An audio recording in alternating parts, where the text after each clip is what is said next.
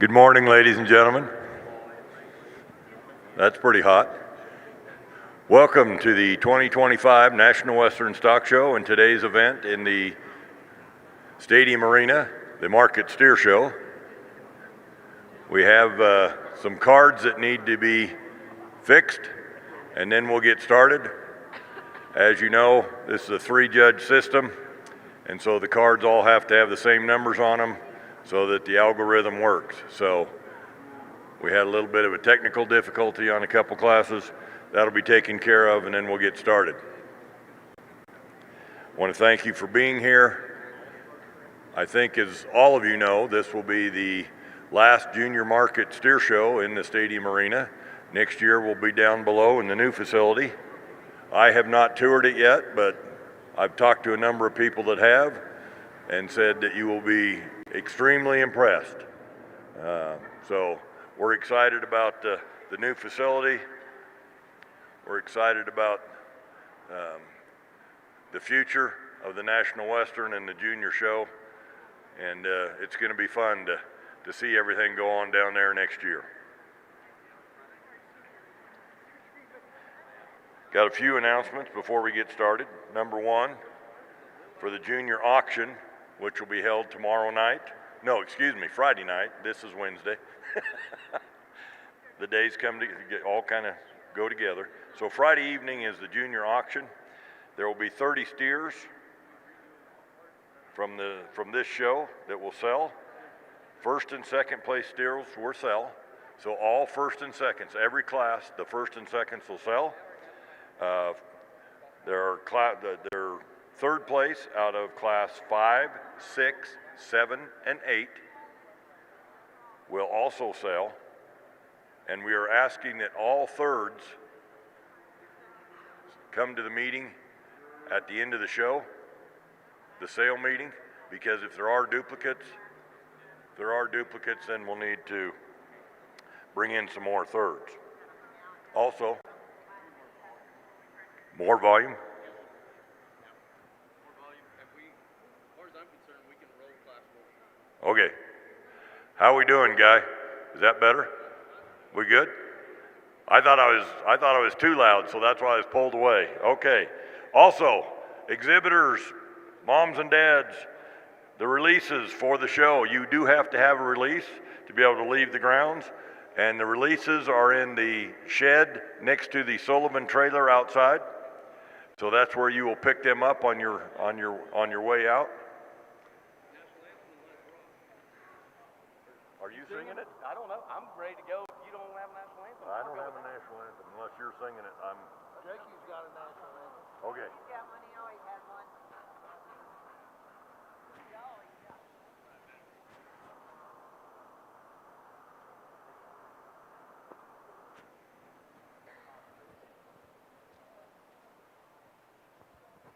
Oh, you're not just singing it?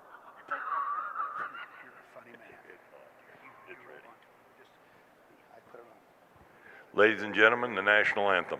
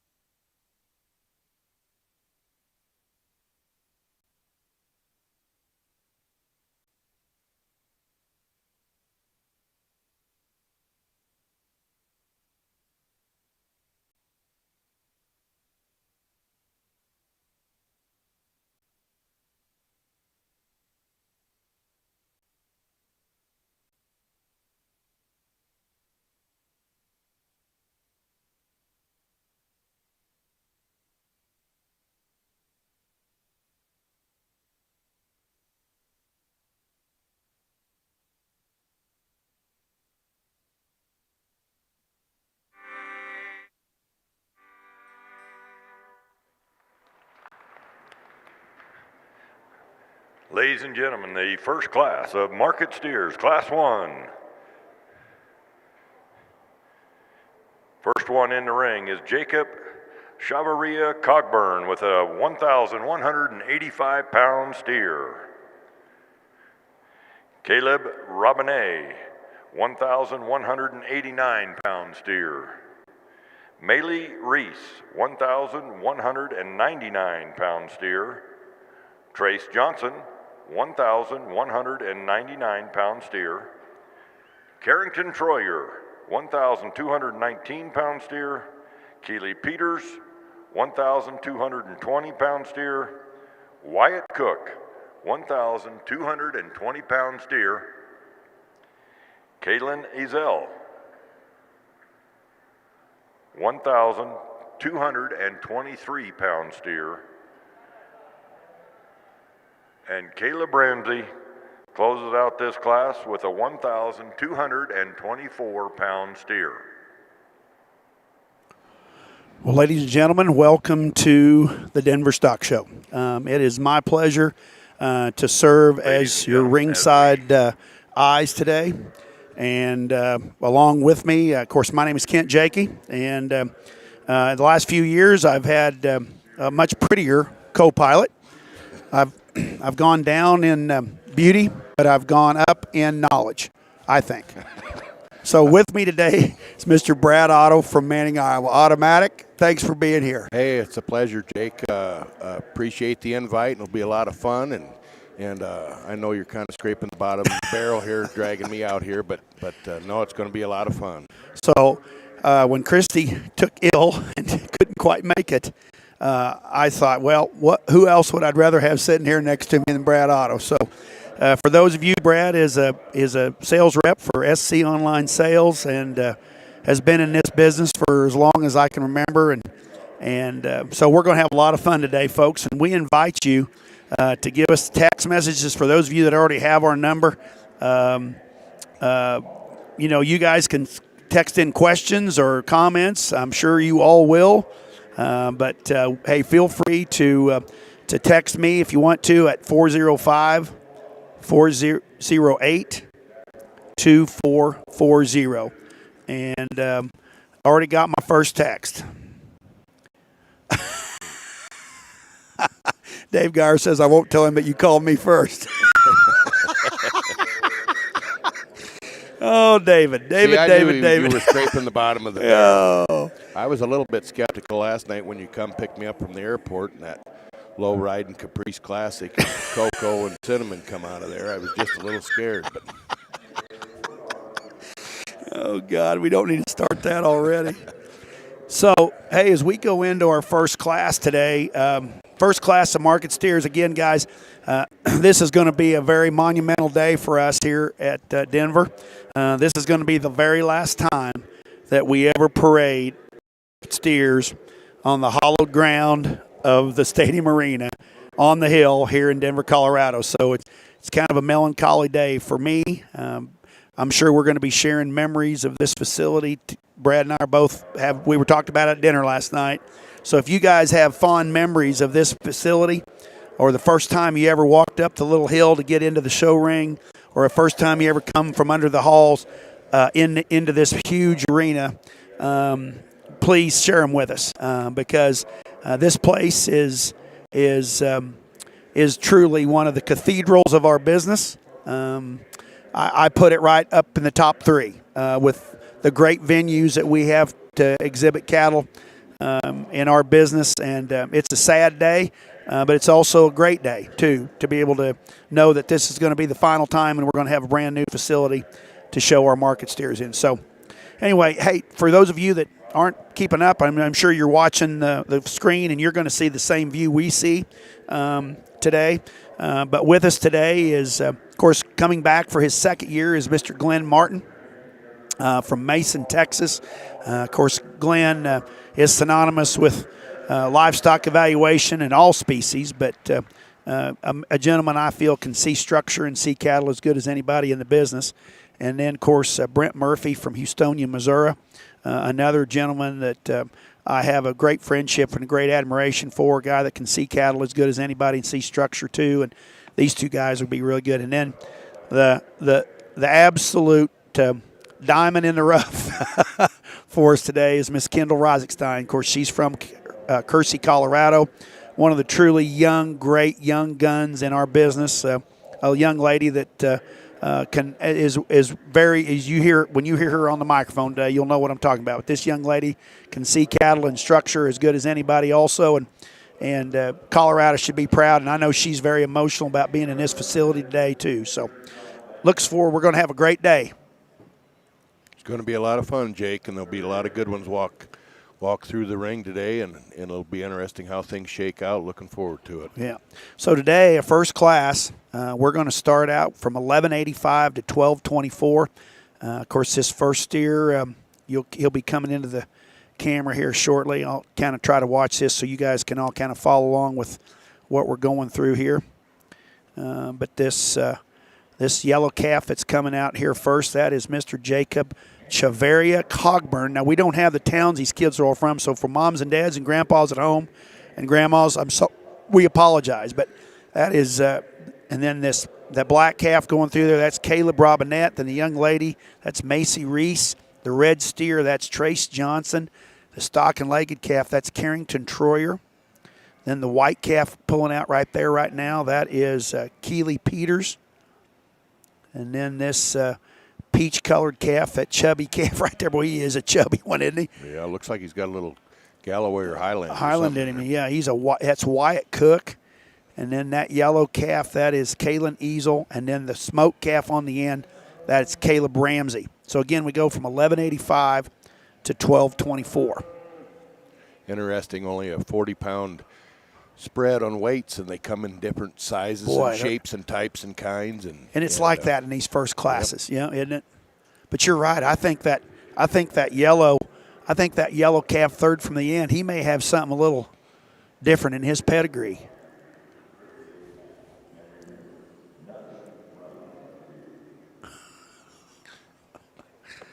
I got my first text, too. Yeah, I see that. You got to ignore some of these. Yep. So, Sasha, I hope you're staying warm in South Dakota. We're getting text message. I'm glad I get to spend my day with you. Oh, you're sick. Oh, my, sorry.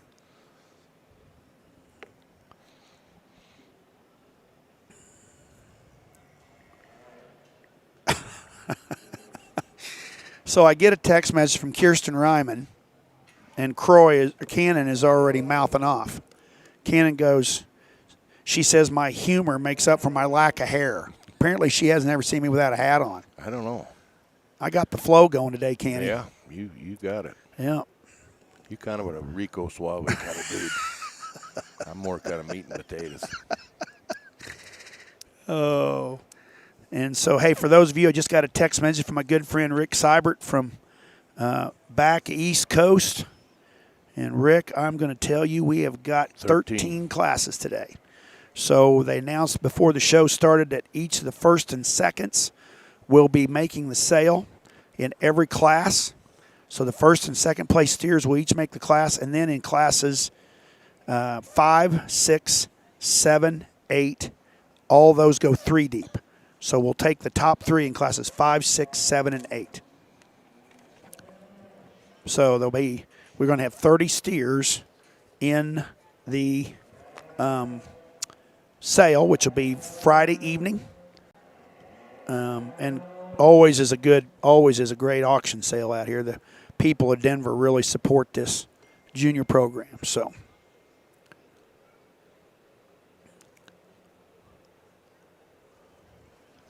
Boy, that red calf's a chunk, isn't he? Mm-hmm. We're going to start seeing more good red cattle. I think a lot of these popular bulls, several of them are red gene carriers, and of course here I am. Some of those others are homozygous black, and we just didn't. Maybe it has a lot to do with a lot of those MAB cows out there. Could be, might be.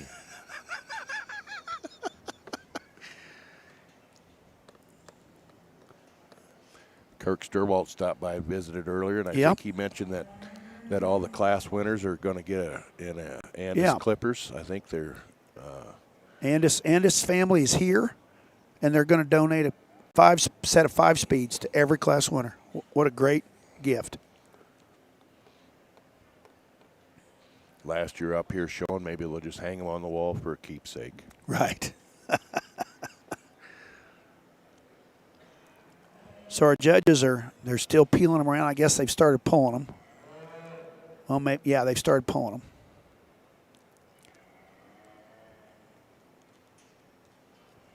You know, I messed up and didn't write down what these kids are wearing. That's how we have to keep track of them, guys. For those of you, oh, here we go. Couldn't get that, guys. I know that's Carrington Troy or that girl in the black.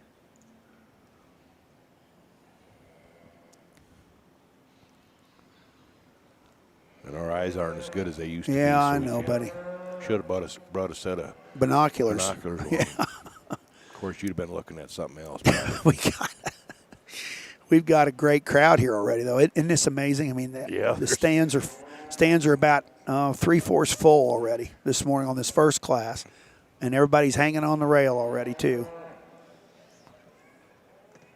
Yeah, it was fun making a quick trip through the barns this morning. There's a lot of hustle and bustle going on, and a lot of familiar faces and a lot of good cattle.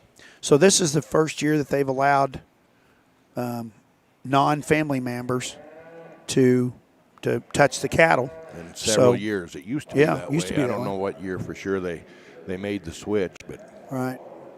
There's that yellow calf we were talking about. He is a chunk now.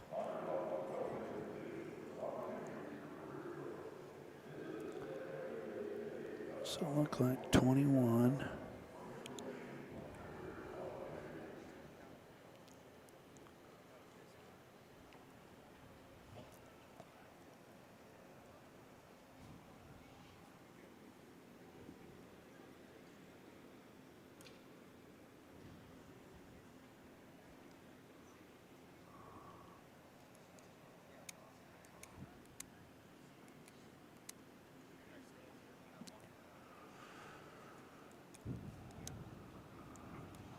looks like they're getting her narrowed down. Yeah, they've kind of got her. So as the way this three-man system works, for those of you that are not familiar with it, you'll have there's a three-man judging system.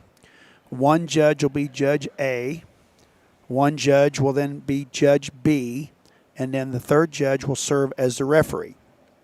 So and then it rotates. So if let's say Martin and Murphy are Judge A and B and Kendall is the referee. If Martin and Murphy disagree, then they go to Kendall's card and she breaks all those ties. So they're going to post these scores, and I'm sure Ringside Live will be giving you that shot throughout the day on each class. So you'll be able to keep up, and as we go through this, we'll kind of take any questions that you might have. And I think after Class 1 and Class 5, Joe Epperly's going to give a little talk on how it works. So Joe Epperly is the gentleman without a necktie on. He's the guy with the gray sport coat on, the black hat, standing in the center of the ring. When we see a shot of Joe, we'll point him out. Joe has been he's been kind of the surrogate judge for this event for a long time. Quite a while. And Joe just recently took a new job with Next Gen Cattle Company. There's Joe right there in the picture. You're seeing him by the camera the camera lady, yep. And the big gentleman there, that would be Glenn Martin. That'd for be those of Mr. you who Martin. Don't know. Yep. And that's I feel Kendall. like John Madden up here. Yep. I think Yeah. if we were talking sports, I believe Glenn Martin would be a nose tackle, wouldn't he? He'd be the nose tackle. He'd become bust through Murphy'd that line. be the Murphy'd water be boy. No, he'd be a wing back here. Okay. I bet he had 4.40 speed back in the day. Yeah. I compliment him on his jacket. His wife, Danetta, probably had to go buy that for him because I know he doesn't have good enough taste to find a jacket that cool. So he claims that the kids took him. So, and then, of course, our young lady out there judging Kendall Rosenstein. So now they're pulling these cattle. Joe will start pulling them. They pull about 4 or 5 that they really like. That's kind of in their top cut. And they put them in any – they just pull them. There's no specific order. They're the one that's in the front necessarily isn't going to be your class winner. Right. Sure could be. Could be, but yeah. And they'll tabulate their individual cards, and then we'll come up with the final results. So just got a text message from John Griswold said, tell Brad to speak up. I'm usually very quiet, John. I'm sorry. As opposed to me, right? Yeah. Okay. Grizz, be safe on the way home today.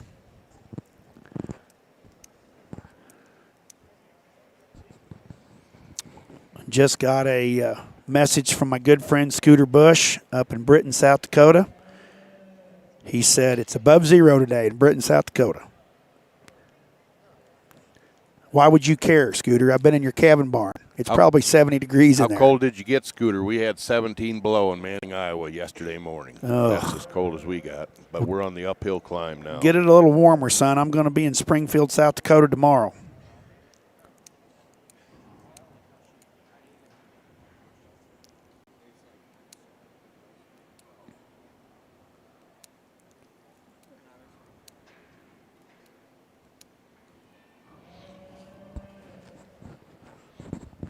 Okay, folks. Our judges, I think, I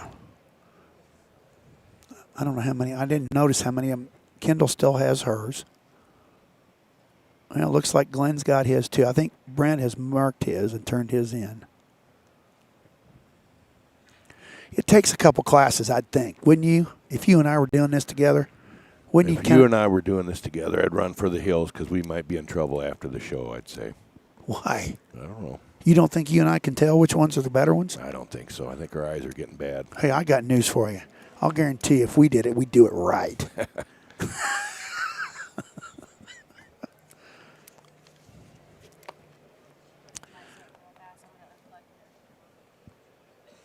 Okay, we may do. Oh, we're still live. She's just giving us a different cord here for our view. There we go. So once again, for those of you that maybe have never seen this three-man system, I'm sure a lot of you have, but what I like about it, and you may disagree with me. Have you ever been on one? No. Two-person judged with Mr. Stutzman from Eastern Iowa. That time down there. Yeah. And that was, we didn't have an individual card. We just kind of talked through them and right. And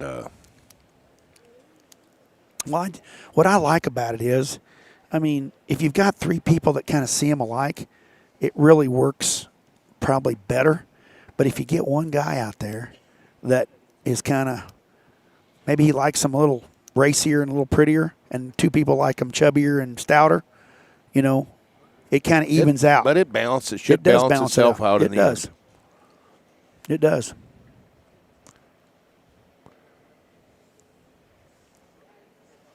And I've been fortunate to announce shows with all three of these people judging.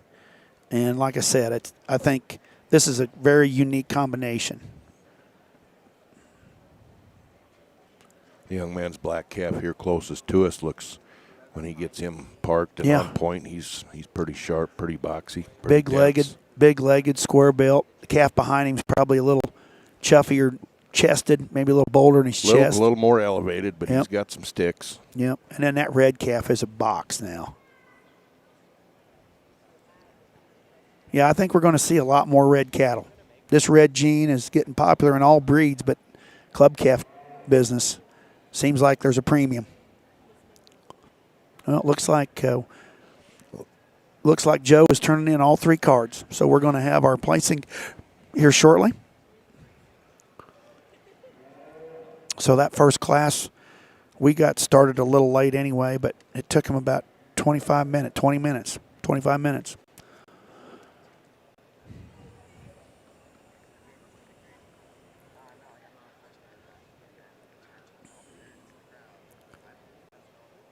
I think it's good that they visit too a little bit on this first couple classes. I think it's good, don't you? Yeah, but I don't know how much they talk about the individual stuff. Right. I think they might be talking about where they're going for dinner tonight. Well, I can strongly recommend the Capitol Grill on Larimer. Can't you? Yeah. Good Lord, you sat there long enough. I was at McDonald's and I was waiting on you. Uh-huh. Okay, Mr. Clam Chowder. Best clam chowder I've ever had. Don't have clam chowder like this in Manning, Iowa. Closest we can get to it in Manning, Iowa, out of that is out of a can. That stuff last night was better than out of any can.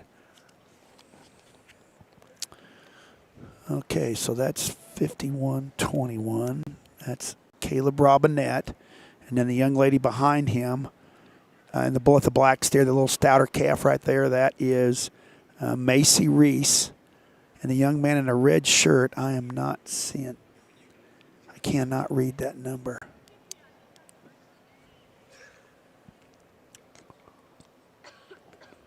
We got to do a little better on our homework. Yeah, here, I'm Jake, going to do on the better. next one. I'll do better. I was talking too much like normal.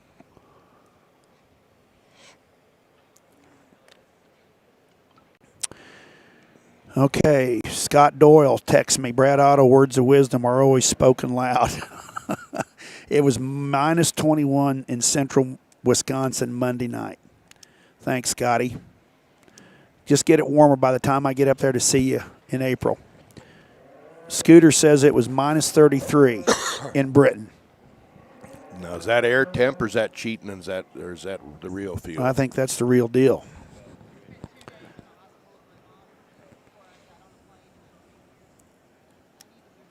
Johnny Johnson texts me from Ewing, Nebraska, and he said, my fondest memory of Denver is 34 years and 6 days ago. On January 16th, his twins were born while he was in Denver.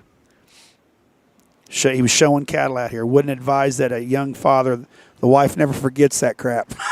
I bet you, Johnny, when the wife is a little mad, I bet she brings that up. He had her here this year, and she was happy to be here, and I think she's gotten over it. Unless they're having a bad day. Yeah, unless you're, Johnny, just remember, take marital advice from me and automatic. Just don't make Melinda mad. No, just find the right one, Jake. That's all you got to do. I haven't found the right one. I have. Yeah, you have, definitely. God bless her.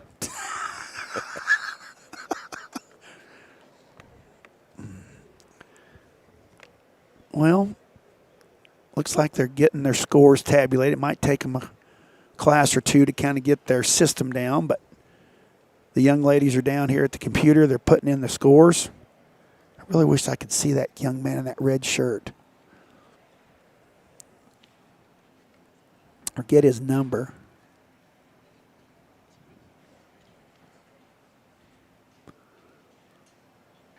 That black and white calf's kind of a chunk too now. He's got some big old rib cage in him.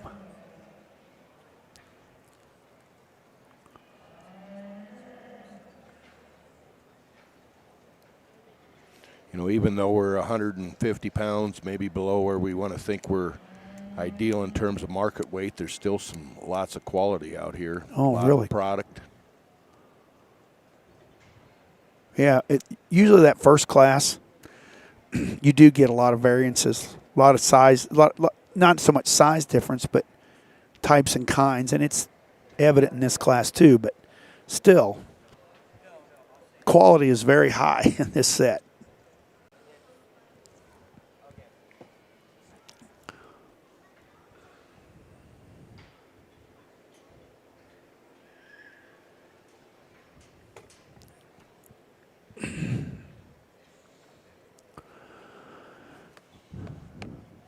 So it looks like Joe is now making his way to the middle of the ring, and he'll start placing class from backwards forward.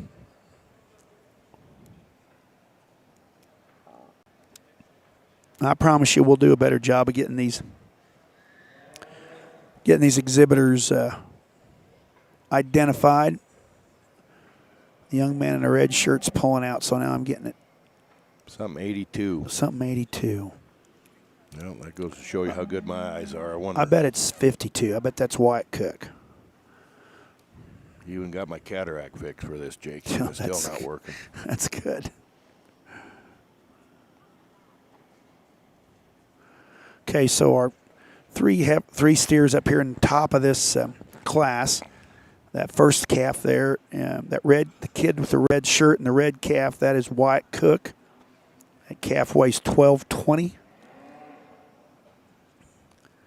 They're pulling him in already. The young lady here in the black shirt with the calf in second right now, that is Macy Reese. So now we still have, looks like the white calf's getting pulled in next. He'll be fourth. He'll be fourth.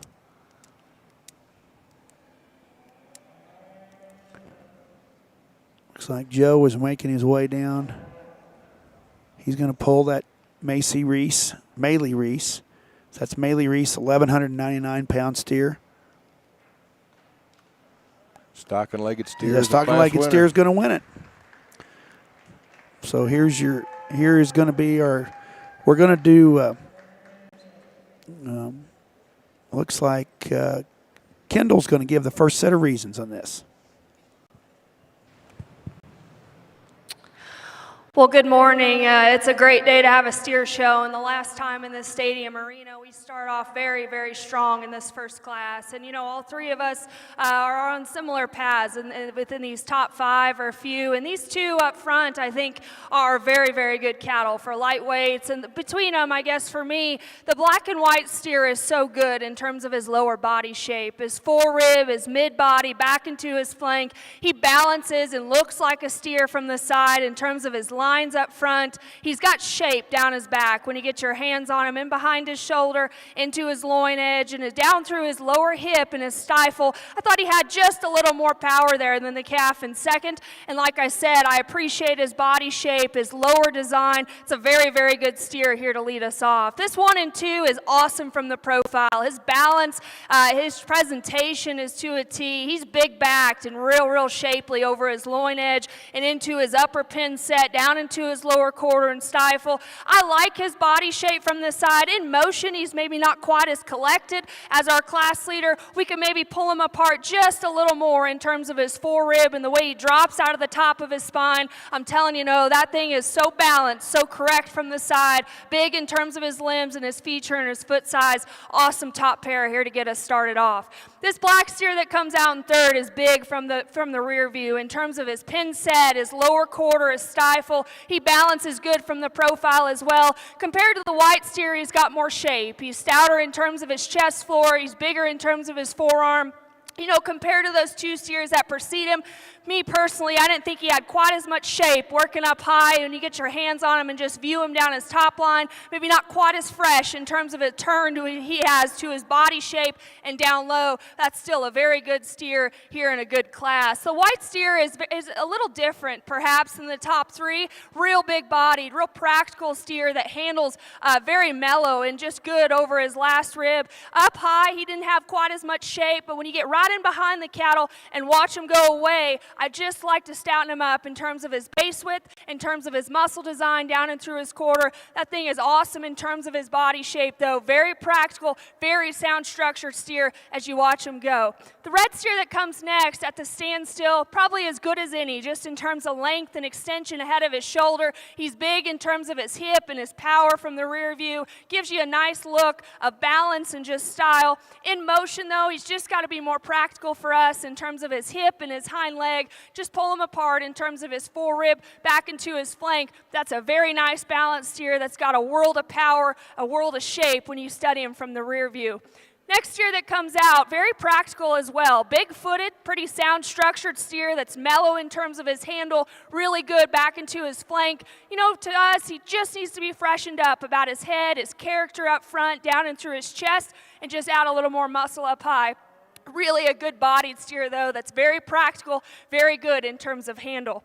This steer that comes here is very balanced, and the young lady's done an excellent job with him. Awesome down his top line, long hip steer that's square from hooks to pins, and certainly good in terms of just freshness and youthfulness about his look. He just needs more power if you get in front of him and watch him go away in terms of his base width. Same could be said for this gold steer here. Beautiful from the side in terms of his head, his neck, his length down his top. He might have just a little more shape than that steer we just discussed, in motion, not quite as comfortable in terms of his skeleton. Just got to drop him down in terms of fore-ribbed down into his flank, but really a nice balance, nice profiling steer. We close this first class with a big-bodied, real practical made steer that's pretty sound, probably one of the bigger legged steers in this particular class. Maybe just gives up a little in terms of balance and look. Awesome way to get us started here, guys. We're in for a good day. Let's put your hands together for all those kids. Okay, guys. Results of class number 1. In 9th place, Wyatt Cook. 8th went to Jacob Chavaria Cogburn. 7th place, Kaylin Ezel. 6th place, Caleb Ramsey. 5th went to Trace Johnson. 4th, Keely Peters. 3rd, Maylee Reese. 2nd, Caleb Robinet. And 1st place was Carrington Troyer. I think that Troyer calf, I've seen Travis clipping on him a little bit. I think he was a Bonham calf. Yep, he was probably the most fat steer looking in our lightweight class, and very, very solid.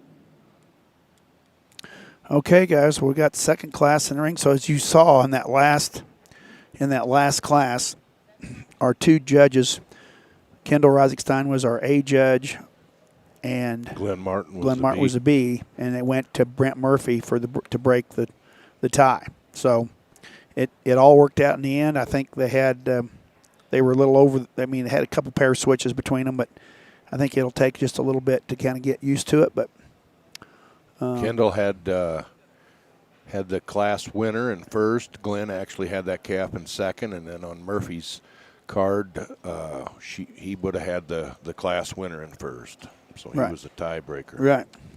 So. Good morning, ladies.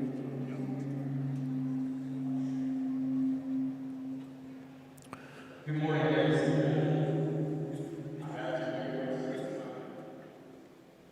Just want to go through a little bit on how the system. Okay, so now we're going to have Joe Epperly is going to explain how this all works. So I'm going to turn this down so you guys can hear him.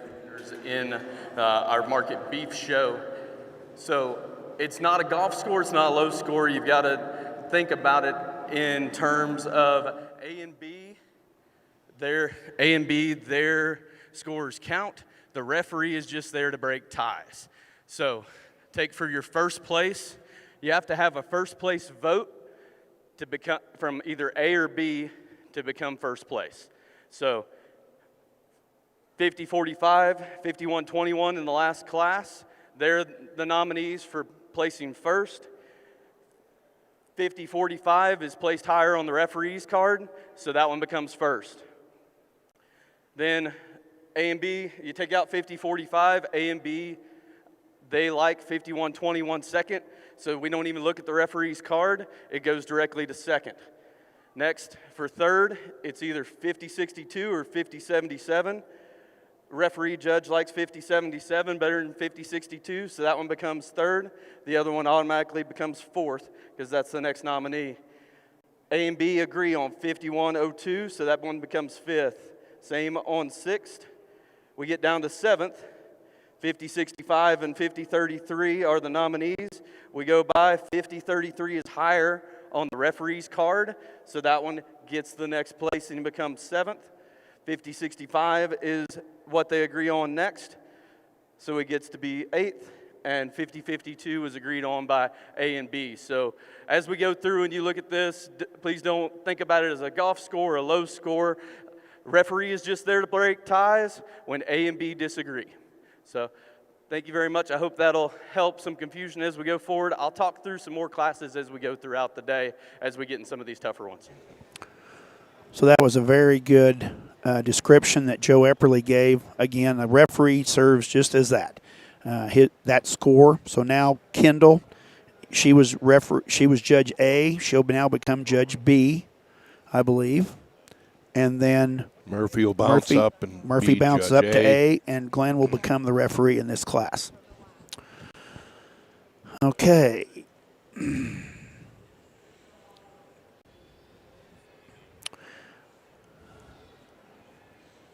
Test 1, 2, test. Okay, we go through this. Test. Now we are in Class 2. Test 1, 2, test. And these weights, Brad, go from 1235 to 1277. to 1277. Inching up there towards 1300. Yep.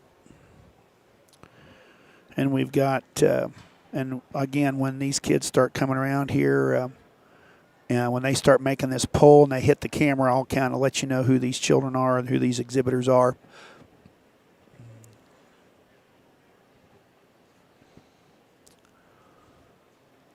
That first black calf's a little hard to lead, so Jackson Allen's going to be the first calf you're going to see come across your screen in that smoke steer.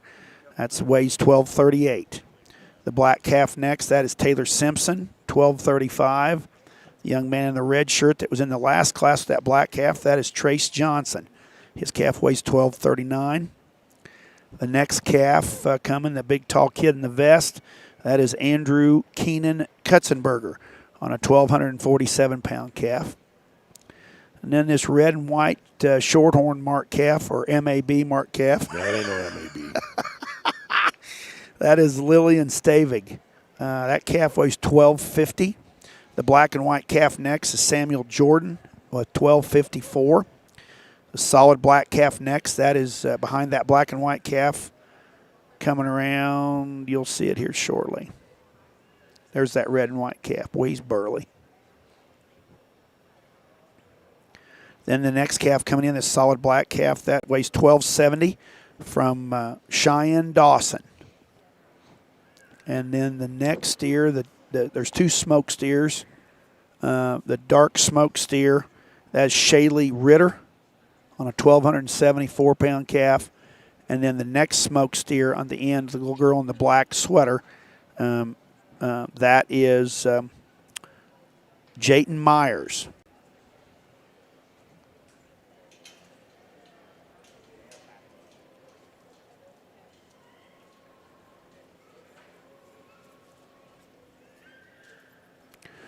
Okay, so again, just 40 pounds of difference. And they're starting to get more similar in type and kind, don't you think? Yeah, a little bit, but there's still some difference in terms of height and length and muscle. And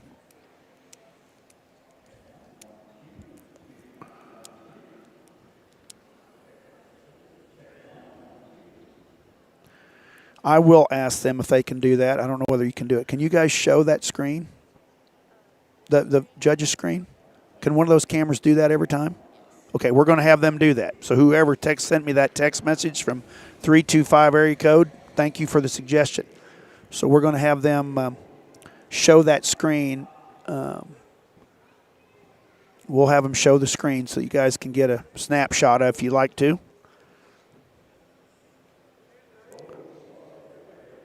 So once again, as you look down the road there, that big smoke steer, that is Jackson Allen. Again, 1238. Now you're getting a profile of these calves. They've got them all lined up head to tail.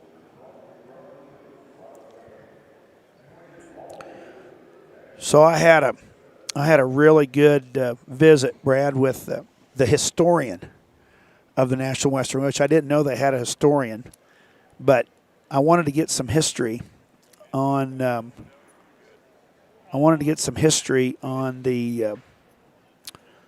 The stadium arena. So this stadium arena was built in 1909. So there was actually 3 Denver steer champions. I don't know where they showed them beforehand, before this was built, but there was 3 steer champions that were born, that were shown here before. Clarify that, Jake. I'm not 3. What do you There mean? was 3 Denver champions. The Denver Stock Show started in 1906. This stadium I arena gotcha. was built in 1909. And Tough as they are out here, they probably showed them outside in a blizzard. they probably did. They probably did.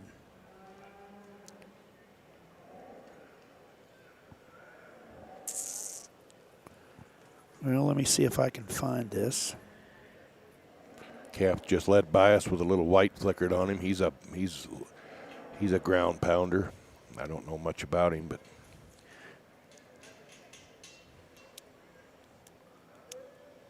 Well, I'm trying to find this. There it is. So I've got all this information. good thing you brought your glasses. That looks like pretty fine print. Yeah, that's what I thought too. So anyway, so the formal opening of this facility was the day before they had their very first steer show here in 1909. And there's a lot of history that goes along. Matter of fact, they used to have Golden Gloves boxing matches in here, and Joe Louis actually had 3 championship bouts in this stadium arena at one time back in the 1930s. I just hope there's no boxing match today, Jake. How many people do you think that can hold this place? The capacity. What would you guess? 4,000 or 5,000. 6,000. I wasn't far off. No, that's good. Hey, you're pretty good. I need to take you to Carnival and do the fat lady guessing contest. I'll take you to a carnival and leave you.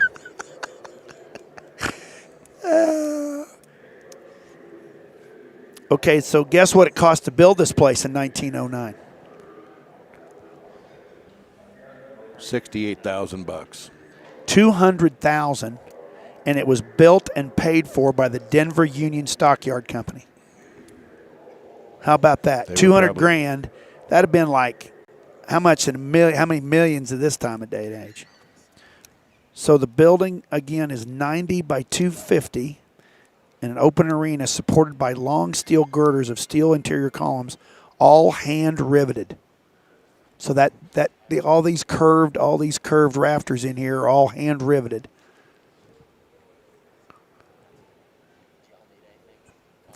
I think we're good right now. Thank you.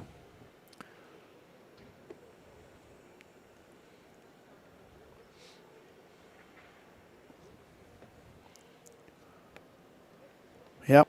We can say fat steers again. Trump's back in office. We're not getting political today, No, Jake. we're not going to get political today. I promise. I promise.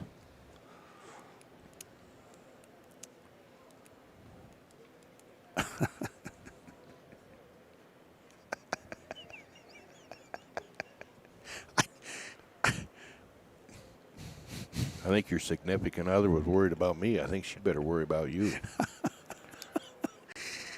Tell Maddox to get busy and quit jacking around. Well, I think he's packing up melatonin shipments or something. He's probably got melatonin implants. Yep.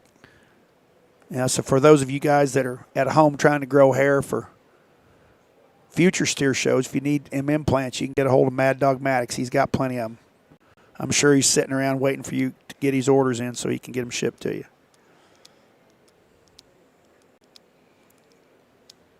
Surprised the Grady crew doesn't have one up here this year. Me too.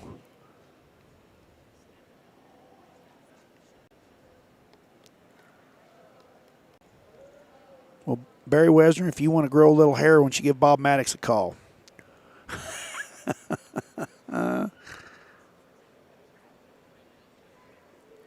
Boy, we got them from all over the world listening to us today, brother. They're not texting me. You're Mr. Popular. Well, I shouldn't have gave my number out, but everybody's got it anyway. When you're kind of a big wheel, that's kind of a deal. Everybody's got your number, but you know what they always said about big wheels? What's that? Dogs like to pee on them. It's all right. I'm used to it. With the friends I've got, I'm used to it daily. Okay, so, of course, the camera, the view you're seeing right now, that first calf, again, that's Jackson Allen with that smoke calf making the pole right there, and then that's Taylor Simpson, again, with a 1,235-pound calf. She will be the lightest one in this class. And then the black and white calf behind that tall young man, that's Trace Johnson. No, that's not. That black and white calf.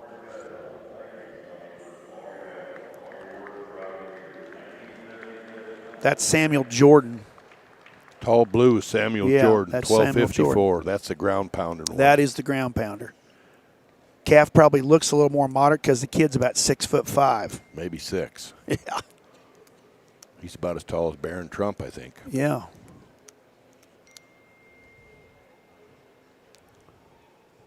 And then the smoke calf behind him,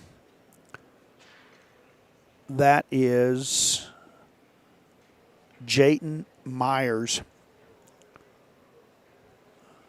That's a cool built calf. That calf weighs 12, so that's the heaviest calf in the class.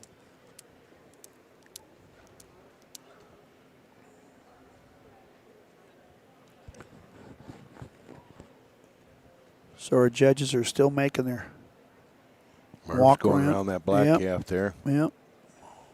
Glenn's coming down behind that black and white calf. Gonna put his hands on him one more time.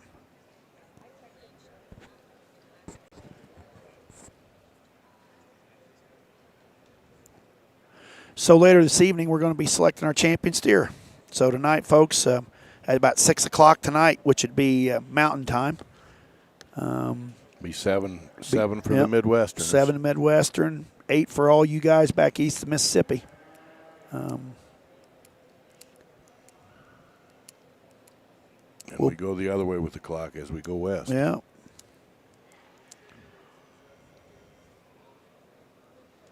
So I don't know if you got, for those of you that have not watched this before, we'll bring out, they've got whiteboard fence they put in the center of the ring. They put green AstroTurf carpet down, and they'll pull all 13. I wonder how they're going to do it because they usually have two rows.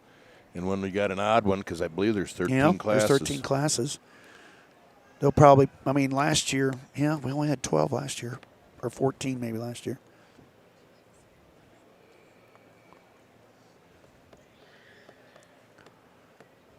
And I think what's cool about this year, and I probably don't even may bring it up because I'm going to start getting emotional about it, but Croy Ryman, who won the steer show last year, will be presenting the memorial trophy of his father to the new winner this year.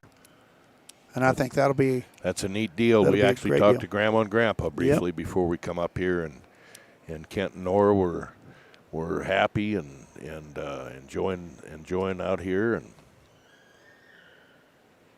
they were looking forward to seeing Croy do that. Yeah, that'll be a very special moment tonight to be able to present your dad's memorial trophy to the last steer champion ever to be crowned in this awesome historic facility.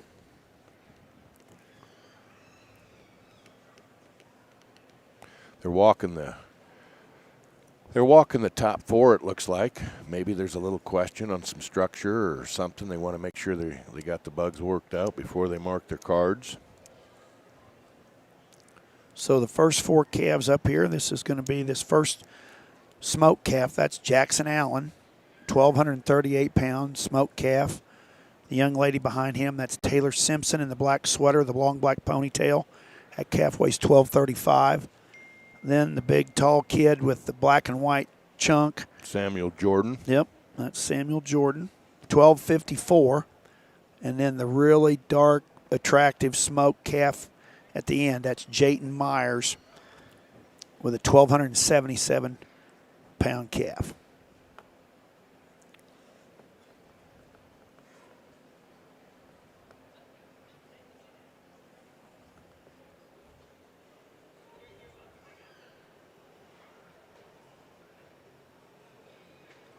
You remember the first time you ever walked in this building?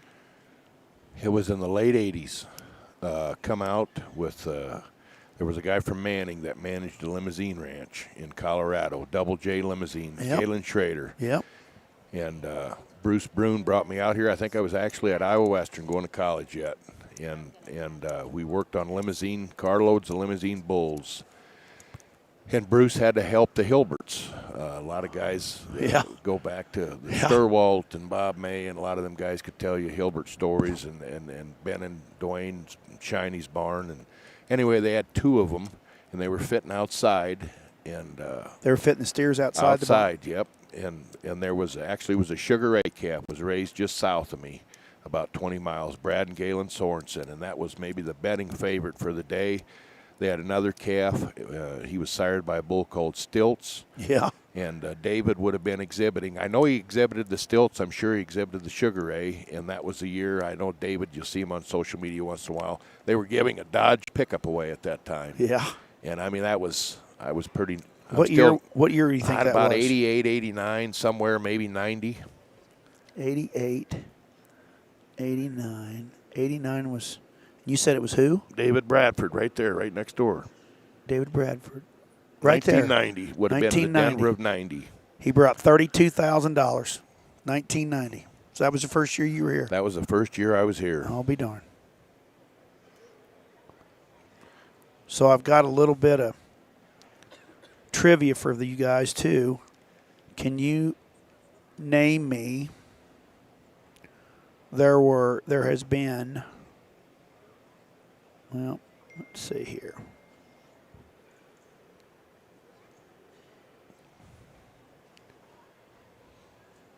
There has been 1, 2, 3, 4, 5, 6, 7 families that have had multiple winners here. 7. You should have asked the question. You give the answer too soon, Jake. I'm not giving the answer. I want to see who people can figure it out. There's been 7 families who have had multiple winners in the steer show at Denver. That'll be the first trivia question. We actually got a text. I Yeah. got a text from David Bradford. Brad will give up his commission on a free SC online sale if you can get if you can get all 7 of them. And Jakey will find a 4-foot snowbank and do snow angels in a Speedo. So you be the judge.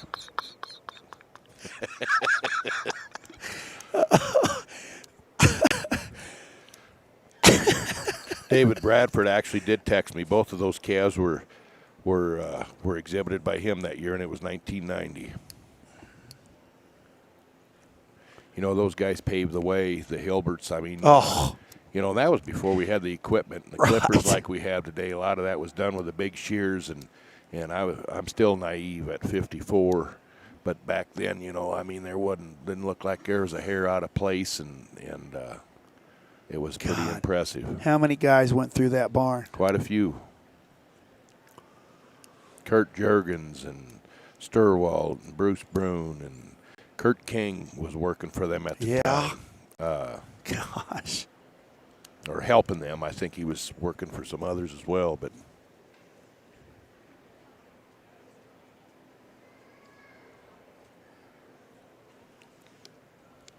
what do you think, Jake? Well, if I was doing it, of course, I'm not. But I'm loving that black and white calf. He's an outlier as far as he's the most modern. But he's the fourth heaviest calf in the class too for being the most moderate. He's got the most retail product in him. Sappy middled, and I like him and that gray calf behind him. Them are the 2 calves I like. When they came in the ring, those are the 2 I liked.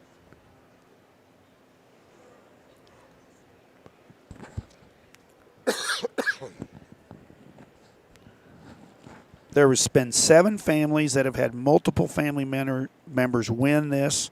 One of them just texted me, "You are ineligible. You cannot answer that question."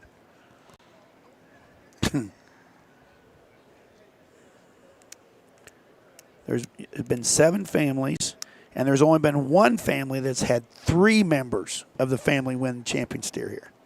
I bet you that's easy for most people. Think about it a little bit.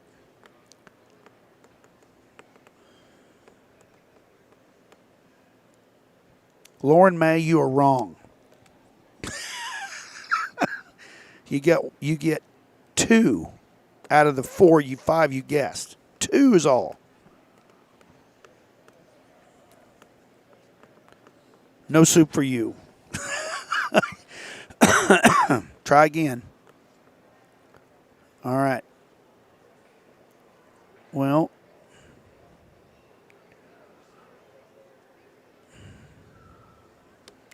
everybody's guessing May. That's 1. Okay. How about the Schnorr girls? Schnorr girls are the 3. The Schnorr girls are the 3 all 3 Schnorr girls won the stock show. But I'm wanting the 7 families that have done it. BB Gun, did he win twice? No. Ty Webster, you're close, but no cigar. You got 4 of the 7. I'm proud of you, son. Proud of you. That old Ty, he's a sharp cowboy. Ty's not. He's not one you want to get into a contest with. They say he's got some tremendous foot speed too. I think there was a foot race here not too long ago. Oh, really? Yeah. I bet he was a hurdler back in junior high. I bet he did the 100 highs. Or the high jump. No, he didn't. He didn't do that. Okay, so that little girl that's in 4th with that gray calf I like. Yep. She had the champion middleweight at Fort Worth last year. I got you.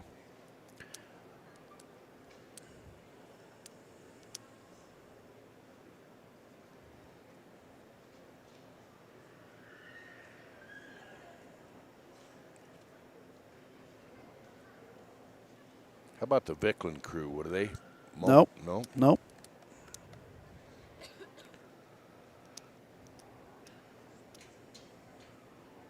Geyer? Geyer's 1.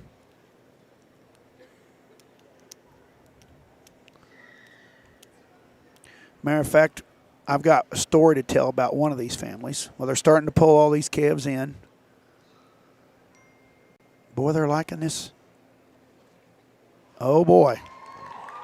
So winning the class is going to be Mr. Jackson Allen with a 1,230. He's the first calf that walked in the ring.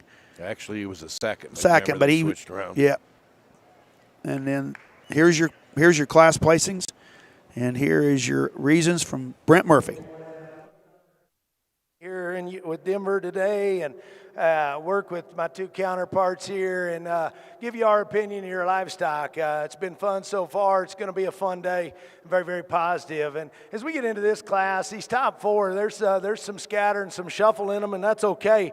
It's all in how you do it. And young man, congratulations. You won the class. I had you a little lower, and we're good with that because I believe in the process, okay?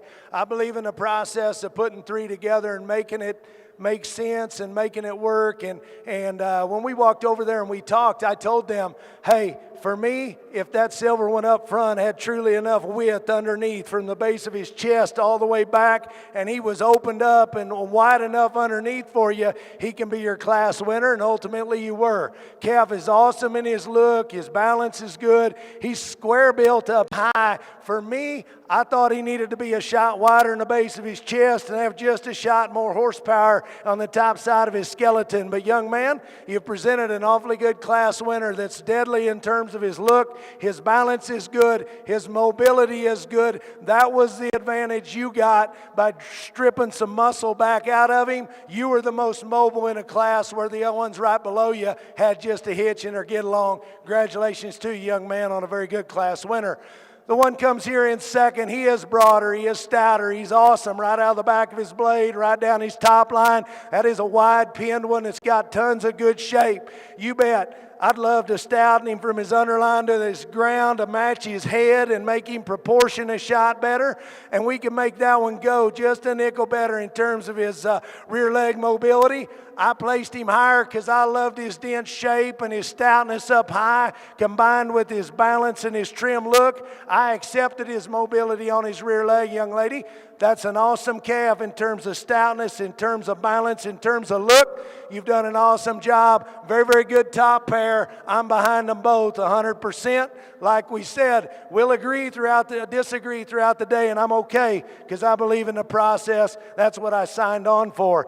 Big stout featured one comes here next, and he balances extremely good. When we ask the cattle to go, he gathers himself up better than he does on his stand. Really good looking up front, really good right in the center of his body. Got a great hip, and the way he's built up high. I like his density. Like I told those guys, if we're going to make him a little shorter back, we got to make him really strong up there. He wants to get a little softer in terms of his top line. Need to give that one a new set of sneakers down at the ground. Just change the shape of his feet, but a good calf right there. Young man ought to be proud of a very, very good calf. This calf here in 4 give you a little trouble because you want to like his kind really, really good. And young lady, you've hung in there and done as good as you can. So he hadn't wanted to be here, and you've done it all. Hey, when he can give you passes, when he doesn't fight that nose ring and he settles his top line down in him, where you can think, hey, maybe that one can run to the top of his class because his feature is good, his body shape is as good as any of the top 4 right in the center of him. He's still attractive enough.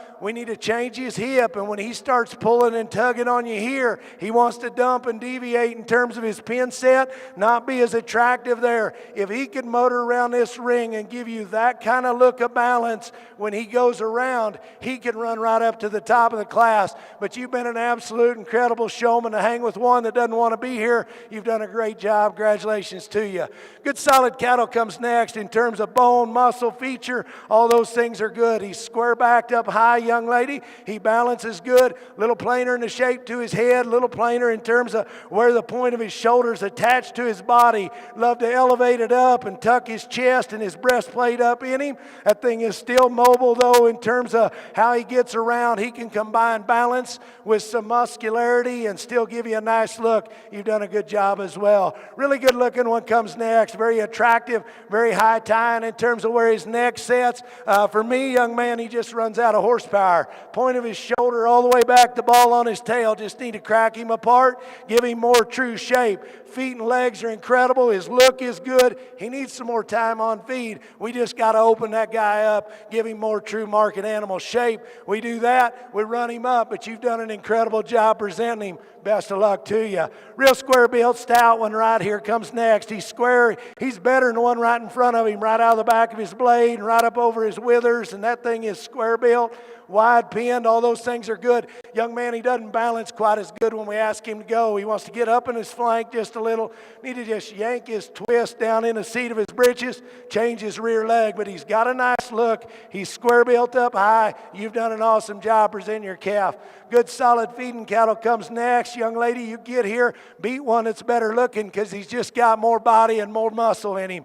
Get in him, he's square built, he's got muscle up high. He doesn't balance like the other cattle, chest back into flank, but he gets out and he's usable in terms of his movement. He beats the better looking one just because he's got more muscle. He's got more true body shape. Very, very good looking one right here. He's mobile like we talked about one earlier. His mobility comes at the cost of some muscle. Just need to give that one more true horsepower, if you will. Young lady, you've done an awesome job presenting one that's got a good look. Another great class. Congratulations to all you young people. Okay, folks. Hey, we're back again here for our Class 3s getting ready to come in, but winning Class number 2 was Jackson Allen, 1,238-pound smoked steer. Second, Jayton Myers, and that steer that she won, that she had middleweight with in Fort Worth, also won the show. He was champion. I got corrected on that. So again, that calf weighed 1,277. Okay, so we're now ready for. They got us shut off, or what's going on? No, they got us going. We're on. So now we're ready for class number 3. We go from 1285 to 1308. 1285 to 1308. There was a little deviation in the last class. Murph would have had the calf that ends up in second winning the class. Kendall had the class winner. So those two would have been the only candidates to win the class. And and Glenn had the class winner in second, which was higher than 5086 would have been in third. So a little deviation from first to fourth, and that's why they got 3 of them out here. Yeah. But that also goes to show you sometimes they get in there and they see them a little different.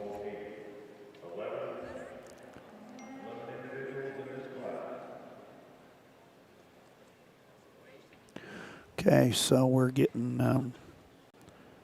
here. I'm getting all these steers written in here. Just got a text. I think that was a Brandon and Jagger horn calf that wins that last class. Yeah, that was a horn calf.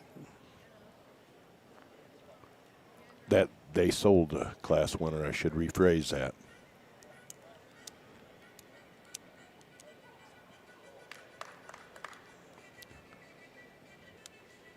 We got all kinds of wild stuff going on here. We got chicken dance going on, Jake. Yeah, we got chicken dance going on too. Okay, so for those of you that are in this little trivia contest, I'm going to give this to you. Skiles has got to be in there. The Skiles family is one of them. Yep. So the MLC texted me that. Both Geyer girls have won it. Michaela Grady and Mason Grady have both won it. This is champion or reserve, multiple champions. Okay, these were champion and reserve. So you got Michaela and Mason Grady, both had reserve steer. Oh, I got to rephrase that. The text I got, Brandon and Jagger Horn would have been in your list of 7. Oh, okay. So disregard the class winner. That was. Yeah, Brandon and Jagger as a father-son team won it. But the Wise family, Sheffield had reserve in 89 and 90, and then grand steer in 91. So 89, 90, and 91, Sheffield had 2 reserves and a grand. Hilton Wise would have had reserve in 92 and 94.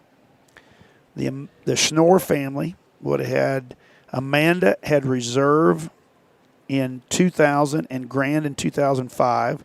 Kirby had reserve in 2008, and Sid had grand in 2010. Lily Skiles would have had grand in both 17 and 18. Shiloh Shockey had grand in 2013 and 2015. And then I think Baylor would have won it in 14 and 16. Baylor Bonham would have won it in 14 and 16. Now, Jagger Horn just texted me that he won, his sister won, and his dad won. Oh, they didn't have Avon in here. So I'm sorry, Avon, if you're listening. Don't be mad at old Uncle Jake.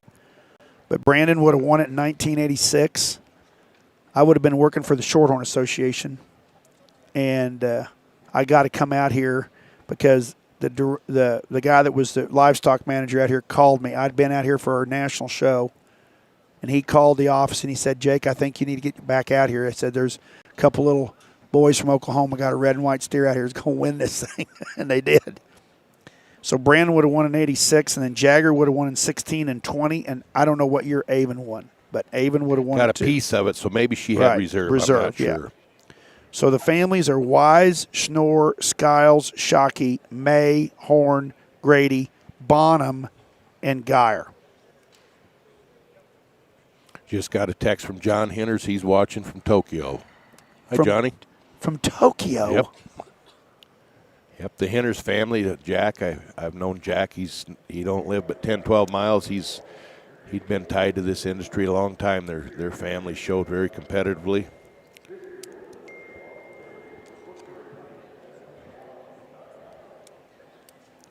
How about Goretzka? What's did Macy? No. No. Well, not twice. Okay.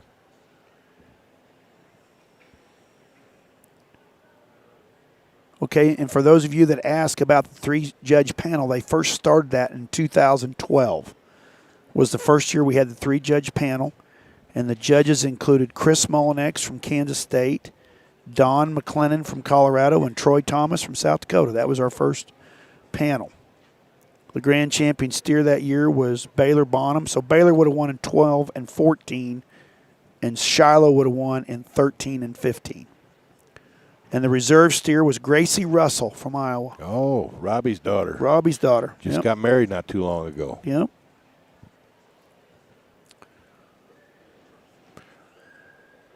David Bradford just texted me Greg Hilbert, which would have been nephew to Dwayne, had 2 reserves and 2 grands in the 70s. Okay, well then I missed that. That's the one we missed. So there's actually 9 families. So the Hilbert family. Ty Webster just texted me Uncle Troy Goretzka and Macy. Well, they would have So won that it. well, but I suppose Oh. maybe that's not direct enough.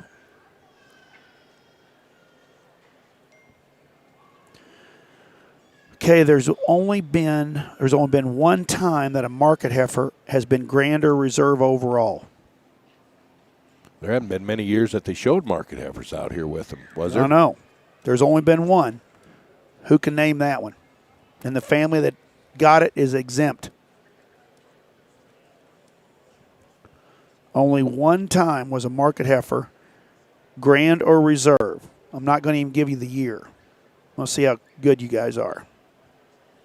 How about Kropas? Nope, wasn't Cropa.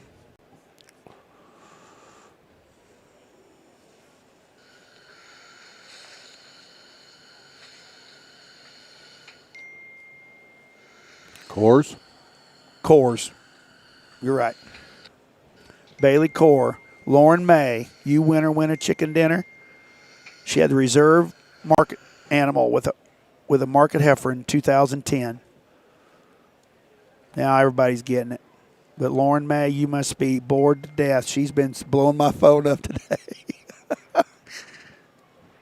Okay, folks, as we're getting ready to parade this class, this first calf coming across your screen, that is Taylor Simpson, 1,235-pound black calf.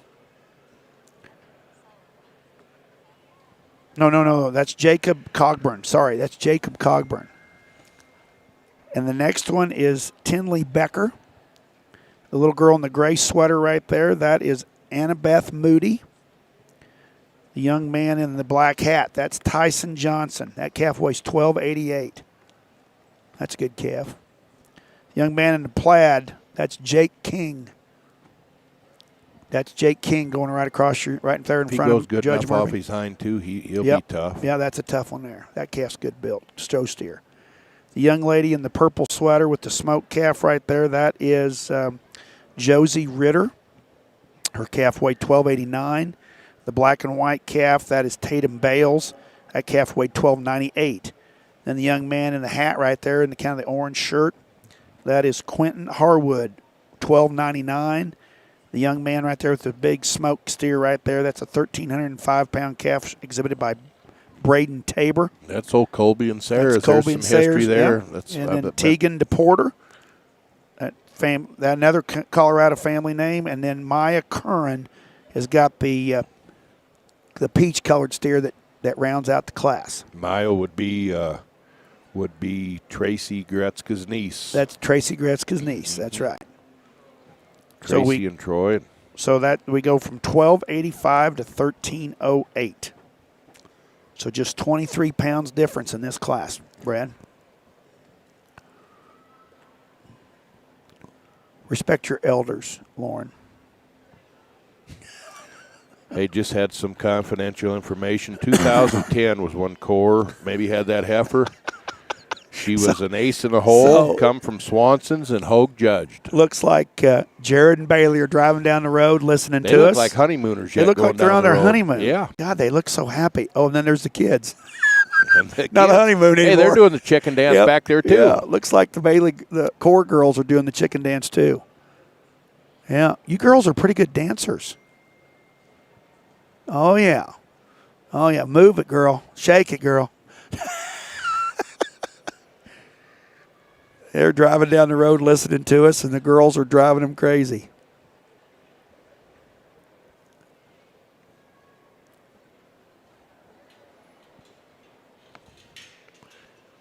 Okay. Yep. Bailey Core was the reserve under Dan Hogue. And the calf come from Swanson's Right. and was an ace in the hole. Right.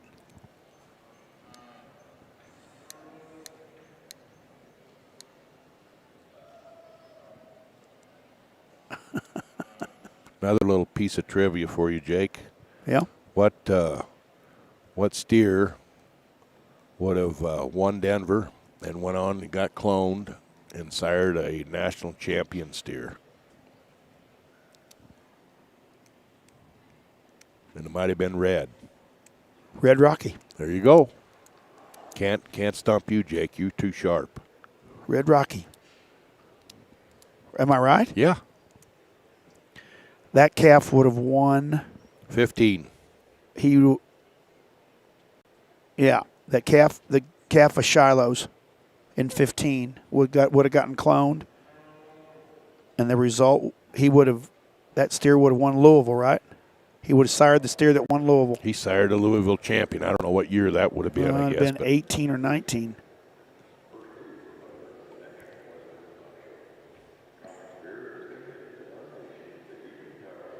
Just got a text. Stetson Copus won Grand and Reserve, but didn't win Grand twice. Stetson would have won it Grand Reserve twice? No. He won Grand once and Reserve once. By the way, I'm reading this text.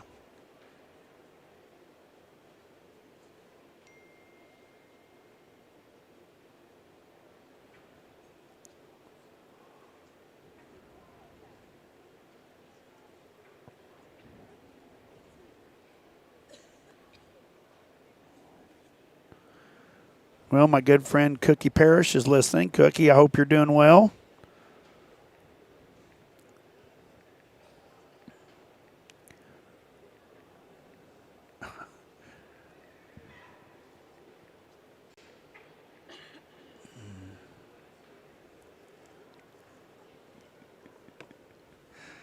Oh, boy.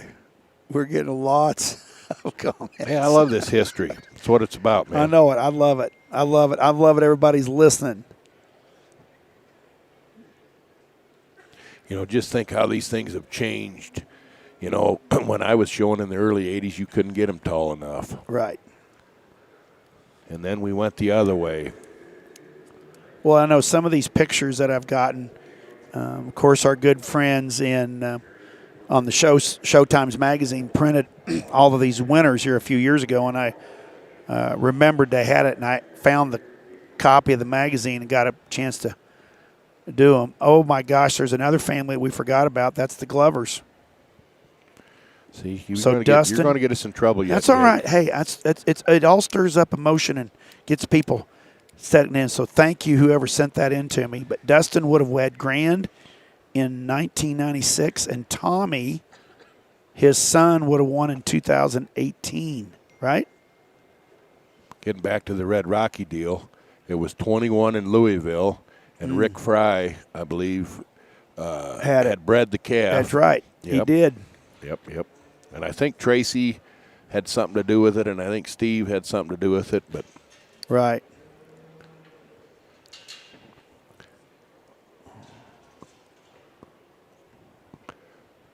they're kind of pulling about 6 of them out here, getting a little different look. Sounds like it's cold in Texas.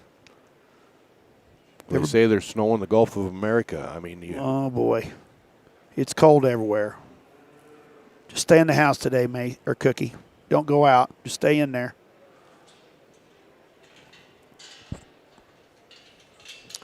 Yeah, I think it was the Jacobson family that won in 21, if I remember right?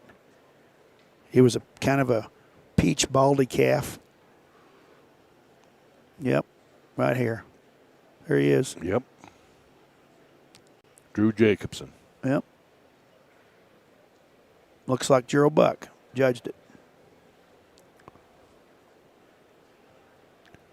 That's what's so fun about this whole club calf business is the history that goes back behind the families. And, of course, hey, you know what? And then it stays. We're Right. jumping generations. A prime example Right. is Sarah Vicklin Tabor's Yep. oldest son. Yep. Is showing in this ring right now. Oh, Kind of a Braden. neat deal. We'd be on the next generation with the Curran girl. Right.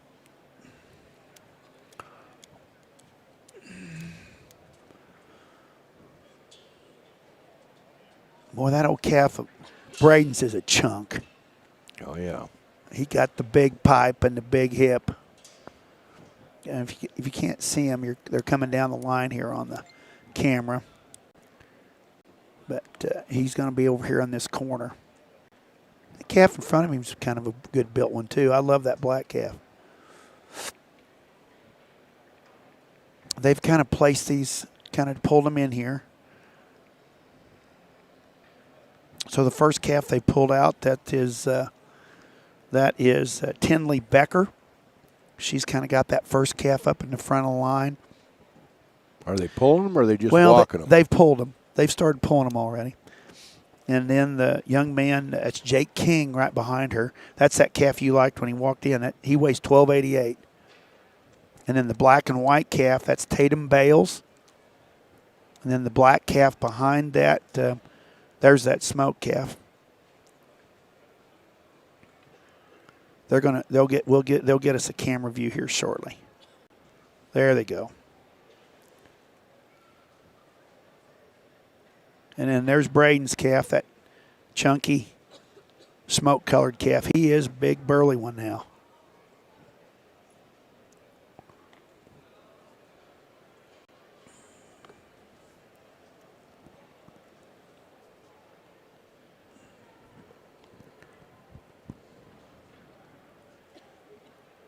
A lot of cattle that are built really, really good, and what separates them in from the boys after a while, they got to get out there and go good enough. Right.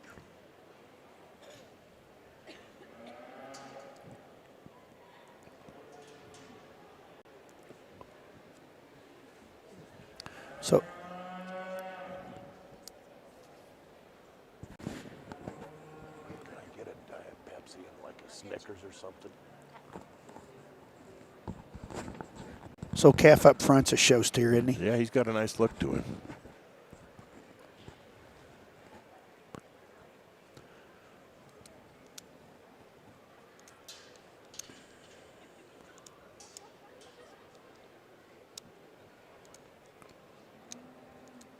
Man, I am getting responses for everything here.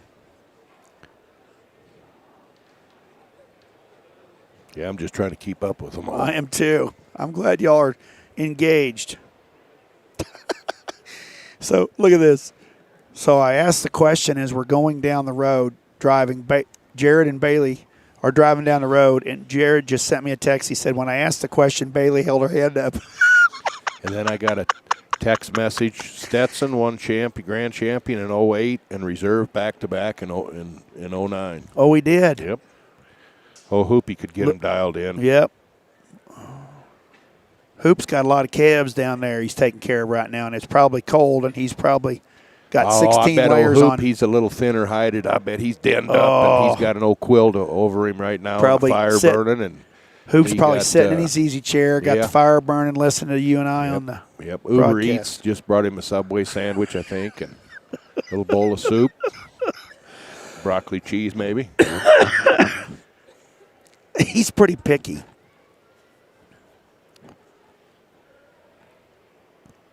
I think Hoop's one of them guys that could overhaul a tractor and he get done, he wouldn't have a speck of oil on him. He's kind of pretty. Well, now, Jake, you're crossing the line there a little bit. So in this class, we're going to have this will be Murphy will be the A judge, right? Or will No, Glenn. Murphy will be the B. Yeah. Glenn will be the A. Yeah. Ken will be the ref. Right. Yeah. So Glenn is the A judge, Murph's the B judge, and Kendall will be the referee. That's right.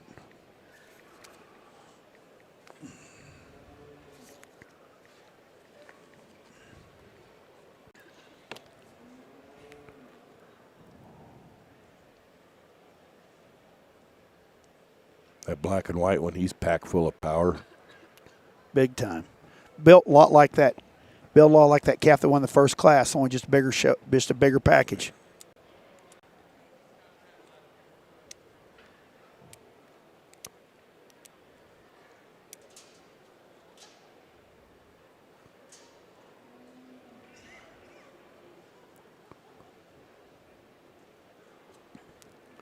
Wes Ritchie, looks like you figured out how to stay warm.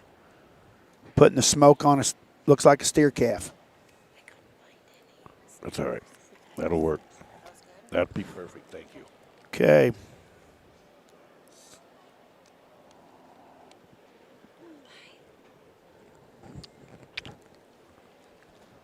That wasn't me kissing Jakey. Just want to let you guys know that.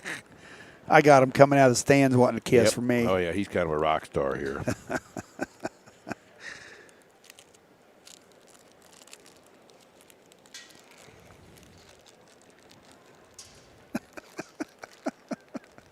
God, some of these guys. Got the Big Chief watching. Big Chief Todd Kennedy's watching today. Whoa, whoa. Oh yeah, we got him switched. Got him switched over the hog barn, over the steer barn. Yep. Big Chief, hope you're relaxing. Hope you've got Regine convinced to help you recover a little better.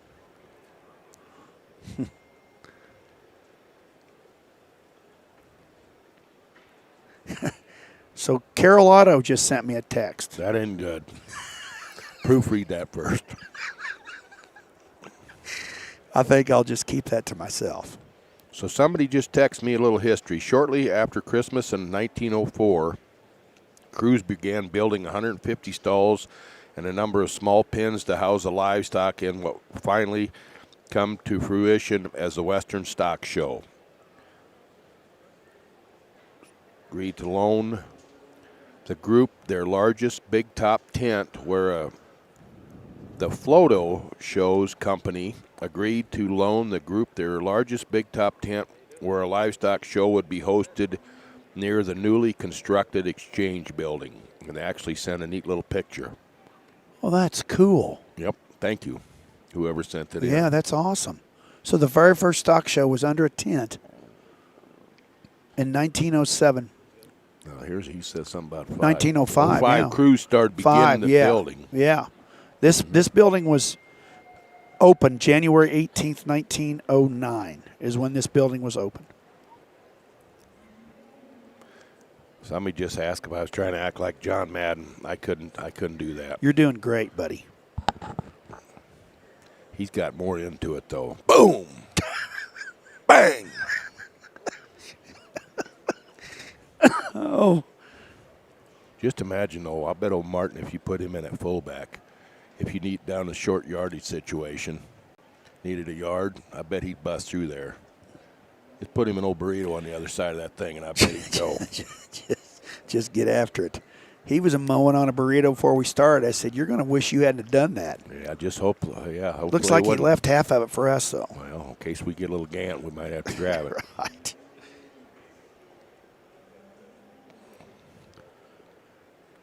Okay, I've got a trivia question for you. See if somebody can get this. The same family, the same year, exhibited the champion steer and the champion lamb. Say that again. The same year, we had the same family exhibit the grand champion steer, and the same day exhibited the champion lamb. The Wises were big into the sheep. Well, weren't it they? wasn't them. It wasn't? It was a brother and sister, but it wasn't the Wise brothers and sisters. It wasn't Hilton and Sheffield. It was another family. Somebody just said, you're more like Harry Carey. We going to stay out, take me out to the ball game? We got to get you a little pint of booze there to get you oiled up a little bit, Jake. Loosened up. I'll sing it later. A little fireball or something. Got the trophy sitting here in front of us. You know how they always did that? Madden always did that on Thanksgiving. They'd hand Yeah, them turkey legs stuff. Yeah, I think we ought to. We ought to give corn dogs. No, I'd say prime rib, a big old slab of prime rib. Excuse me. Kai and Kyra Sturwalt. Yep, you're right. All right, got it again. Thanks, Bradford. 2009. Yep. 2009, Kai had champion steer, and Kyra, his sister, had champion lamb the same year. Yep, everybody's getting it. Boy, you guys are sharp today now. I mean, I'm getting it from everybody. Even the Big Chief got it. Jeff Stump got it. Dan Heindel, you got her. Everybody just too slow. It's too cold in Iowa for Danny Heindel. I'll guarantee he's in the house. He might be gelled up. He's in the house. trying to hide from Casey so she doesn't give him a to-do list. Speaking of to-do list, I seen that list you got handed to you this morning, Jake.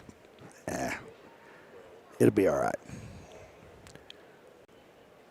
Craig Mittag, you are exactly right. I wonder where I got that bit of information, Craig Mittag. Cody LaFrance. Is it cold in Oklahoma, buddy?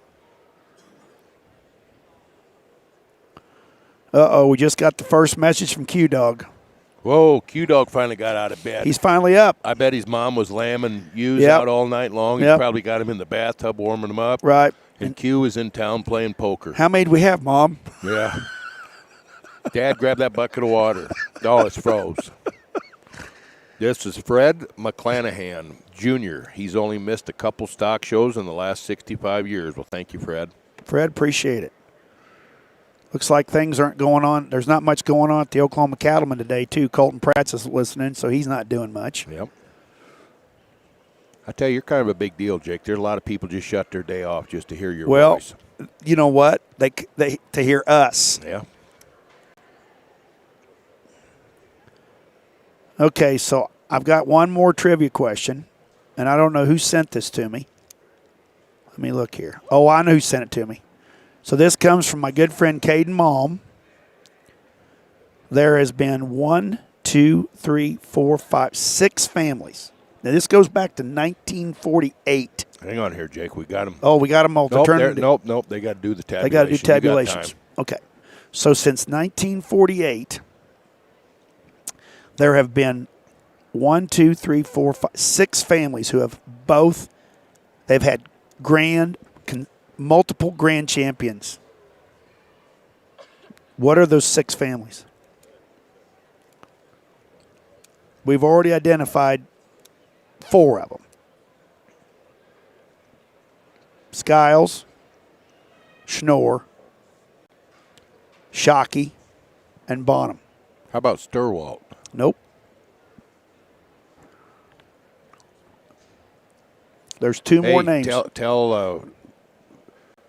It's the old show barn flicks. I just Yep. got a couple questions.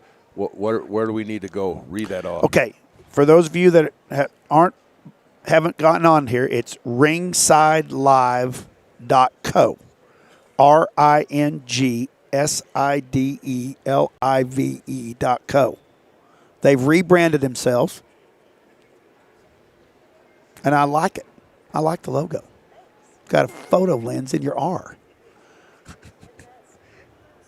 I love it. I haven't got my coat in the mail yet, but I'm anticipating it. I'll bring you, you want a sweatshirt? I want a sweatshirt.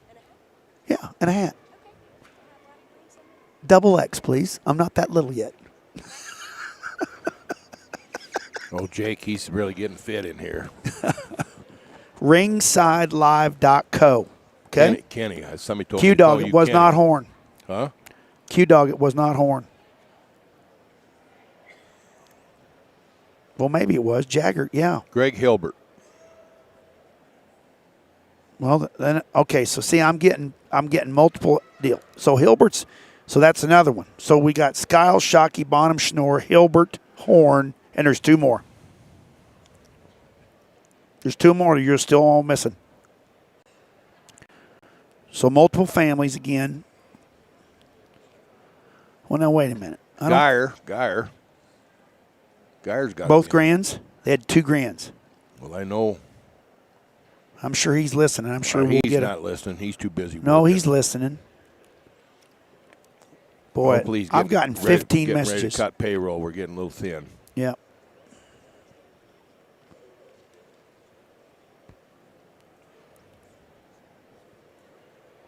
Oh, my. Jakey made me buy last night, so we're running a little short, Geier. Give me a Right. little advance if you get a chance. We're not going to give that as a trivia question. There's a hump. Well, they're all thinking they're smarty pantses now, wanting to get trivia questions. But Humpy, that was a long time ago. I've matured since then.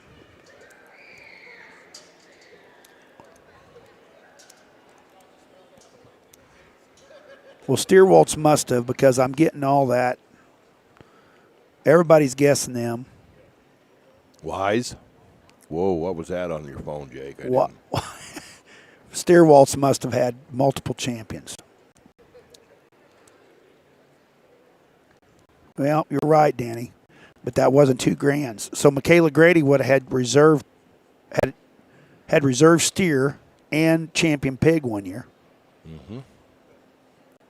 That's a hard-working little girl.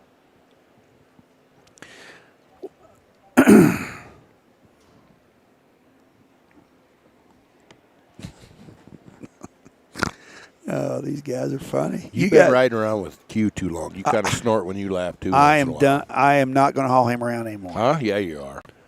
Q's a good man. Well, I know he's a good man, but I'm telling you, he rubs off on you, and then you got to get reprogrammed every once in a while. He got a new set of skins there, and I tell you what, they say he hasn't missed a polka dance in Nebraska since. Garrison at the pool hall. Yep. We got to sing it the other night. We've just been compared. Beer barrel polka, right, Q? All the smart asses from Texas are comparing you and me as John Madden and Joe Buck. Yep, and you're Joe Buck. He's kind of That's fine. He can be a little bit like a hemorrhoid. That's fine. That's fine. He's a Cardinal fan. I don't care. You guys can cuss Joe Buck all you want, but he's a Cardinal fan. Go Cards. Okay, they're starting to pull him. Joe Epperly's got him pulled down here. So it looks like he's pulled Maya in third hole, so it's down to this, my little friend, my little Tabor, Brandon Tabor, and then, of course, this Braden wins it.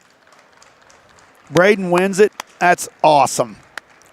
So winning the class is entry 5095. Braden Tabor, 1,305-pound smoked steer. And, of course, our good friend Glenn Martin's going to be talking this class.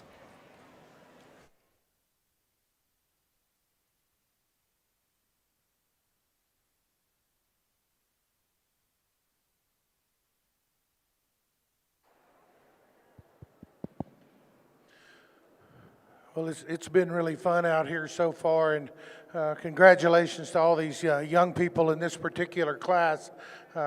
Well, we had a lot of fun here evaluating this group, and definitely some sort. Didn't agree everywhere, but we certainly think we have a high-quality pair here at the front of the class, and little man here's got the one that we prefer just in terms of his body type, his cage, his softness, his correctness of finish, his composition.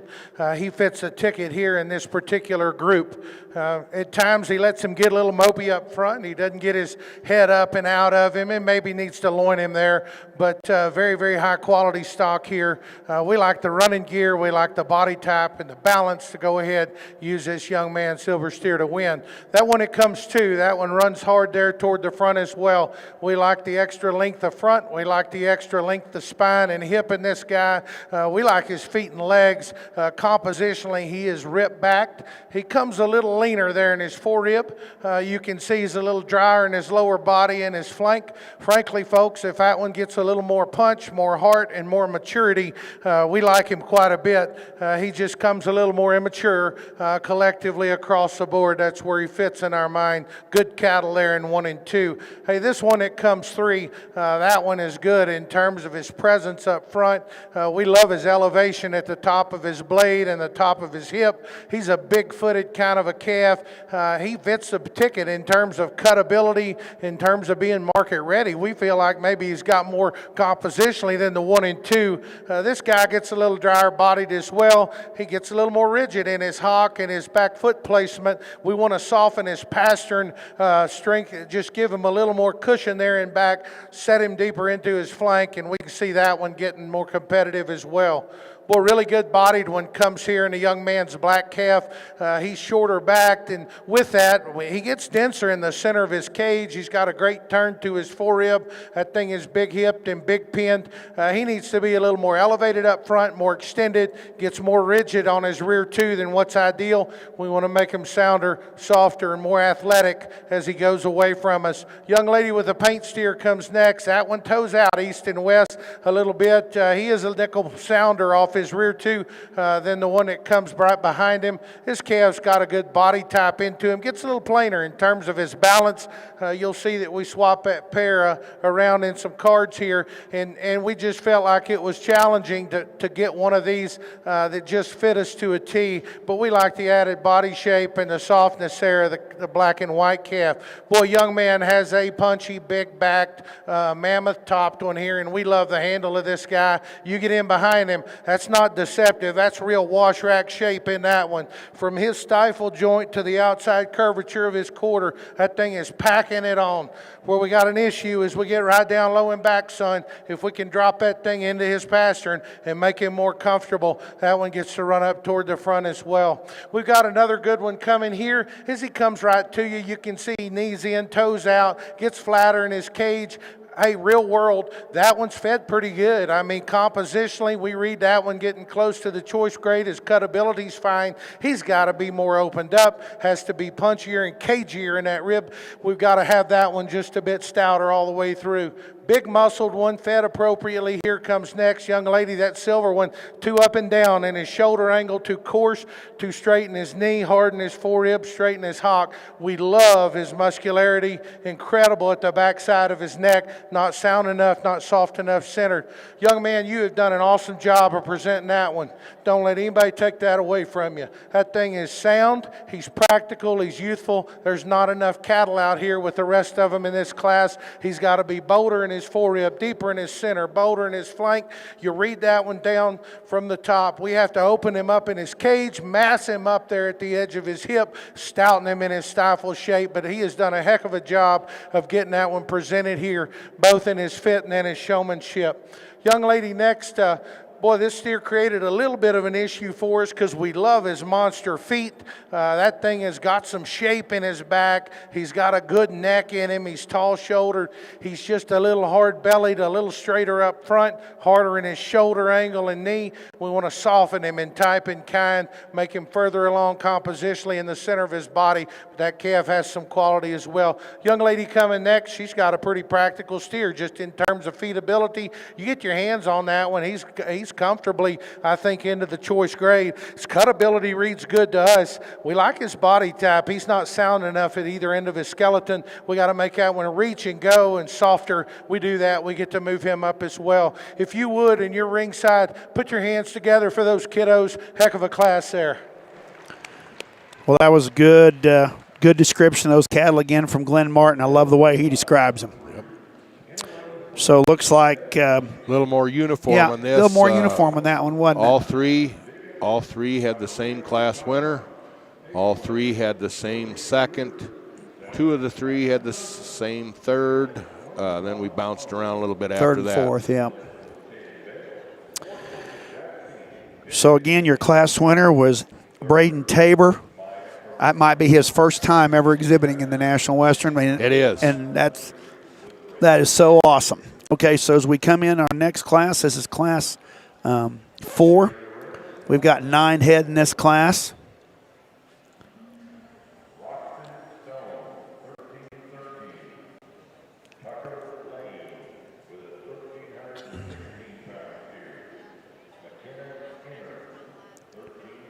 So as they come in the ring here, we're going to get these they're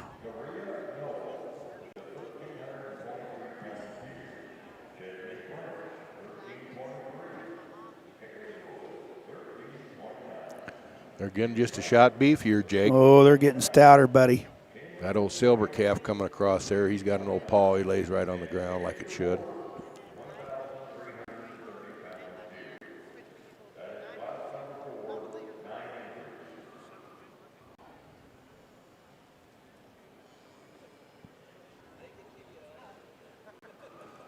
Let me get all these.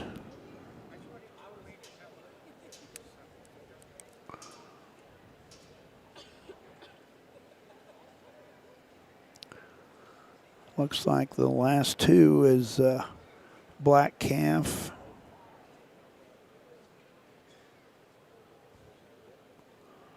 And then that calf had a white tip on its tail.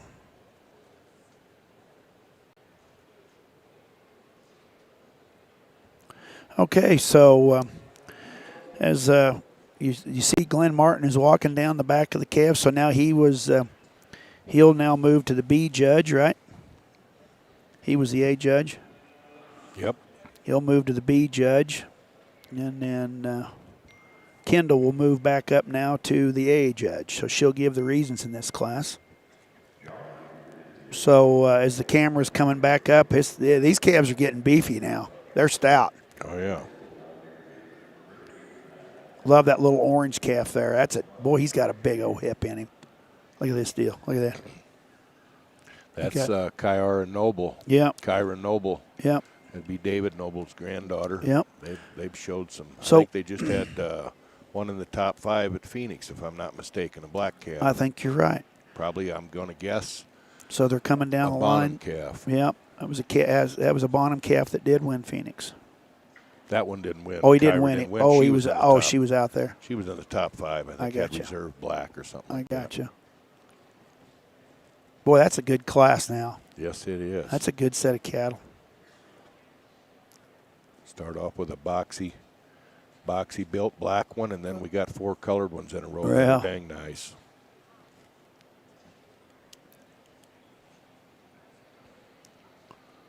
I'm going to guess the Stone would be the Stone family here from Colorado. Yep, They've yep. had a lot of success. They've always brought good stock to the stock show here, and that's Roxton Stone. So that when they start pulling them out here, our judges are going down and handling these calves right now.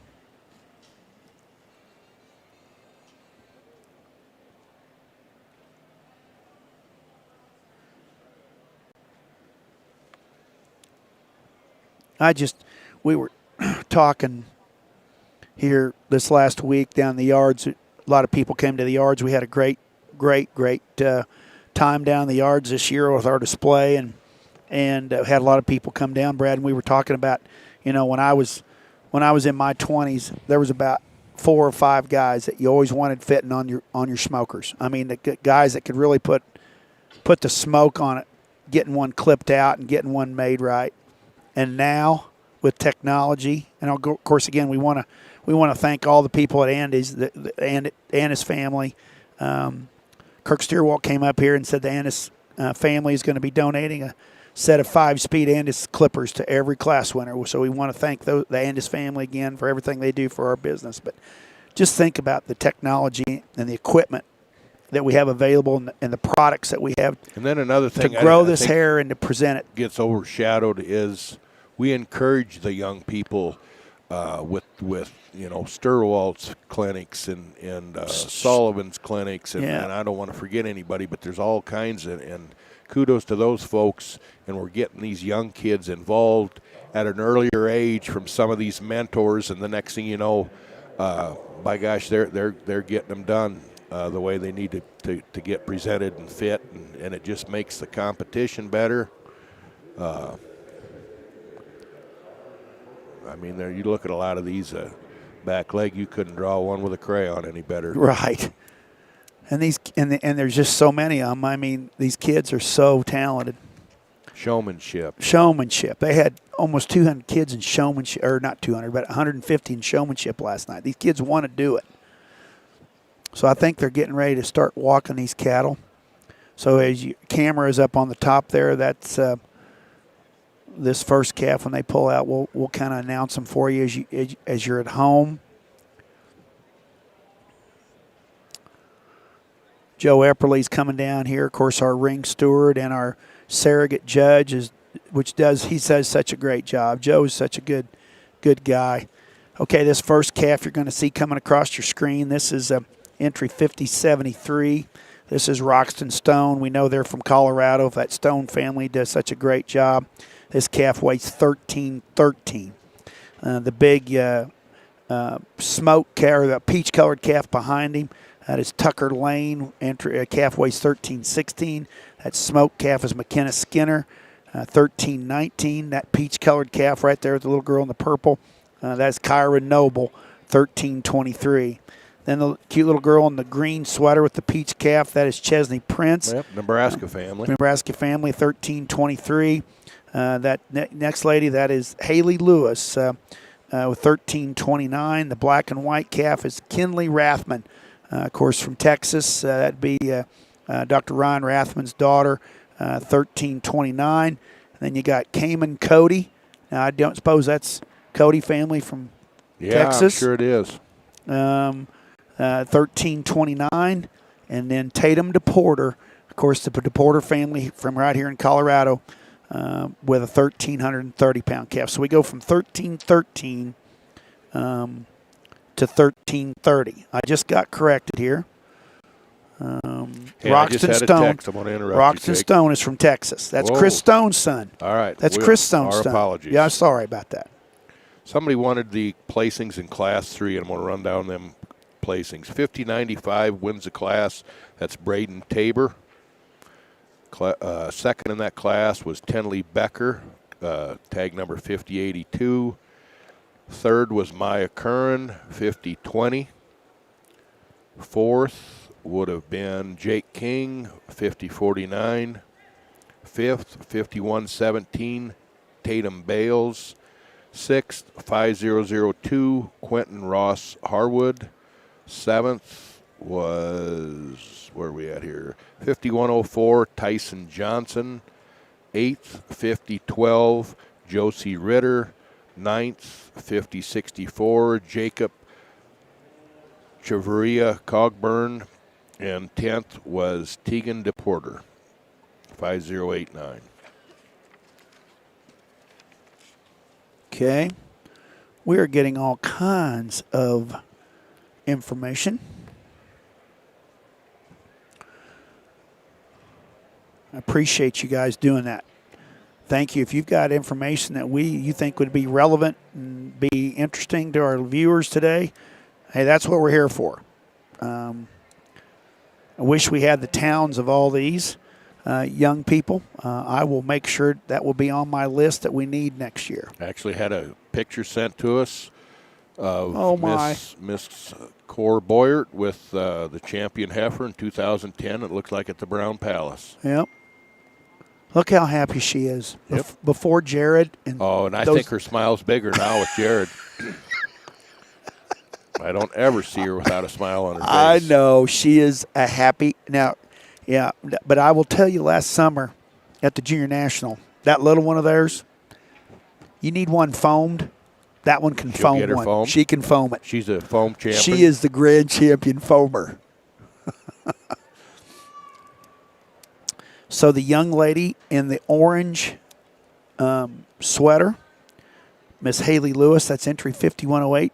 She hails from Alexandria. She's from Indiana, and that steer was raised by the Moorhead Cattle Company in Alexandria, Indiana. And I know this steer up front, that is another, that steer was sold by Bonham and Newman to that Stone family in Texas. Yeah, and it looks like they got him dialed in. They got him dialed in all right.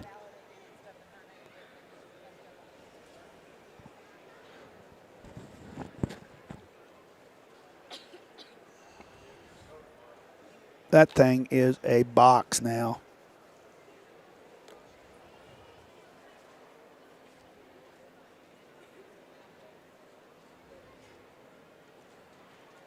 That's a good calf, Brad.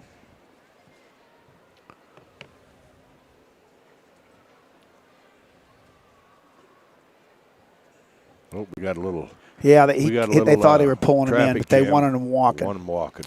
So they pulled out that stone calf, 13-13. That silver calf, that's no slouch. No, that silver calf, that just is a little blander neck, but boy, he's got good feet. That's McKenna Skinner from Bryan, Texas. The Noble girl's calf looked like got a big old ripping back in him. Yep. Kyra Noble, that's the fourth calf in the line. Then the second calf up there, that is Tucker Lane, 13-16. So we go from 13-13 to 13-30. Pretty narrow little window, Jake. Yeah, sure is. They've kind of got them. They've got to kind of pull them first 4 or 5 out here. They're giving them one more eyeball look before they walk them again. You only got 8 in this class. We've had 9. I think there's 9. Oh, yeah. Yep. Yeah, there's 9 of them. Oh, my God. I know my eyes aren't very good, but I can only count 8.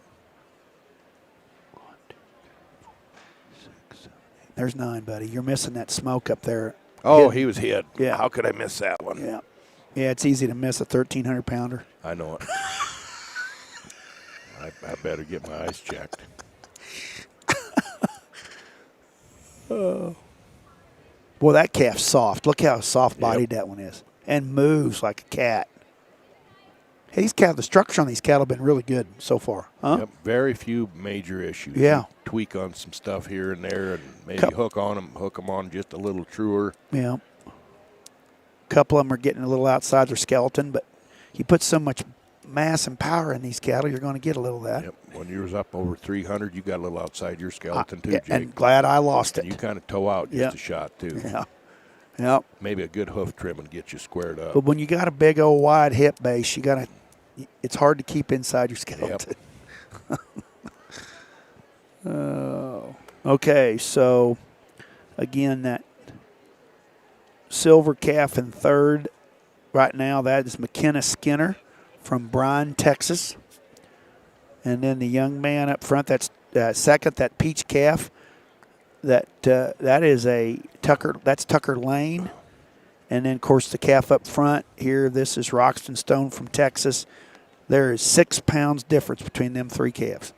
And I don't know for sure, but wonder if the Lane boy would be, the Lane family lives down southern Iowa. They were boys in Tracy's camp. I wonder if that would be the next generation of them boys. I don't know. L-A-I-N? L-A-I-N. That'd be it then, probably. Huh? Yeah, we can't speculate, though, No, because I was wrong on the Stone family. We've been wrong. And that Skinner calf, that silver calf, comes from my good friend Shane Meyer. He would have sold that calf.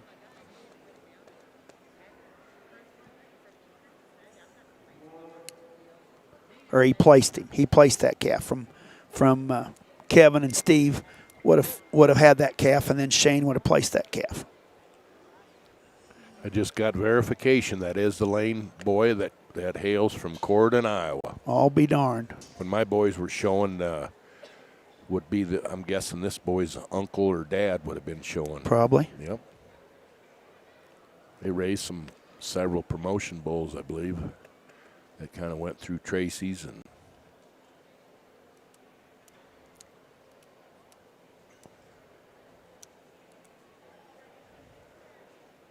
Boy, those 3 calves are different, aren't they?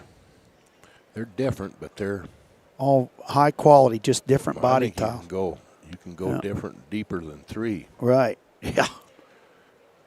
Yeah, that calf in fourth, that peach-colored calf in fourth. Hey, look at that forearm in that calf popping out. He hit you with a forearm, Jake. You'd be on your tail. Yeah. That calf's got a big forearm.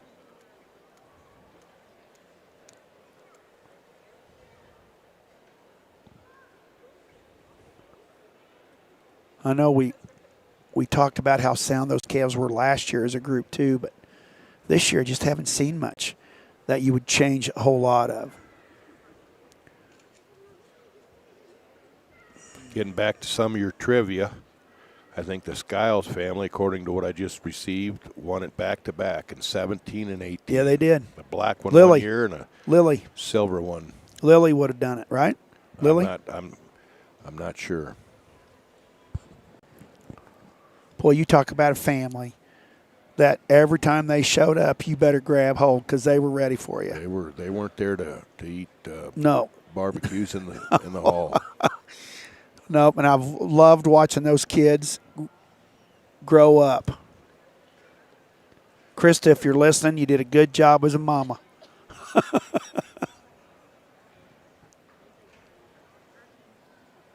Man, that calf's a chunk.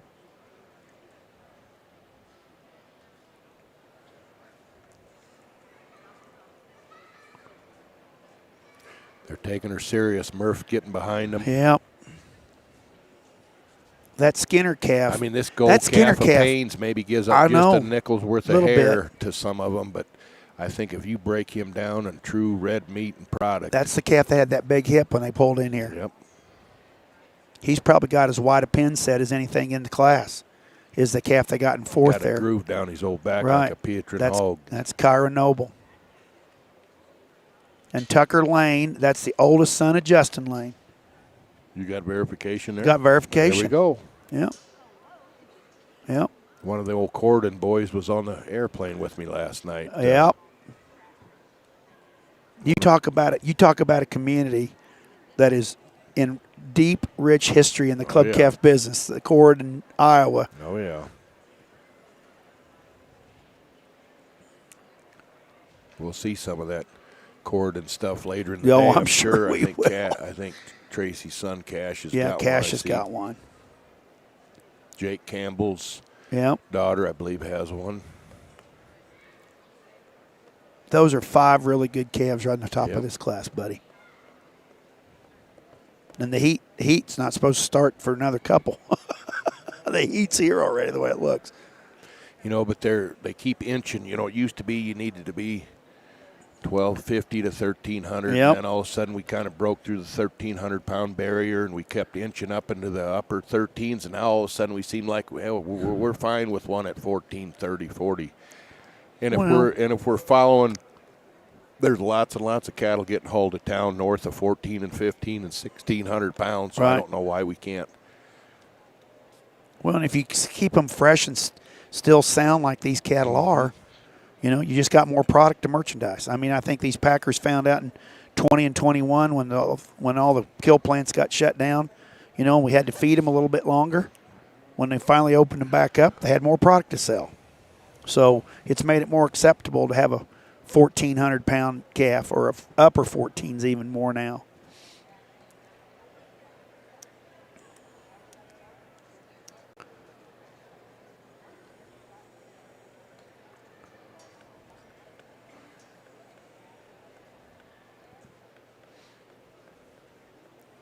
She'll really be jammed up here when we turn the heat up just a little bit, get a little later in the day. But look at the people here already watching. I know, ringside. both sides of the ring. Just got a text from my sweet, dear friend Tanya Meyer, probably down there in Fredericksburg, enjoying a little cooler morning. Tanya, I'm glad you're listening. Hope you're doing great. I saw your husband and your son here yesterday. They are all having a good time without you up here, I hate to tell you. But Mills Meyer, she said he clipped that silver steer. Well, you did a great job, Mama. That is one good calf. That's probably the feeder. That's the feeding calf in the bunch right there. He's the one that's soft-middled and big-legged and awesome feet. Big old feet on him. Big paws. I'd say they're gonna scratch their heads just a little Yeah. more on this class. I bet you we don't have them all agreeing on this deal. Tanya, I'll see you this summer. I'm going to wait till it gets a little warmer before I come see you. But I'll be down there again. Love Fredericksburg, Texas. For those of you that have never been down there, you guys are missing a great time in Fredericksburg, Texas. Oh, I just got a little trivia.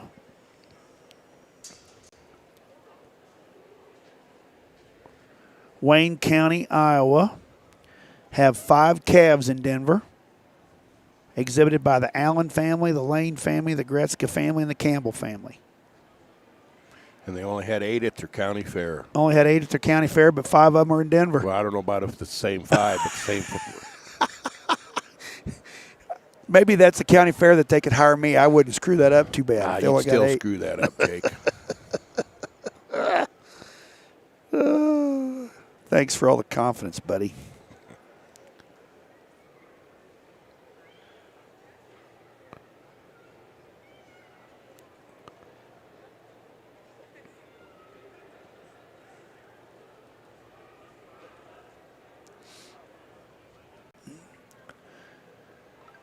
That little Haley Lewis, who is she's got the black calf and the orange sweater. I think that's a Colorado girl, if that's the right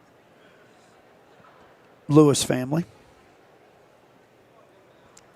Well, I think Kendall has turned her card in.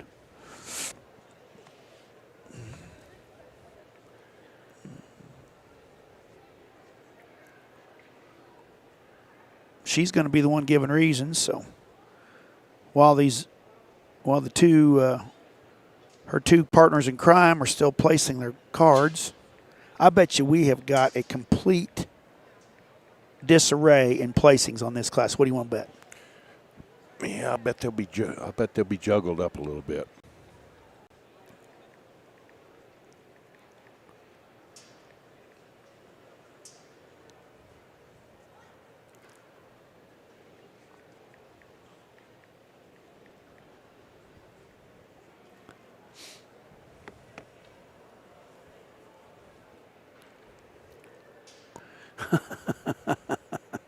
I just got a text from a good friend of mine in Iowa. Thanks, Garrett. He says that the CAB maximum carcass weight is 1,100 pounds. Do you know that? CAB 1,100 pounds. Maximum carcass Let's weight. do a little math.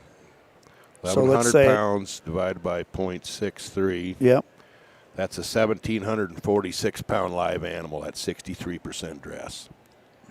See? So they'll take a big one. I just don't see an Angus carcass getting that big. I can't eat a ribeye that big anymore, Jake. No, I can't either.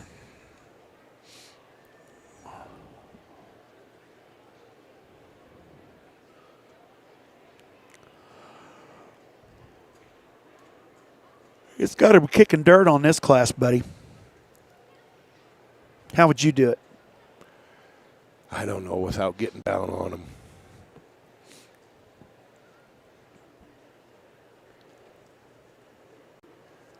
Probably my top three are the black calf in the lead, the silver calf in third, and the noble calf right behind the silver calf. It'd be one of those three.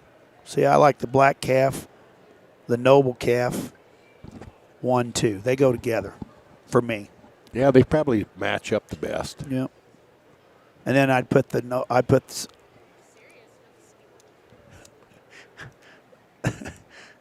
I like that silver calf a lot.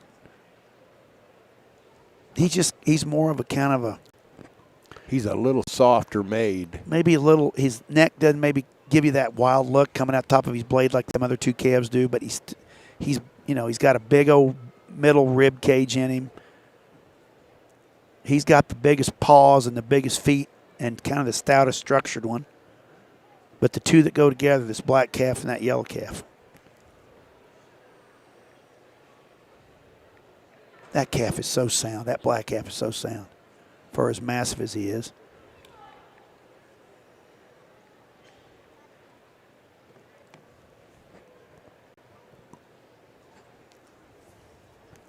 That's what makes it so fun.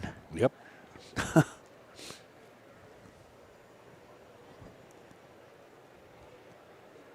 Boy, he'll give you a look. Look at that black calf. That look he's giving you. The camera comes down here. Look at this. He is a chunk. The one that doesn't fit is that 1 second, that lane calf. He is a big feeding, big outline kind of calf. A little more frame maybe than a few of them. Probably.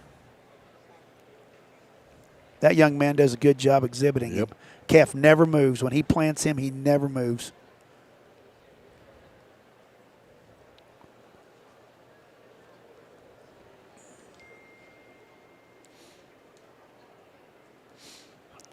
I knew it. I knew it. I knew it. That's Matt Lewis's daughter.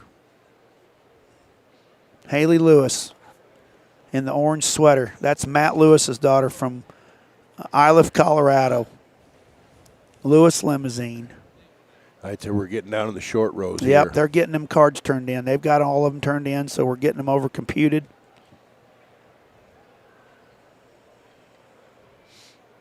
They're doing a little hashing after they turn cards in here. Yeah, I would love to listen to that conversation.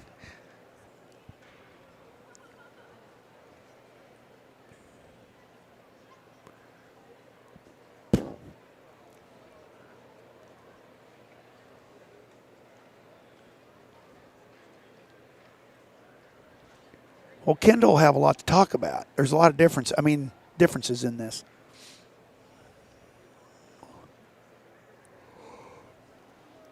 And for those of you at home, You're yawning, ready? Yeah, I'm We're only at yawning. Class I'm 4. just What's going on? thinking about my drive tonight. Didn't behave last night? No, or I what? behaved.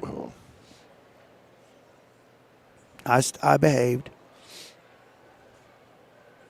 Sean Varner, my friend Sean Varner's listening. Sean, glad you could tune in, buddy.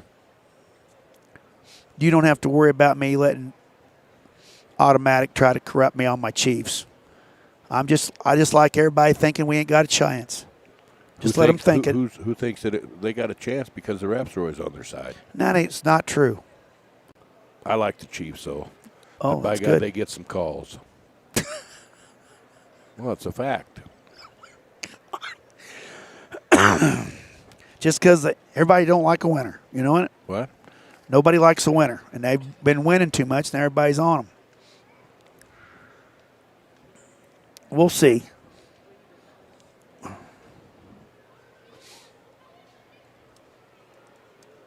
Hey, there's some good young quarterbacks coming up. That NFL is going to be fun. Yeah.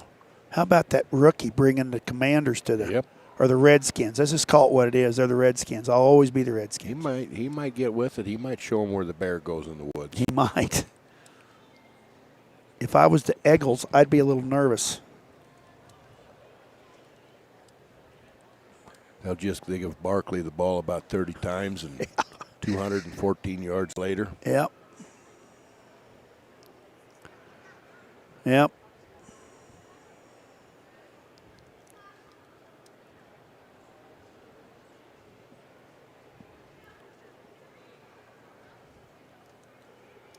Oh my gosh.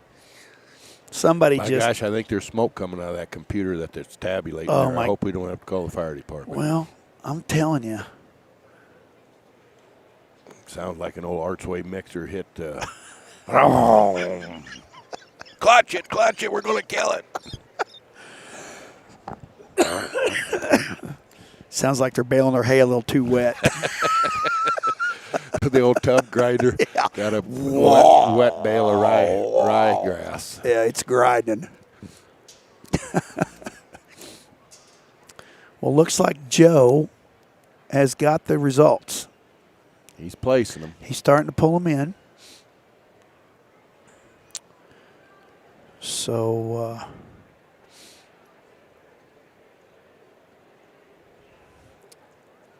placing ninth is going to be Tatum DePorter.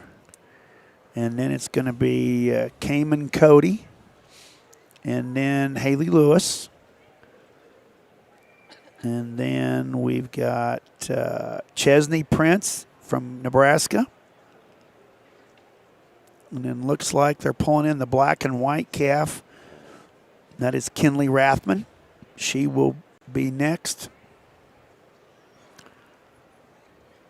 And Must not have thought maybe the paint or the noble calf went quite good Yep. enough. Looks like our class winner is going to be McKenna Skinner from Bryan, Texas. Congratulations, McKenna. 1,319-pound steer, 1319.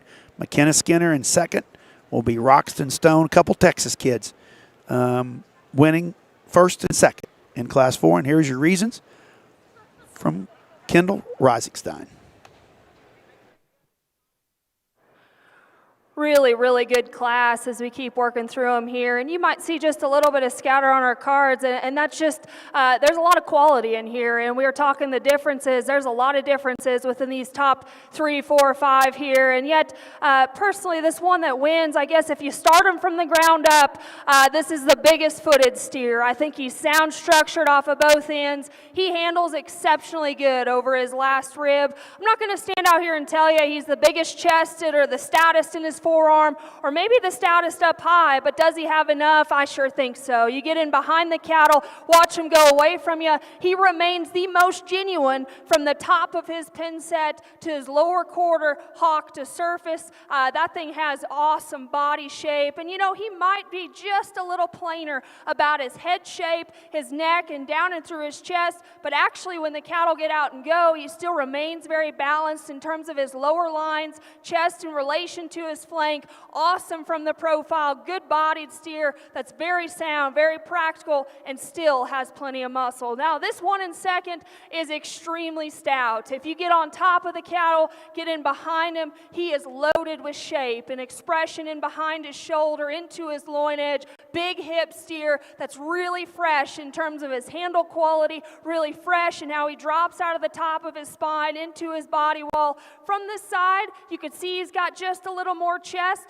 In motion, he wants to drop that and maybe get just a little more uncoordinated in terms of his flank, his hock, down into the set to his pastern. I'm being very critical. He's a little longer neck than our class leader. He's a little fresher backed, a little more expressive in terms of his shape. Maybe just didn't piece together quite as good in terms of his lower lines. Very good pair here to discuss. This gold steer that comes out next, this one, if you catch him from the side, I love his balance. I love his look. This thing's got big limbs, big feet underneath of him, and actually has some shape up high. When you study him, he's big in terms of his edges into his loin. You know, comparatively to those two that precede him, maybe a little flatter in terms of his forerib shape back into his rear body. I didn't think he had quite as much just genuine pin set and pin width as you watch him go right away from you as well. That thing is awesome from this side, though. He's probably the longest hip steer of this class, the longest ahead of his shoulder, and balances exceptionally good. This gold one that circles here, awesome color, awesome presentation. At the standstill, in my opinion, is my favorite view of this steer. He's up-headed, he's alert up front, he's stout forearm, and got a big hip and a big top working in him. I just wish he got out and moved just a little more athletically out of his rear skeleton. That one is awesome to look at from the profile in terms of his extras and his pieces. Black and white steer that circles here, I think he handles pretty good. If you get on top of him and read him over his loin, read him down low in terms of his body wall. From the side, I still think he's a long-bodied steer that's got some shape. In motion, though, he's a smaller-footed steer that just needs intensified in terms of his bone work, a little fresher in terms of his shape and his power, especially from behind. But a good carcass steer that goes out next. This gold steer here, again, really big at the surface in terms of his bone work and his feature. He's still got muscle shape. I guess in a deep class like this, he falls out of character just a little in terms of balance, in terms of skeleton, and in terms of extras of muscle up high. Very, very fresh and awesome handling steer that comes out next. He's honestly probably the biggest back steer of this entire class. He's awesome up high on the back of his shoulder, big loin edge working in that one, and a big hip. He's not quite as practical in terms of the base of his body shape, his forerib back into his flank, maybe not quite as comfortable when asked to go, but that thing has a ton of power, cutability, very, very expressive. Neat looking steer. The young man has done a great job with him. Awesome in terms of his balance, his proportions, his length out of his hips good. Get in behind him, get in front of him, maybe just wants to concave to the base of his cavity, maybe not quite as fresh when you get up on him and study him down his top. Black and white steer that closes us, very long, very extended steer that's got a lot of bone work, a lot of feature, maybe just a little off in terms of his balance from the profile. Awesome, awesome class to describe the details. Let's go ahead and congratulate those kids. Okay, so do you go take a picture of that? Yes, sir. I'll give you a little overview. So again, your class 4 champion steer, again, was entry 5055. That's McKenna Skinner from Bryan, Texas, on a 1,319-pound calf. Again, kind of the combination steer in the class. Kendall had that calf win in the class. Murphy, which was the ref, had the calf win in the class. Martin had that calf in second. Okay, so they were close. Yep. They were close. Okay, so now we're entering class 5, so we're going to take 3 in this class. Take 3 for the sale. So we're starting to get into this smoke, in the heat of this steer show, guys. These next 4 classes or 5 classes, we're going to find some pretty stout ones. Not that we haven't already had some, but just a quick rundown on that last class. Class winner, McKenna Skinner, 50-55. Second, Roxton Stone, 50-73. Third, Tucker Lane, 50-21. Fourth, Kyra Noble, 50-70.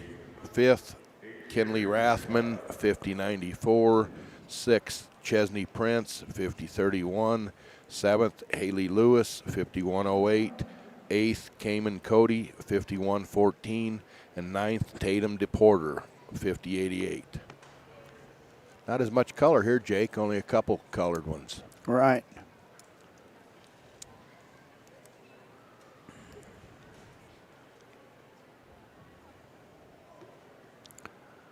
And then, excuse me.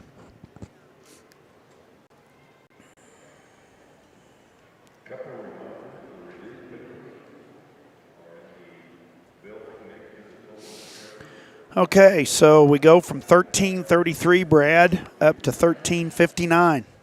Some familiar names in here. Oh, yeah. A couple Pratt kids. Both of the Pratt boys are in here. Brian McKay's son. Cutter Prince, Yep. Brumbaugh, and Hayden Hoffman at the far end. That's Wyatt Dunklau. Yep, Wyatt Dunklau. All very familiar names in here. Axmere, that's an Iowa That's family. Axmere family, yep. Yep. Okay, it says Hoffman Ranch. You have Well, the that's correction. Hayden. That's Hayden Hoffman. Hayden. That is Jason Hoffman's little girl. She was, her mother had her up in the club the other day doing their homework. And she was not very happy. I hope you weren't teaching it. Oh, she was asking me for help, and I didn't think it's probably best I do that.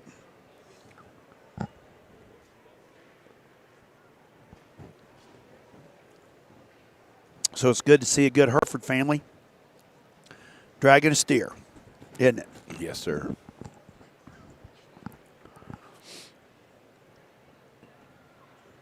My neighbor does such a good job showing cattle. I just love that Denver McKay. I do. He's such a good kid. There's the camera zooming in. Tallest one in the class and the shortest one in the class. That's Denver McKay on the left, and that's Hayden Hoffman on the right. So that's of course, our good friends, McKay family there in Stillwater. They just live right down the road from me. And then, of course, Hayden Hoffman, they live up in Thadford, Nebraska.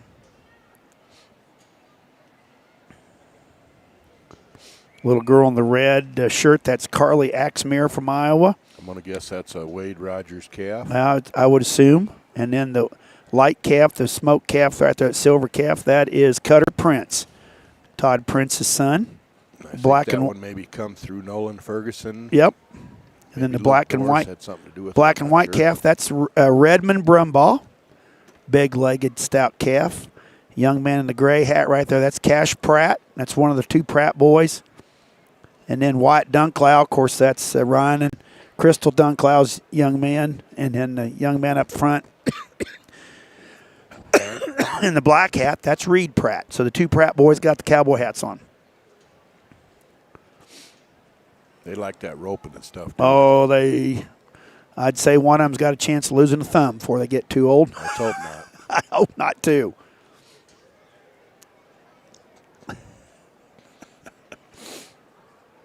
So, again, we are in Class 5. For those of you that just made it join us, our judges again today are Glenn Martin from Mason, Texas, and Brent Murphy from Houstonia, Missouri, and Miss Kendall Reisigstein from Kersey, Colorado. I think it's fun to watch the crowd. There's Todd Prince right there along the rail. Oh, yeah. He's watching his son. He's watching Cutter. Watching anxiously.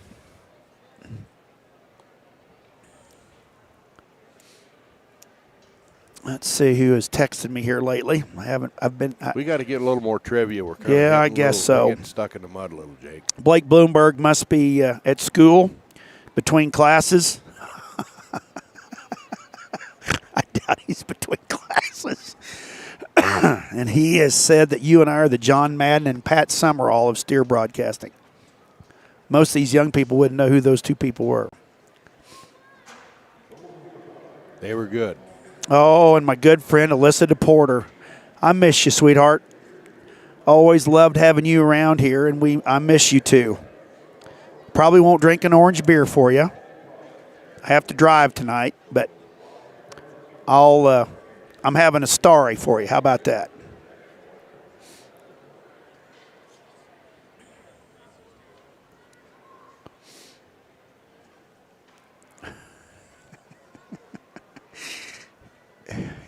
But teaching what? Rich, we are on class 5, my friend. We are on class 5. And there is only 8 in this class. Yeah, there's only 8 in this class.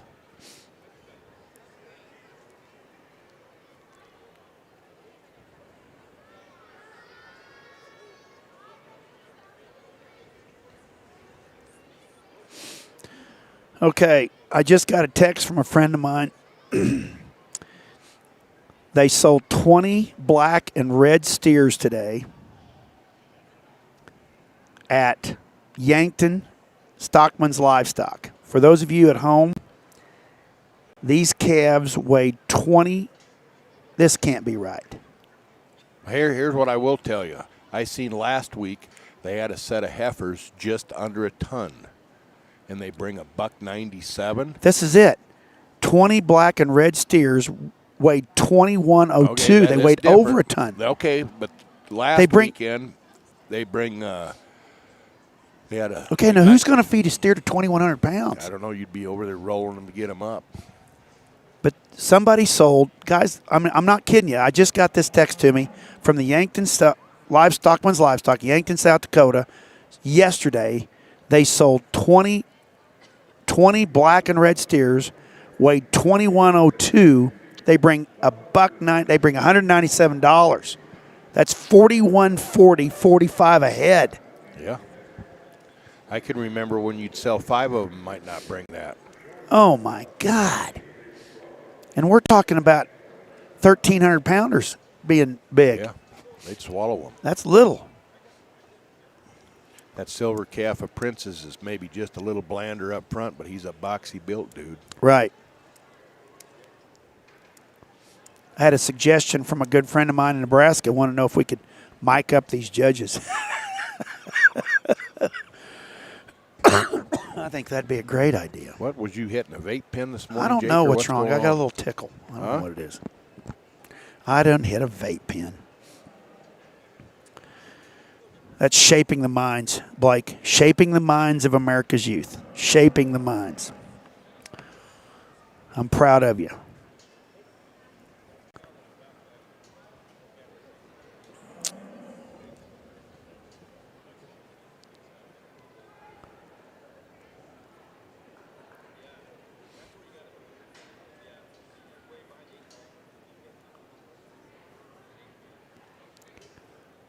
Okay.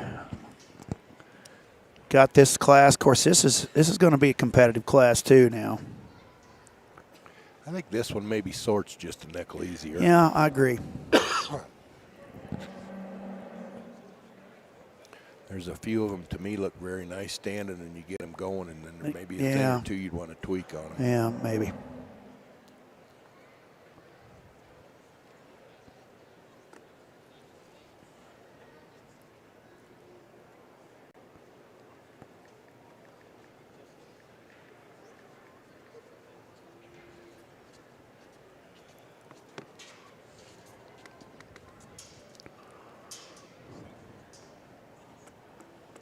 They're turning some cards in already. Boy, they're turning them in. It's going to know fall what, maybe together. don't look quite as punchy and powerful.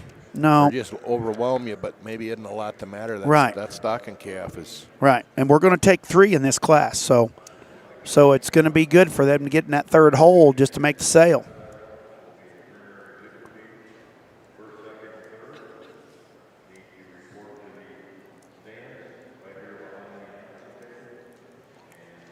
And normally this has been a terminal show where the minute you come out the ring, you're headed to the truck, and I think this is the first year that if you don't make the sale, either 1 or 2, or some of these classes 1, 2, or 3, I think you can take your calf back home. Right. So.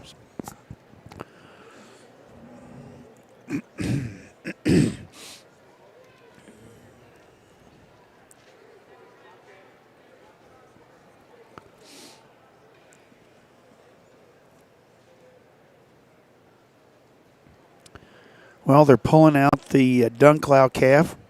This first calf they're pulling out, that's Wyatt Dunklow from Nebraska. Wyatt's calf weighs 1344.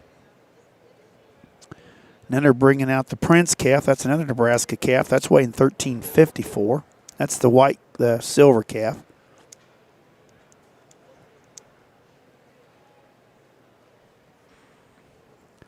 And then following behind him, that is Carly Axmere from Iowa. Actually, they're just walking these. Yeah, but they're pulling. They're starting to pull. Joe's kind of pulling that top cut out. Yep. And then the Denver McKay steer. That's 1357, and then the Hoffman girl. Then the little Hoffman girl. That's Hayden Hoffman.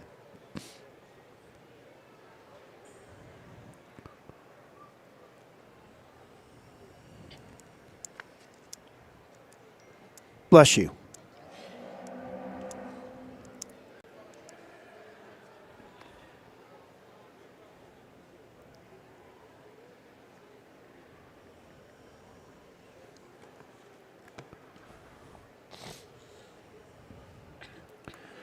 If they start taking these steers at 2,100 pounds, they're going to have to start building new kill plants to raise the rails up. Yeah. Gee, many Christmas. Be like killing dairy bulls.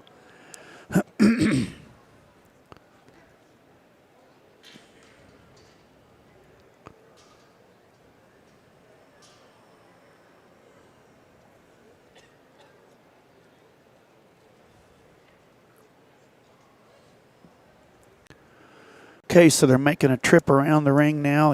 The camera's kind of focused in on a couple of our judges. There's Brent Murphy in the front and Glenn Martin in the background.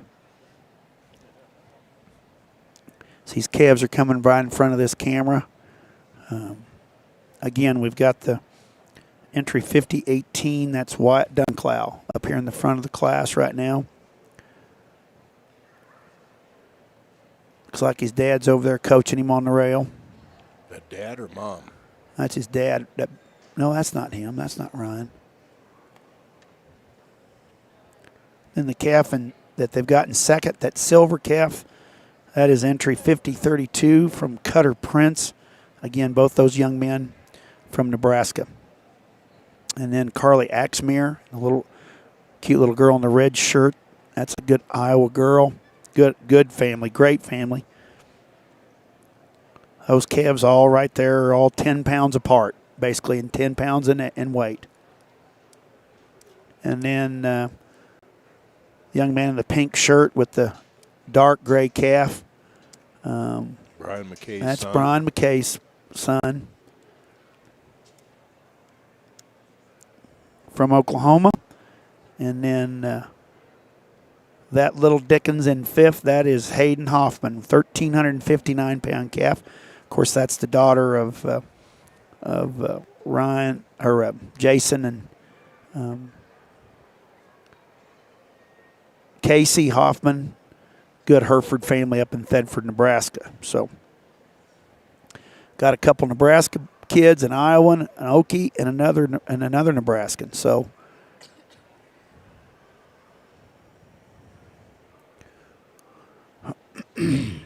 Crystal's home calving cows out. She's not over there. She wanted to make everybody aware that she was the one doing all the work. That wasn't the lady that was throwing stuff. Oh. No, that wasn't her throwing stuff over there.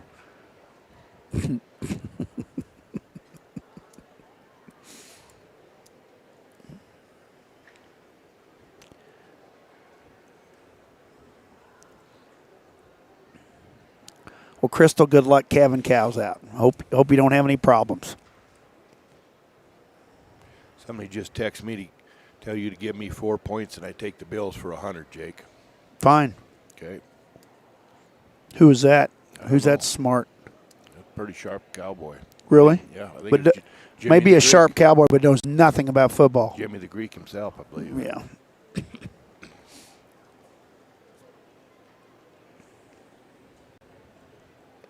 Someone just sent me a message here. There's 13 classes. For those of you that got to kind of come in late, there's 13 classes. We're on class 5. Well, we've taken the top 2 steers for the sale on the first 4 classes. Now on classes 5, 6, 7, and 8.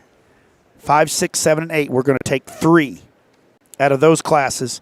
And then on 9, 10, 11, 12, and 13, we will just take 2 again for the sale. So we're going to have a total of 30 steers for the sale.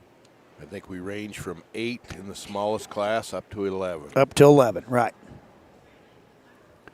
And, of course, when we get done, we will bring all the firsts and seconds back into the ring to pick our champion and reserve out of each class. So all the first. So we'll have 26 steers in here. They'll put the 13 class winners on the carpet and probably line up the other 13 steers up against the rail here in this great stadium arena. And, of course, we talked about that a little earlier, but as our judges are going through here, one of my fondest memories, I guess my fondest memory in this arena was last year. It was the steer show here last year with Croy Ryman winning that show. It's just very emotional. Something I'll never forget. And I know something the family will never forget. Now, I will tell you one of my worst memories in this ring. I was working for the American Polled Hereford Association. We had our national show here, and we had a 3-man system, but we didn't have all this technology. So we put up a big board on an easel. This would have been in January of probably 1986 or 87. Can't remember. Might have been January of 87. And as I put the board up, our staff was hand tabulating it. And they didn't count right. You must have been the one doing the count. No, I noticed it, and I brought it up. And I won't mention any names, but Steve Scholl was with me. And Steve Scholl said, "Rookie, we're not paid to think. We're paid to put the board up. Put the board up." So I put the board up, and you can start right down here. These people that sat right over here in the stands, it happened right here, right where we're not 15 feet from where we're at. Hooping and hollering. Well, they started adding it up like I saw too. Well, by the time they'd done it, they'd already awarded George Ellis, was with Beartooth Ranch. They'd selected him as champion female with a calf. And he was already back there at the backdrop, and it was taking a picture. Brown already gotten the picture taken. And they called them all back in here and redid it, and they took it away from him. Gave him the reserve national champion female. And I'm telling you, that same year, Vanessa Williams had been a Miss America, and those pictures of her in Penthouse magazine came out, and they stripped her title. So Beartooth Ranch renamed that heifer BT Vanessa 917T. And she was the high-selling heifer in their dispersal. She was more famous because of what happened in this ring. But I'll tell you what, it's not a memory that I want to remember very, very long, but it's one I will never forget, I'll guarantee you. Somebody had a little explaining to do, I'd say. Yep. That was 1986. Kevin Jensen, thanks for reminding me. Yeah, 1986. They renamed that heifer Vanessa. Up, Sheila. Yep. Well, I'd say Glenn has got his card turned in. Murphy looks like he's finishing up. Kendall's still out, checking him out.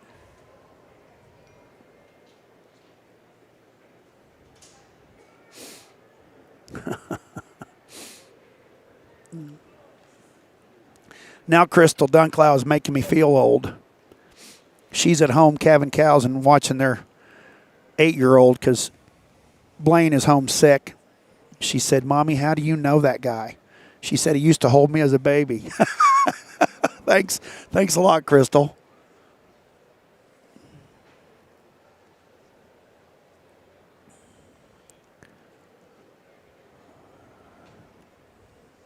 Be interesting how they shake this one down. Yeah, I know.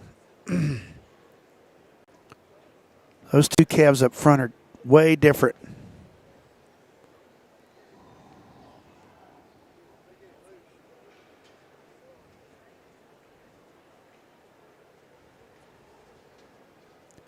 Now, to me, and correct me if I'm wrong, and I'm sure you'll disagree if you disagree with me, but Denver steer, his color hurts him. You know, I don't know what them darker grays just they don't Like that silver one, he sticks out like a sore thumb. Right. And them darker grays just They just kind of get lost. kind of blend or something. But you study that forearm and that that's calf. a good calf. Really good built, awesome structure. His feet are unbelievable. Maybe a little tight in his heart, maybe. But that color shows that, see?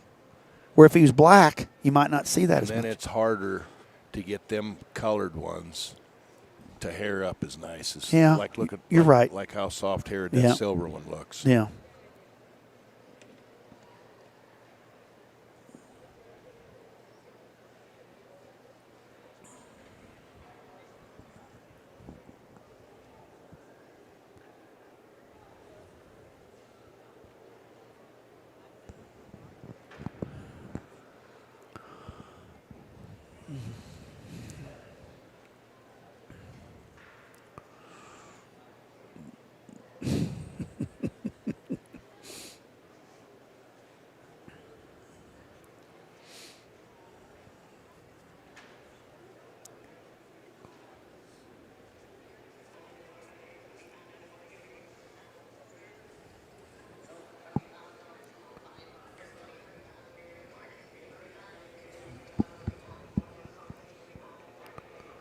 Kevin Jensen's asking me who judged the steers in 1986. Well, Kevin, that's a good question, buddy. Just seen in Dunlap, they had $3,900 5-year-old cows today. Really? Somebody must think this whole market's going to hang in there. Well, in 1986, Kevin, that would have been the year that Brandon Horn would have won the show. That was the year that the Horn boys, their daddy had died that fall before, and their ag teacher brought them out here. I'm going to guess, since you're asking, I'm going to guess Papa Joe. Papa Joe Lewis. You ever know Joe Lewis? No. You didn't. You were too young. Gee, many Christmas, Brad. I was kind of sheltered. Here, he just texted me back. Yep, Joe Lewis.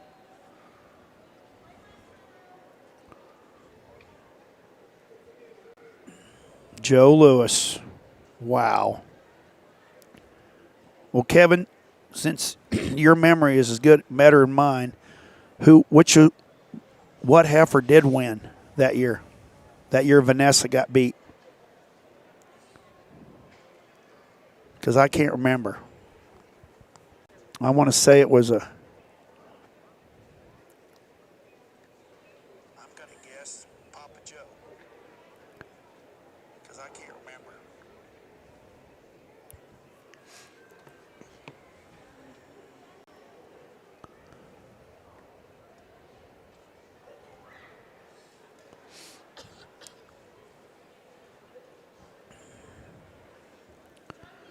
Paul Trueblood. Paul Trueblood would have won that year. Thanks, Kevin.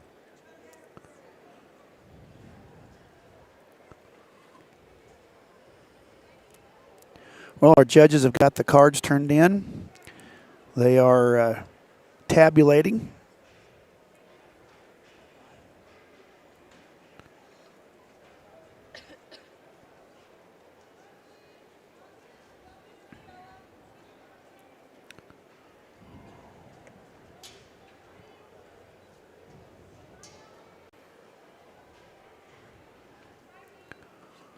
I did not remember that, but it was a hotline heifer. A hotline heifer from Tennessee won. Gosh, that bringing back old memories. All I know is a man that I looked up to all my life was George Ellis. He was not very happy. He was not very happy. Oh, but that heifer got to be very famous.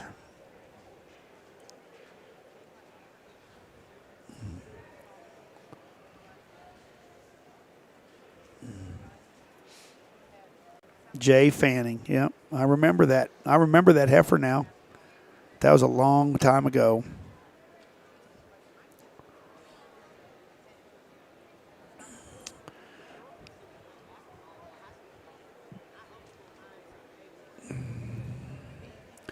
Okay, well, Looks like Joe has got the results. Our good friend Joe Epperly. Looks like he is starting to place them. Starting to place them. So it looks like he's pulling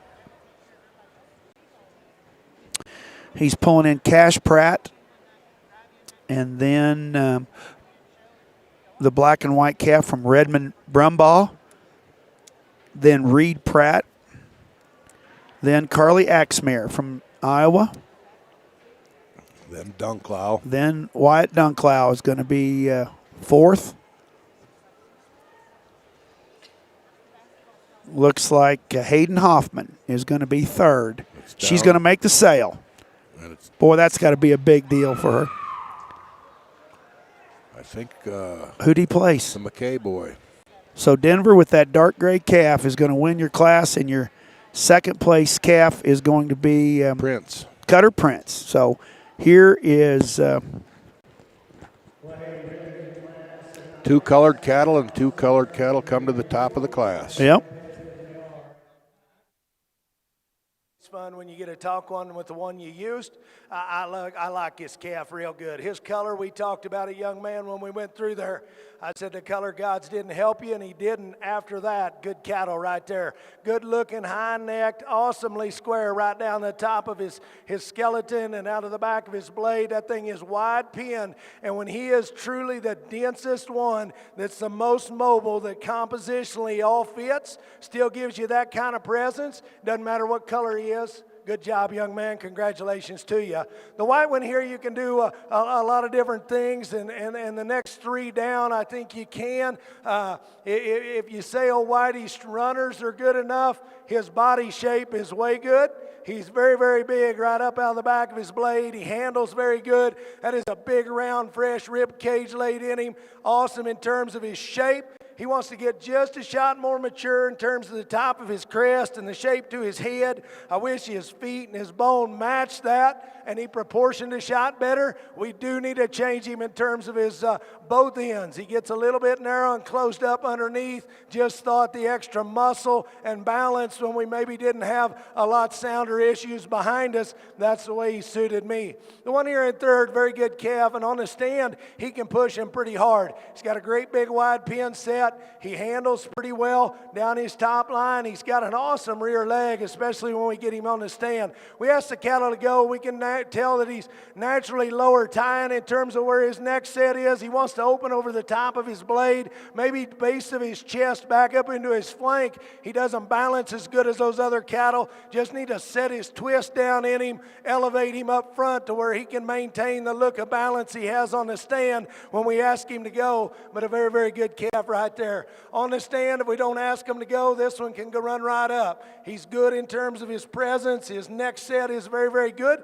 Better than the 2 right in front of him. He's broad right up over his withers and square down his back. Awesome in terms of the upper shape to his hip. The way his tail head sets in there. Young man, we're not single traiting your cattle. He just needs to have bigger paws. He needs to have bigger ankles, and he needs to utilize them a shot better. He's awesome underline up in terms of his look, in terms of his body shape. Just need to change that one in terms of how he gets out and goes. Stouting him there. Stouting him right in his loin when we ask the cattle to go, and strengthen him there.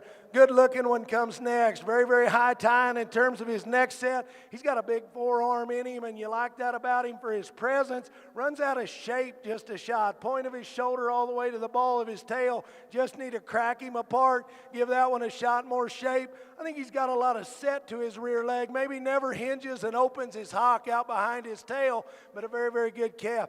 Good calf comes next. Good fresh body, good looking. Need to balance that one better. Sheath back up into his flank. Change his rear leg. The black and white one's just good solid cattle. He's got bone, he's got body, he's got muscle. Falls out of balance just a shot here. Maybe not as attractive. We need to square him up in his rear hock as he goes, but very well presented. Young man's got one that's got a good look, good down his top line. Need to change that one's rear runners and make him a little more coordinated. Give him just a shot more true red meat when we get into him. Awesome class, better set of young people. Congratulations to all of you.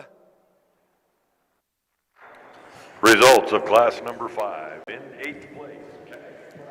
Okay, so we're back, and again, your class winner was Mr. Denver McKay on that dark gray steer that we talked about kind of. And we even got Brent even commented on that steer about bad colored, but he weighed 1357. He's your class winner. Second goes to entry 5032, Cutter Prince on a smoke steer, weighing 1354. Third in that class was entry 5071. That's Hayden Hoffman. She will make the sale. So the top three make the sale in this class. And then fourth was entry 5018, Wyatt Dunklow from Nebraska. Fifth was entry 5029, Carly Axmere from Iowa, 1355. Sixth was 5100. That's Reed Pratt on a 1,333-pound calf. Seventh was 5056, Redmond Brumbaugh on a 1,344-pound calf.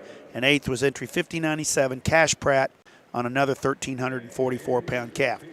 So it looks like we're starting our Class 6. Again, we're going to take 3 in this class.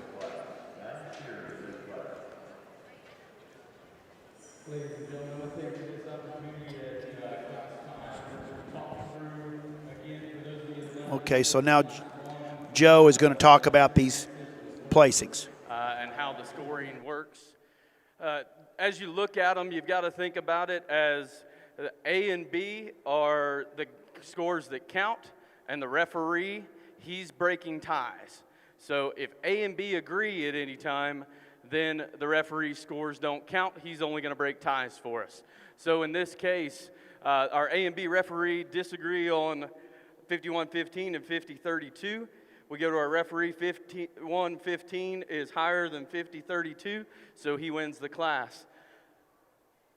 A and B judge, the next choice is 50-32 for both of those. So 50-32, we don't even have to look at Judge Martin's card. Now we get down to third place, and we've got 2 choices, 50-18, 50-57, 50-71, I'm sorry.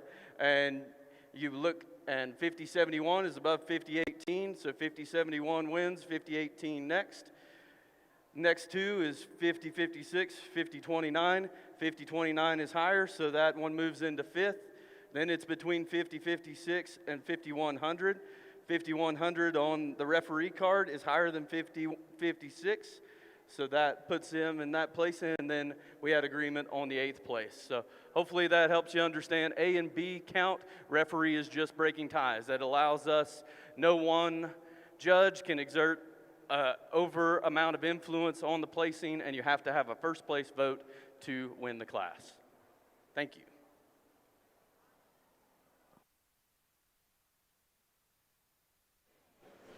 Again, very good explanation of how the 3-man system works for those of you at home. Again, as long as A and B judges agree, it doesn't matter what the referee, how the referee scored that class for that placing. So we only go to the referee's card if the A and B judges don't agree, and most of the time they don't. So, or a lot of times they won't.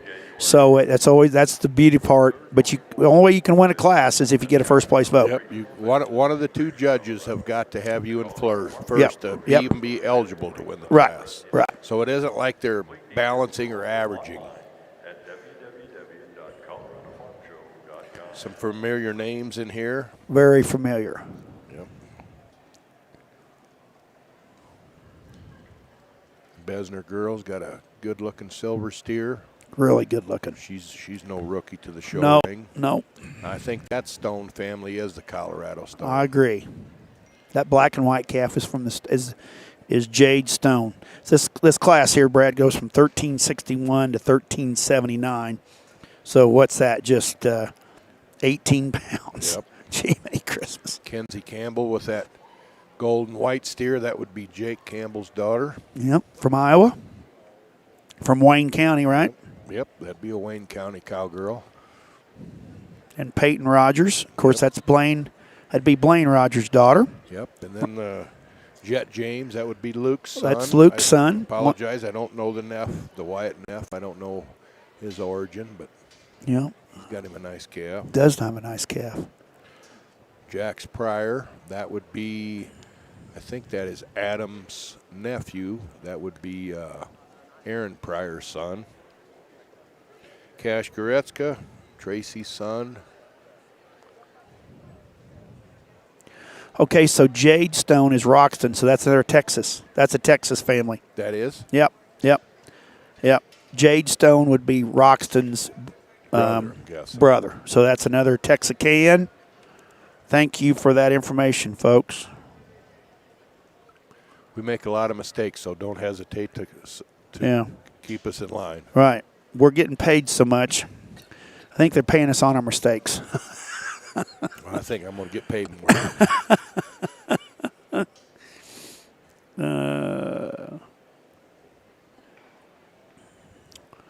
We've got people listening from California all the way up to Maine and from Florida to Canada. Hey, don't forget Tokyo. We got John. Oh, yeah, we Peters got in Tokyo. Come in, Tokyo. Yeah. Hender's probably eating him a little sushi right now. Yeah, probably.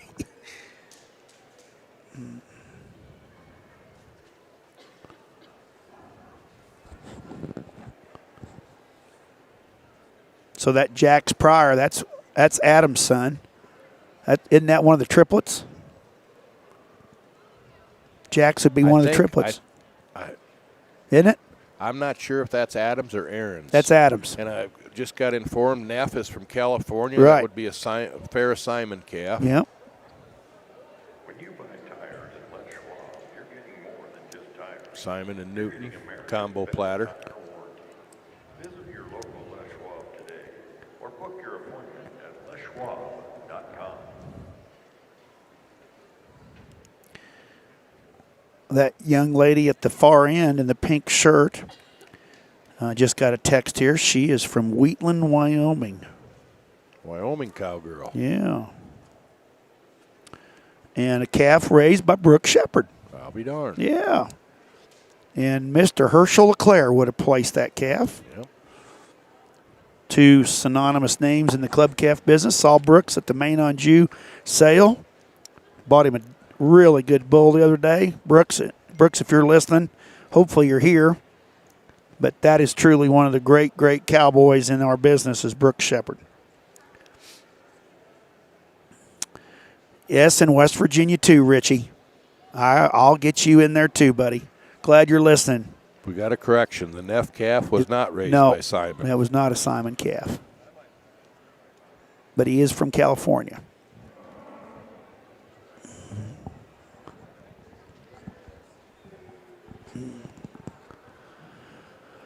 Looks like he may have a little Lemmy in him. He got the rings around his eyes. I get little rings around my eyes once in a while, too.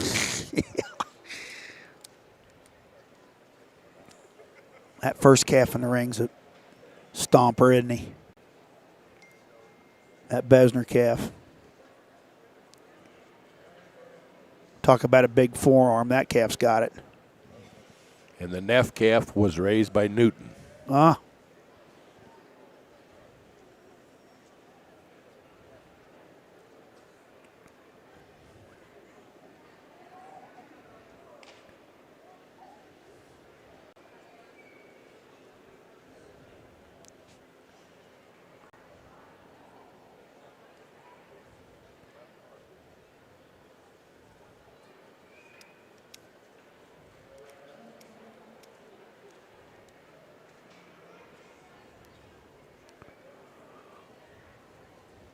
Black and white one. He's a sharp little rascal.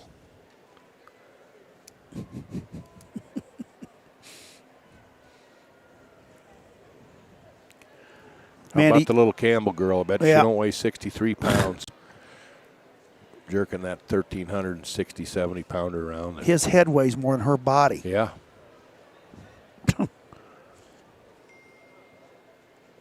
Well, he's got a big old square hip in him. I'm liking that black and white calf, too. Yeah, he's sharp. He is. Boy, he's bold-bodied, shorter backed. Probably could be a little better necked front end, but boy, you talk about from the shoulder back, that thing is a truck. That would be the Jade Stone calf.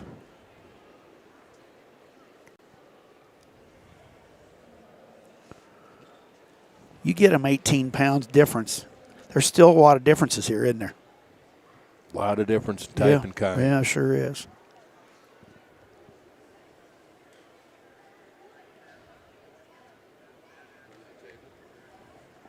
Boy, she's showing that yellow and white calf, and she just jerked on his head, and he yeah. just moved over for her.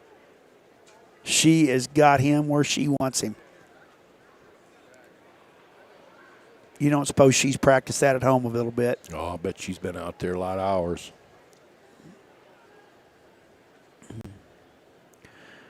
Mandy, you don't need to worry about that whip on us. You got plenty to do there in your own house. I just got a text here. She said she's got a whip to keep us in line. Wonder why she's got to have a whip. A whip's better than a hot shot. Taser, maybe. She's probably ran the batteries down that hot shot on her husband. Yeah. It might be rechargeable, though. That calf, that yellow and white calf, looks familiar. Was he at Iowa Beef Expo last summer? Yeah, they showed him a bunch. She'd had him out. They've showed him quite a bit.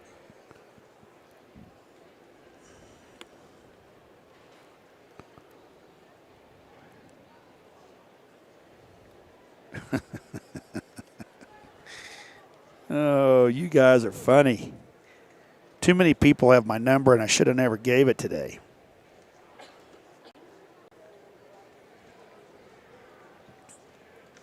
Somebody just texted me. This is a Newman calf right here. Which one? This silver. No, Jade's. This black and white calf is a Newman calf. This is a Newman calf.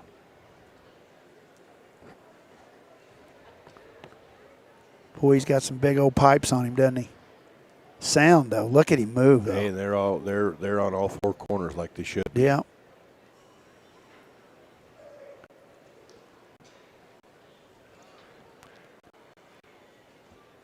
Peyton's calf's cool built too. Yep. Okay, so you guys are watching that black and white calf that you got in the camera right there. That's the calf we were talking about. That's Jade Stone, 1,363-pound calf right there.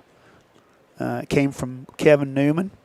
The yellow and white paint, that is Kenzie Campbell from Wayne County, Iowa, down there at Corridon. Looks like old Cash Goretzka hit the growth spurt. He shot up. Yeah, Cash he's got the same problem Denver McKay's got. Wonder how many hours that calf has been in the clip and shoot. I'll bet Tracy didn't let one hair get out of place on that. Guarantee, as anal as he is about that. And there's Peyton Rogers, little Missouri girl weighing 1,369. And then there's Jet James with that yellow calf, cool necked. That calf's got a lot of look. Look at that calf right there. Look at this. Mm-hmm. Them James boys. There's some fire in them boys. Yep. You don't want to pick on one of them. You'll have a whole herd on you. Unless they're fighting amongst each other. Then that's usually what they're doing. That's when Mom steps in and whoops them all. Whips them all. And then there's Cash Gretzka in the yellow shirt there, big, tall, good-looking kid. And then we got Jax Pryor coming right across there. And then the little girl in the back, that's Caden Kaysen from Wheatland, Wyoming, on a Brooke Shepherd bred calf and placed by Herschel. So, again, a lot of familiar names in this class. Again, this is Class 6. We will take 3 calves out of this class for the sale.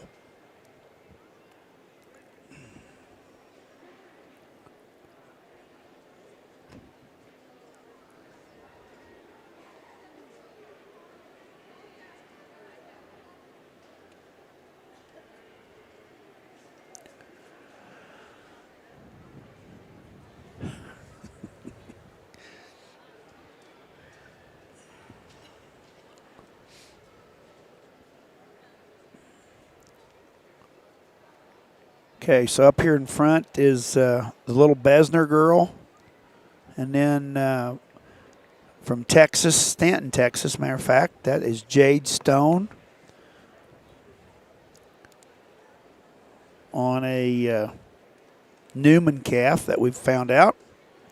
And then the Campbell, little Kenzie Campbell, from Corydon, Iowa, on that big yellow and white paint. And then Peyton Rogers is next with the black calf. And then Jet James from Texas again, Luke James' son, in the purple shirt with the yellow peach-colored calf. Then Cash Gretzka.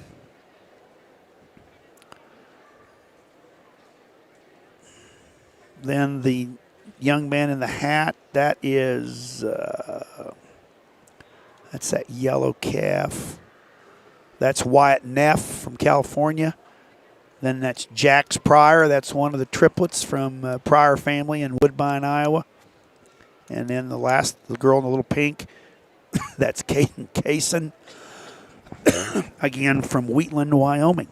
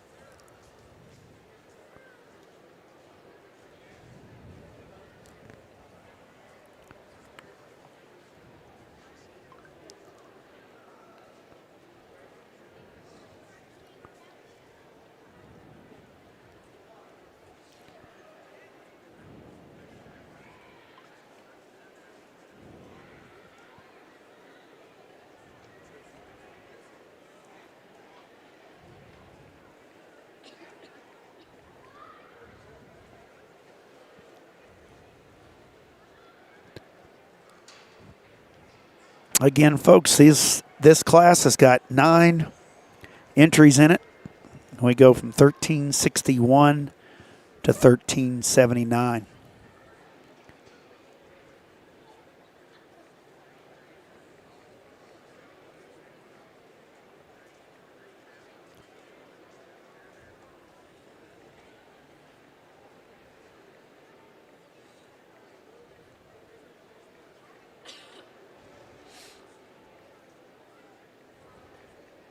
Man, I love that calf. Which one? That black and white calf. I love him.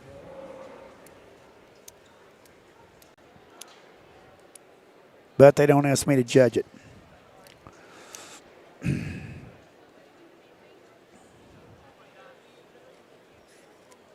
He gets that thing parked. That thing has got a lot of look. He's way better neck than when he's moving. When he's parked, he gives you a little better look. Here's the thing, you got to appreciate him. Look at it when he gets in motion. Yep. And then when he's going away from us, they stay square, Stay square. True.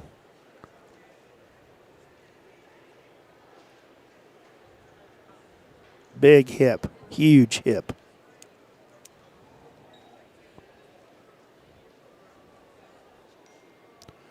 Little Kenzie, she's working her tail off.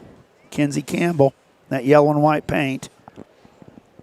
Okay, so in your screen right there, that's Cash Gretzka, the big, tall, good-looking kid in the yellow shirt. And then that's the Neff kid from California. And then Jax Pryor. And then the cute little girl in the pink, that is Kaden Kaysen. So as our steers are coming around the ring, they're making one big loop. Ellie Besner is leading the group here, and she's now parked up front up here against the north rail of the show ring here. That old black and white one, he's one proud dude there when that old calf wants to get his head in the air. Right. I mean, when he gets in park, that calf give you a look.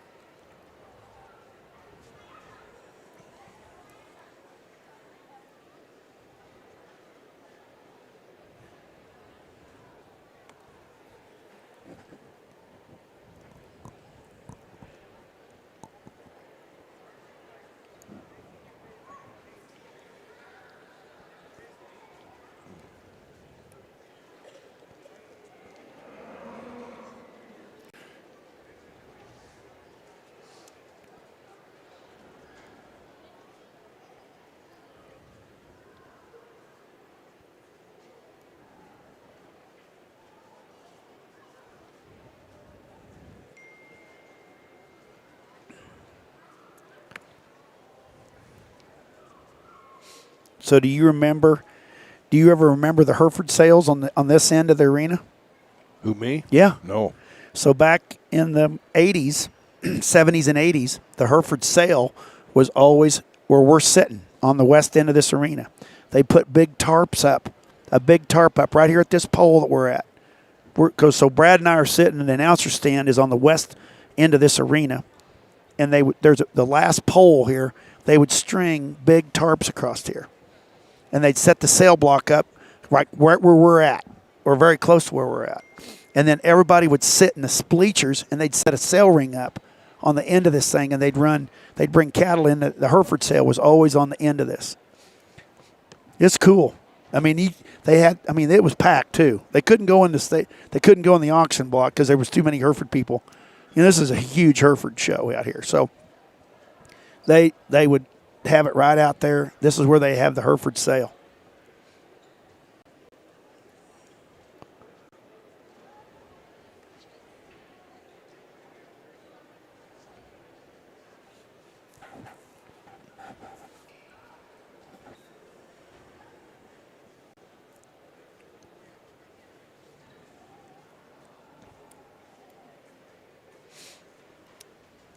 So I'm just going through some of this history. The arena's original name was the National Amphitheater, and it would continue to be called this into the 1920s. And then when the stockyards quit operating, they called it, it was referred as the Stockyards Arena in the newspapers as early as 1913. So they kind of changed it from the National Amphitheater to the Stockyards Arena. And then when the stockyards quit operating is when it got changed to the Stadium Arena. So I'm just glad that they're not going to tear it down. And hopefully someday. There's a lot of nostalgia in these old buildings. Oh. I just remember when they moved the old Exarban. Yeah. First they went down to the Quest Center for a while. Yeah. Now they're out to Grand Island. There was a lot of old history in that, going in that big arena. And it's about like our fairgrounds at our state fair in Iowa. I hope Right. that never moves out of there. The old steel pillars and the way it's just, it ain't big enough, probably quite big enough to get everybody seated around there when it gets real crowded. But no, that's another one of the venues in our business that is iconic in our show cattle industry is the pavilion at the Iowa State Fairgrounds. It's always a pleasure to go there, and when I've had the opportunity to announce a show there, I've always loved my time there at the Iowa State Fair. Of course, Freedom Hall in Louisville is another place that's iconic with our business and the green shavings. With the green shavings. Yep. But coming up the ramp into this facility is just equally as exciting. I can remember, coming up that ramp when we've had a chance to, when I've been involved with cattle that we thought we had a shot at winning in here, and man, there's nothing like it. We used to go outside this big door. That they'd always open up that big garage door back here, and they don't do it anymore. But they've got a makeshift. They got a make ready area off to the left now. But back in the day, you when they bring in these 2-year-old Hereford bulls, them old bulls would be blowing snot at each other and bellowing at each other. And back in the day, I can remember when Arlo Jansen had Pace Setter and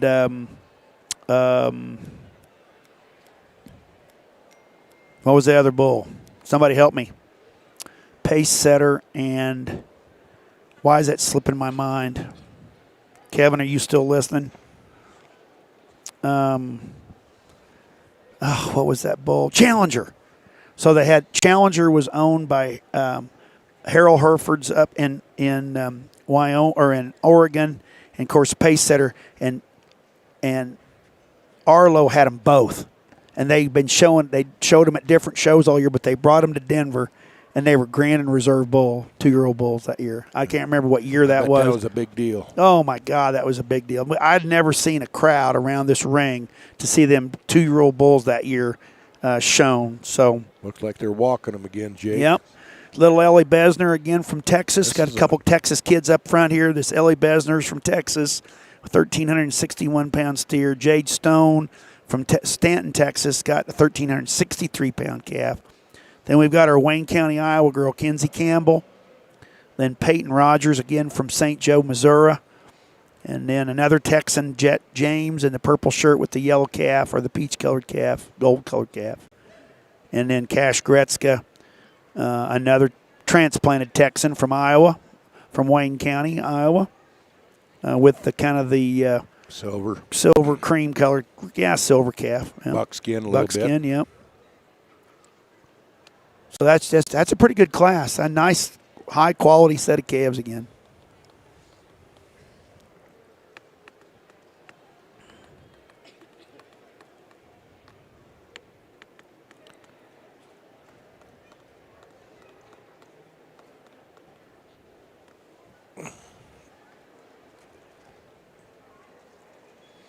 Yeah, I just got reminded that this is going to be the last OYE in the Big House, what we call the Big House in Oklahoma City. The Jim Norick Arena, another iconic arena in our business, hosted the Oklahoma Youth Expo for years and years. This will be the last so they're OYE. Building a new one there. Got it built. It's built. Yeah. Cattlemen's Congress will be there next year, and OYE will be there in 26. So this will be the last OYE in the Jim Norick, and they called it the Big House because they have all the state basketball tournaments there. And guess what other event was there in the beginning? Famous event was started in the Jim Norick Arena. I give. National Finals Rodeo. And guess who became famous for singing the national anthem there? Tupac. Reba McEntire. Oh, Reba. Tupac. Tupac. Oh, my God. Tupac. Tupac wouldn't even know where Oklahoma City was. I don't know if he'd know the national anthem either. He probably wouldn't know the national anthem. Oh, my God. Yep. That year that they brought Pace Setter and Challenger up that ramp, the hair stood up on the back of my neck when them two big bulls come up that ramp. Unbelievable. Of course, Arlo, an old fellow Kansan friend of mine. God, I miss that guy.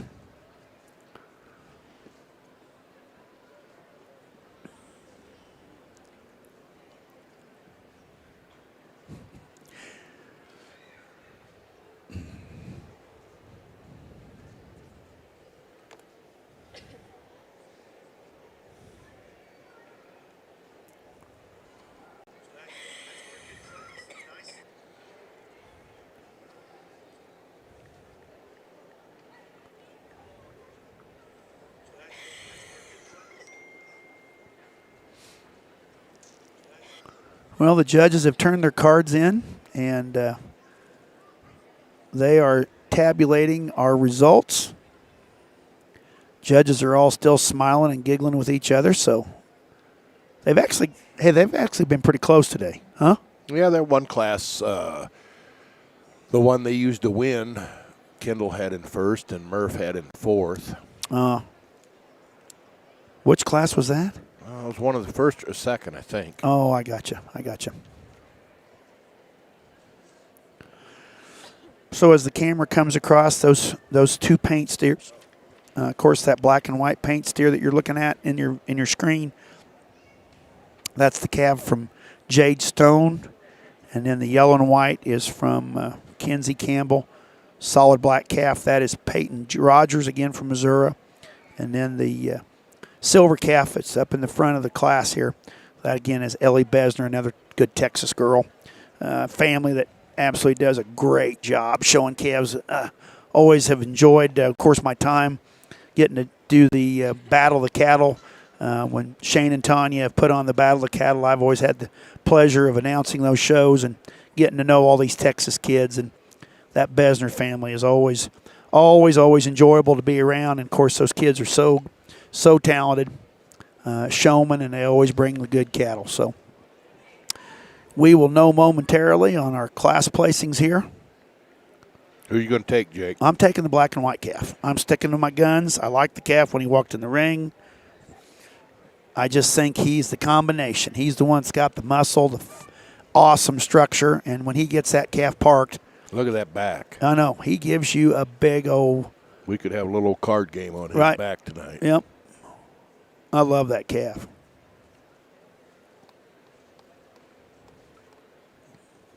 And you're drawn, to me, that color Sometimes it makes you want to go away from them. Sometimes it helps them. That calf, to me, I'm drawn to him when he came in the ring. Of course, I think a lot of it has to do with the way he's built, too. Got a leg on every corner.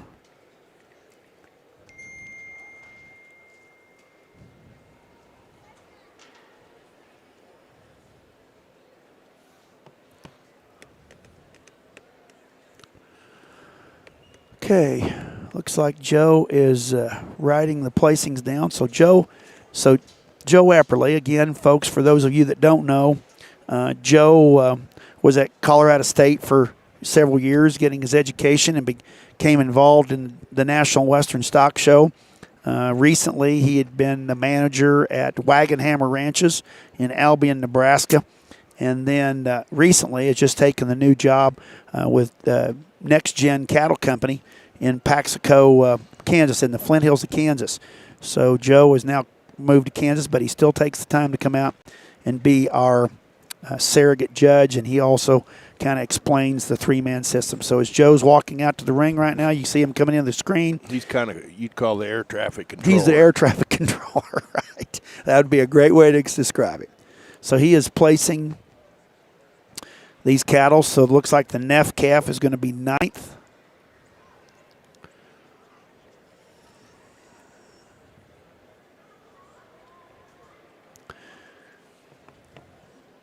Well, maybe not. Yeah, he's 9th. And then Caden Kaysen from Wheatland, Wyoming is going to be 8th. Looks like Jax Pryor is going to be 7th. Entry 5087. Jack's steer weight 1374. Joe is now pulled. He pulled Campbell calf. Kinsey Campbell. She's going to be 6th. Besner. Ellie Besner is going to be 5th.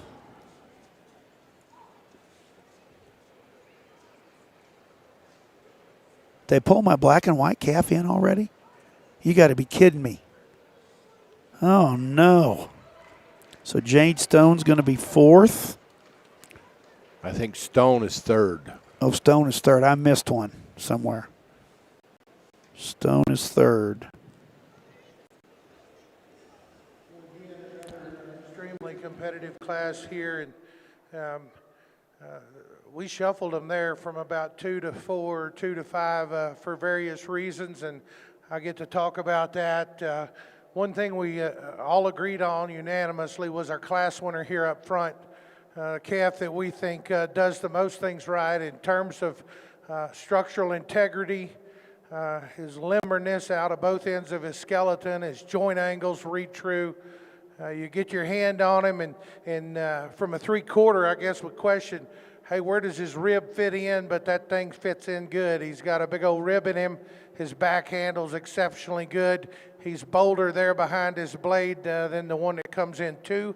He's fresher touching than the one that sets in 2. And we feel like longer hipped and longer there, hooks to pins, better in terms of his reach and his movement there as he gets out and goes.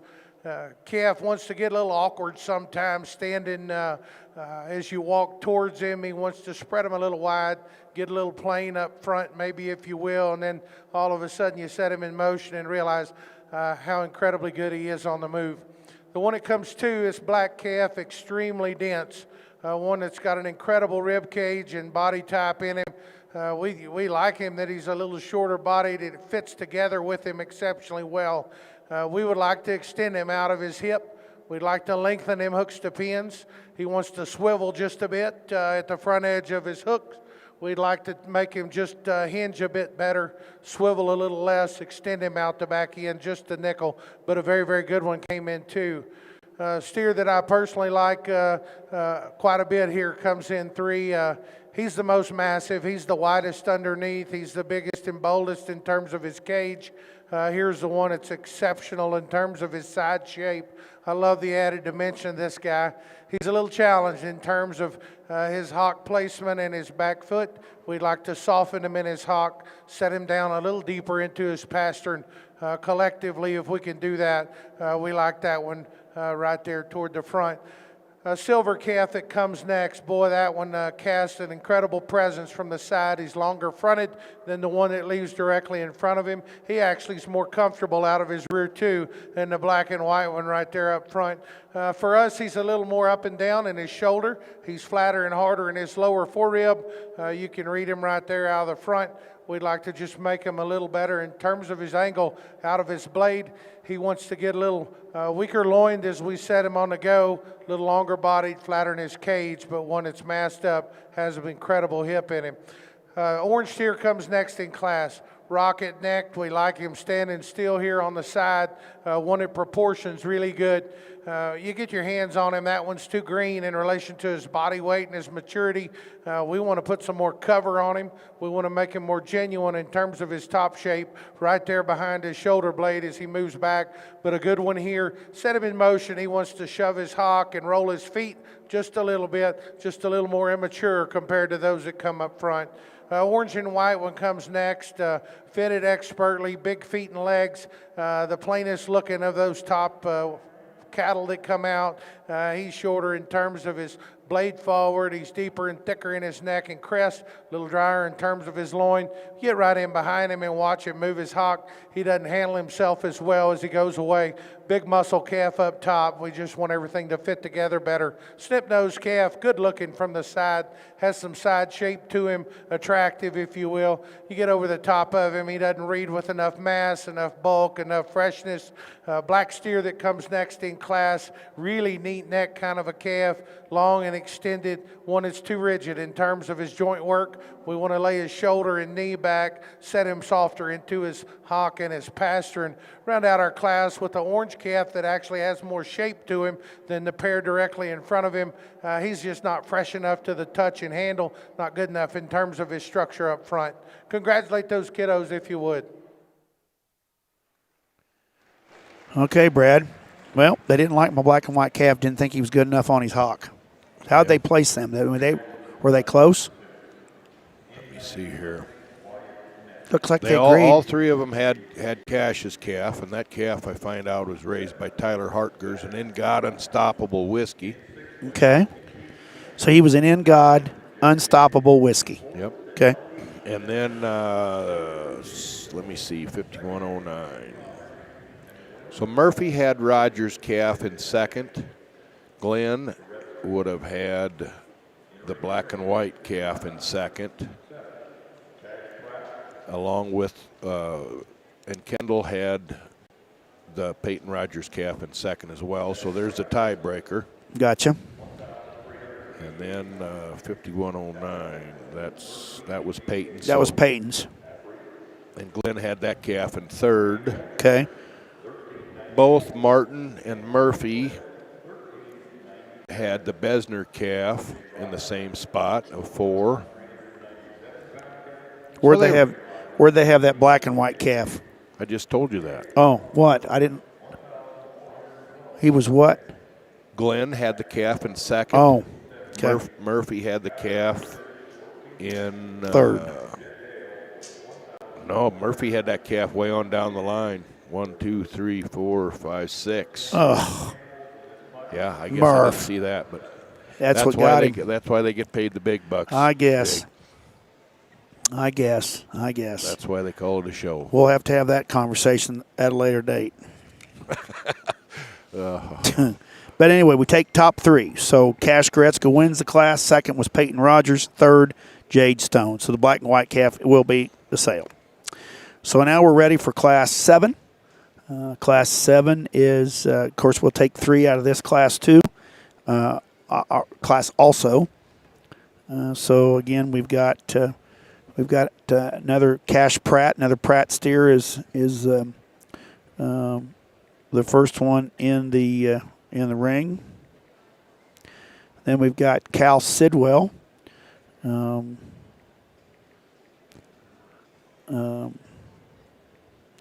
Is the next one in, and then young lady in the yellow shirt with the black calf, that's Avery Belcher. Of course, that would be Kendall Bremer's stepdaughter from Blakesburg, Iowa. I think that calf is out of Kendall's 960 donor, if I'm Yep. not mistaken. That's a Here I Am 960. So that would be the May We All, and that calf would be a maternal brother to the bull that we've got at Griswold's called Reflection, which is an more bulls icon down there than Carter's had liver pills.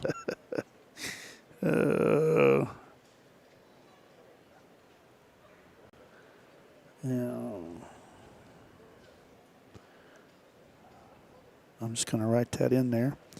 Then the next calf, a young lady in the red, that is Cameron Clift. And then the next calf is Shay Rogers. That'd be Wade's youngest That'd be daughter. Wade's little one. And then we got another Peyton, or another Blaine Rogers. Yeah, that's Reagan daughter. Rogers. That's the black and white calf. And I can't see. Looks like she's kind of got a light blue or almost a white shirt on the. Yeah, I can't tell. And that's the black and white calf. That would be Taya Stromberger. Yeah. And then I can't tell. We're going to get to see them all here just shortly. Jed Hales at the end. So that would be Bradley Hale's son, right? From Texas. So we go from 1388 up to 1419. So a little bit more, about a 30-pound, almost a 30-pound split on this class. But again, we were going to take 3 head for the sale out of this class. This class and the next class Yeah. also? Mm-hmm. Yep. This class and the next class also. So 5, 6, 7, and 8, all we're going to take. We'll all take 3 head for the sale. And I made a mistake, too, when I inadvertently said that Joe Epperly had gone to Colorado State. I thought he had. He worked for the North American Limousine Foundation and helped here as a volunteer. And then, but he had graduated. He graduated from Virginia Tech. So big difference. I apologize. Of course, he ain't going to hear this. So Shout out to his brother Will. Yep. I see him always over at the local sale barn there in Dunlap. He's always on the move. Oh yeah, always tick-tocking. He won the world champion auctioneer a couple Right. years back. Yep. Maybe just a year ago. A year ago in the Shipshewanee Sale Barn, owned by my good friend Keith Lambright. I gotcha. Yeah, he was running around with that fancy pickup there, doing cookies and spinning rocks. Yep.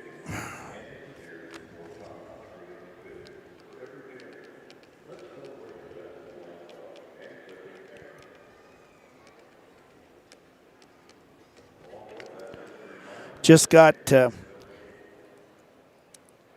told that Jax Pryor is one of the triplets of Adams, Yep, I got corrected on that as well. and he's also being recruited by K-State to play football. Yeah, older brother Is made a big mark. I think just graduated this year, or not graduated, but I think his last season at UNI. UNI, yeah. Yep. He's an animal.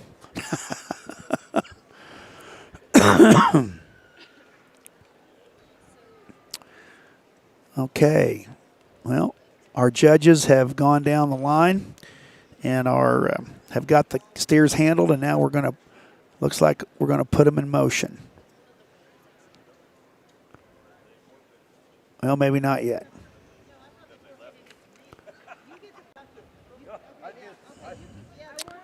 So what you're looking at there, the young lady in the red, that's Cameron Clift. Of course, the young lady in the yellow there, that is Avery Belcher from Blakesburg, Iowa. And then the young man in the plaid shirt and the hat, that is a 1,388-pound calf exhibited by Cal Sidwell. Of course, the Sidwell family, synonymous great cattle family. And then, of course, the Pratt family here in Colorado, that's Cash Pratt. That's the first one in the ring there.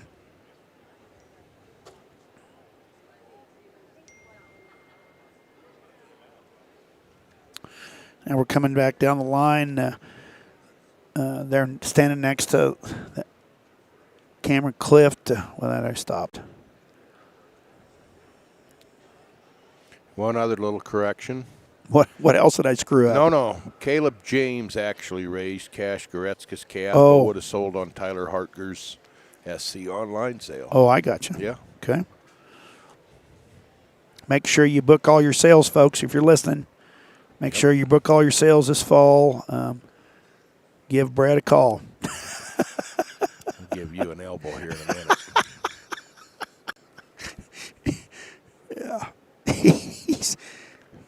He's got pretty expensive tastes in restaurants, folks, so he needs all the commission he can get. Yep. Okay, as I walk along there, again, there's Cal Sidwell. That's entry 5123, 1,388-pound calf. There's Aubrey Belcher that's a 1,394-pound calf. Cameron Cliff, 1,397. Then we've got Shay Rogers, Wade Rogers in that Baldy calf. And then we've got Reagan Rogers. Of course, that's Blaine's daughter. And then Taya Stromberger and with the black and white calf. It's coming out right there with all the chrome. Then Jack Walter.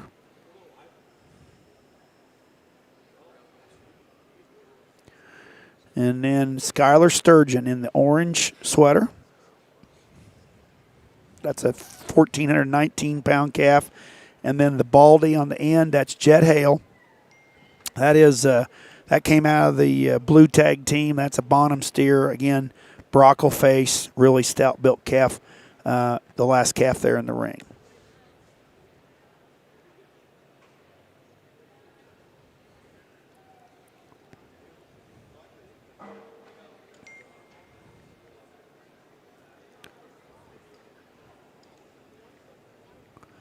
That calf of Shay's almost looks like he's got a little roan in him, doesn't he?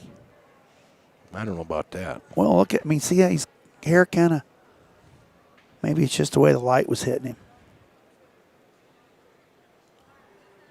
He got white on his head. Looks like he's got a white dot in his head.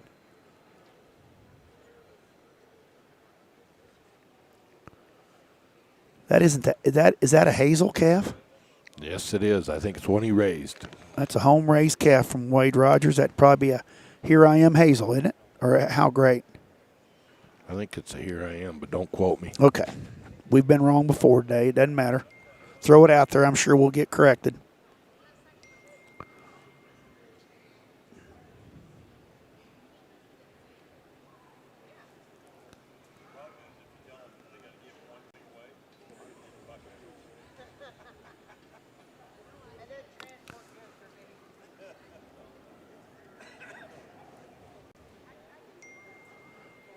Okay, somebody corrected me here.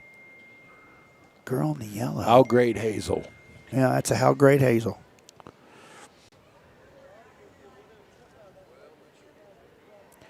Okay, somebody just sent me a text and said that girl in the yellow is from Texas. That's not Bremer's stepdaughter. That's got to be. Isn't that Avery Belcher? That's what it says in our program.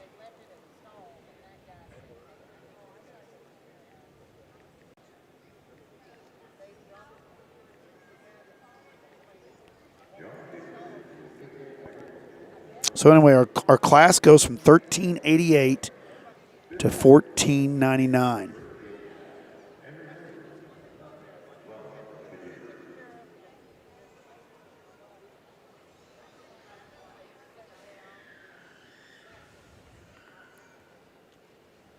That Cameron Clift, she is from Texas, the girl in the red. So a lot of Texas steers here. A lot of Texas steers, huh?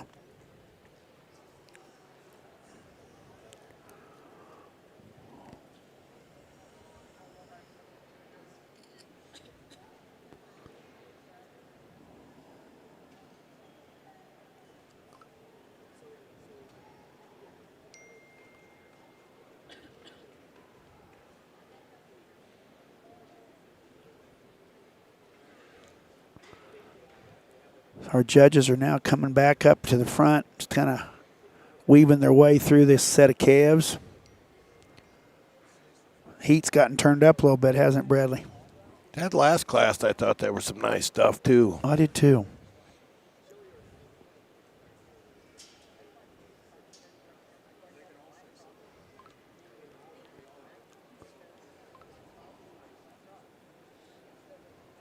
Just got a text. Oh, I did. Just got a text. They switched. That the Jet Hale calf was raised by Nick Sullivan. He's a Here I Am onset. Steers placed by Tony Jeffs, I'm guessing. Gotcha. Yep. Yeah.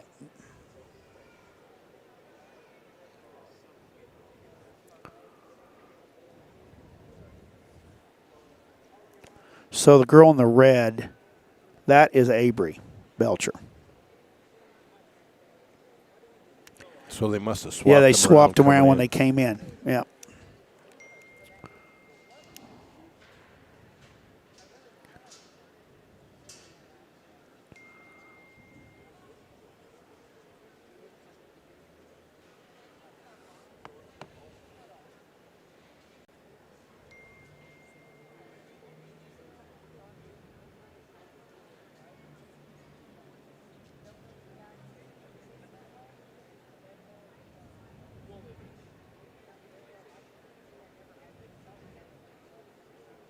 Sorry, folks.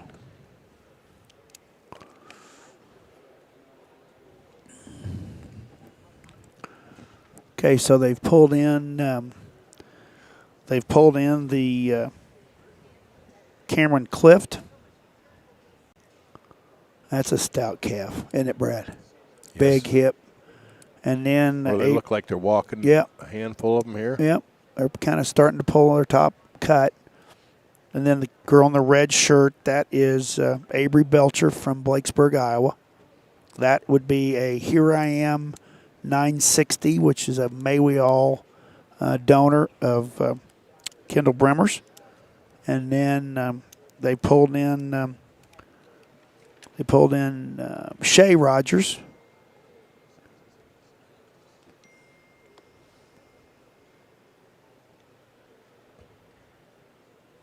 And then after that, that is, who is that next? That would be,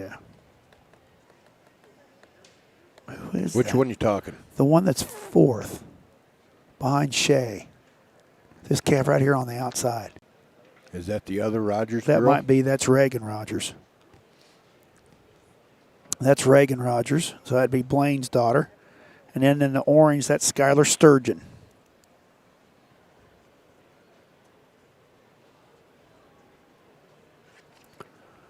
So as they're coming around the ring, that's the one, what you see going across the camera, that is Reagan Rogers, and then Skylar Sturgeon in the orange sweater. And That Cash calf- Pratt. Then coming Cash next. Pratt, yeah, in the hat. Somebody just corrected, and I think we got. I'm just repeating what gets sent to me. Yep, On Cash's last class winning calf. yep. Somebody said that Tracy raised the calf, and it said that's right 6, not raised by Tyler Hartgers. Oh, so he's a what? That's right. Oh, that's Out right, that out of 6. Out of that 6 donor. Yeah. It's called 6. That's right, 6. Okay. I'm going to write that down so it's not Don't an shoot indog. the messenger, folks. Yeah, don't shoot the messenger.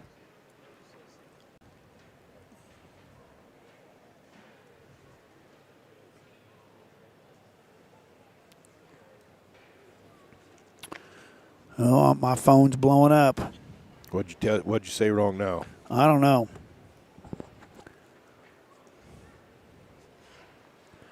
Sometimes I get information overload up here, just Yeah, to we'll make go sure from- everybody's we'll go from happy. Everything pretty stale, Yeah. and all of a sudden that thing has started. I'm telling you.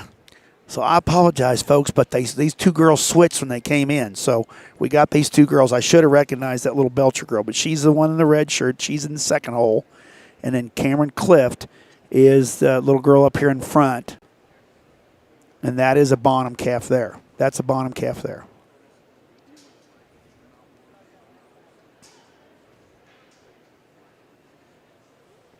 And then down there in the third, hold calf with just a little white dot up on his head.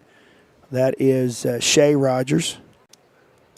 And that is a Hazel. That's a Here I Am Hazel. How great. How great, How great Hazel. And then the next one is Reagan Rogers. And I'm not sure on the pedigree on that I don't know one. the pedigree on that one. So if somebody knows that,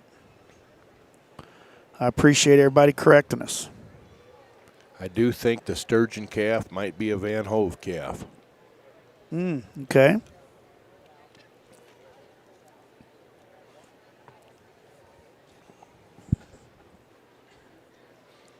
Robbie's probably running a feed wagon right now. Yep. Hopefully he's not listening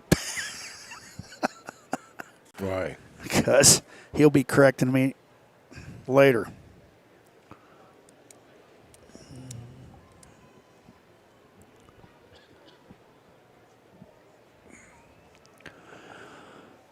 Well, they definitely turned the heat up here.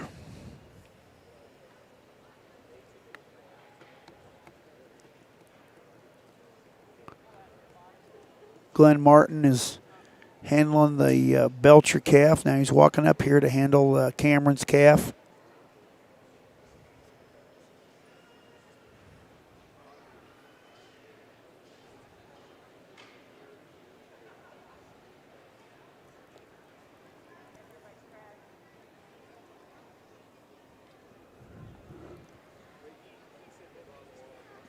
It's getting a little chilly in here. That's what I thought. I wish I almost put my long handles on. You want to snuggle a little, Jake? No, that's fine. That's fine. Maybe a little cup of hot chocolate or That would be nice if somebody would bring us one of them. cup of coffee.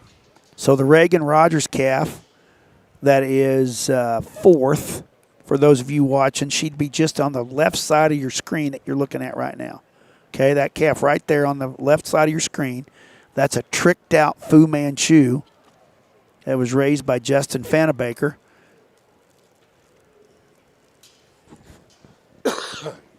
Okay.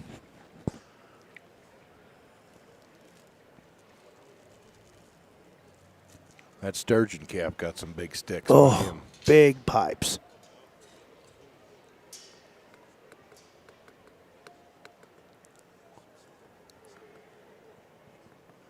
That is 5 pretty good calves up in front of this, huh, Brad?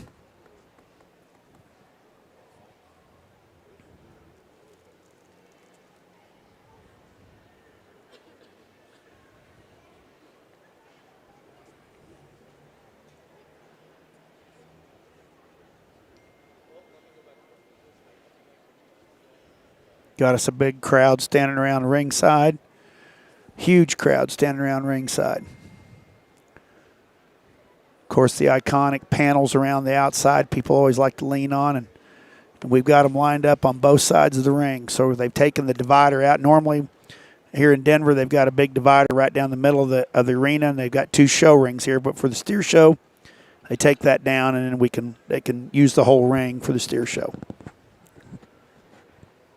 For those of you that haven't been here. That's a good old fat steer coming at us right here, Jake. That's a good calf. Just an honest, sound, bold rib cage, big square top calf. The Belcher calf probably has just a touch more look, but very similar. And then the black and white calf by Shay. That's the How Great Hazel. Home raised by Wade Rogers, Rogers Cattle Tricked Company. out Fu Manchu. Tricked out Fu, yep. Look what Fu can do for you. Look what Fu can do for you.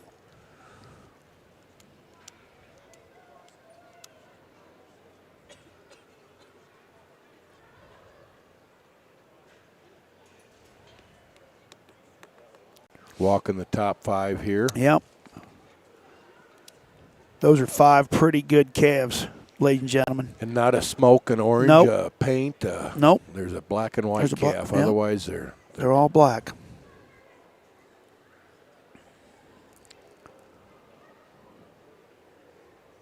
For those of you that are watching online, it just You just don't get the magnitude of how high quality these calves are until you're here watching this.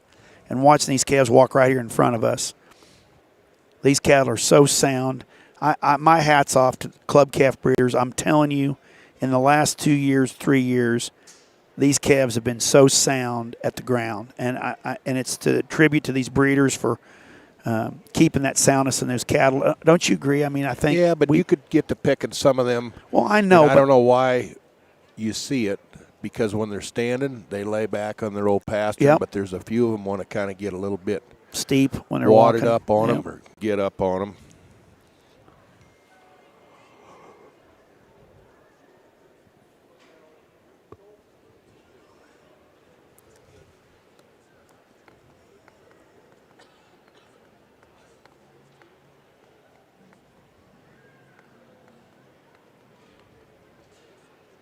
Foot shape and foot size is important. Big time.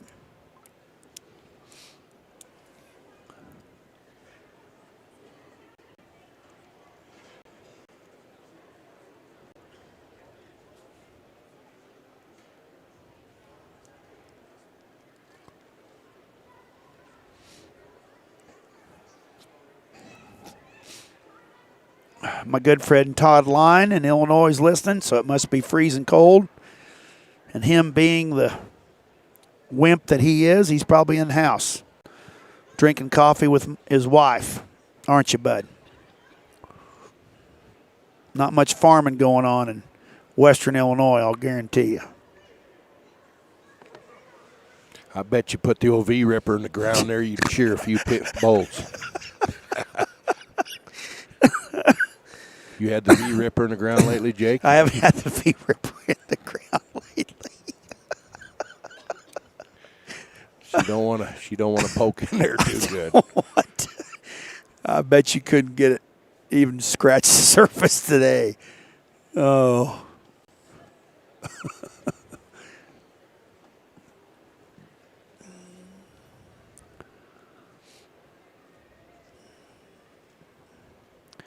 If somebody would happen to know the pedigree on that sturgeon calf, please send that in to me.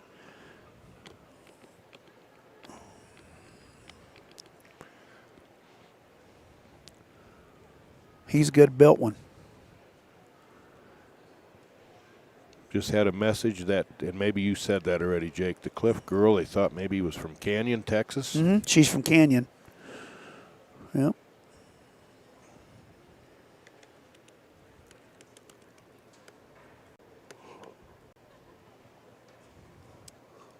You need to learn to go to bed a little earlier, Jake. I can't believe all this excitement. You're here yawning. Well, I Come was. on, Kenny. Liven up. Liven up.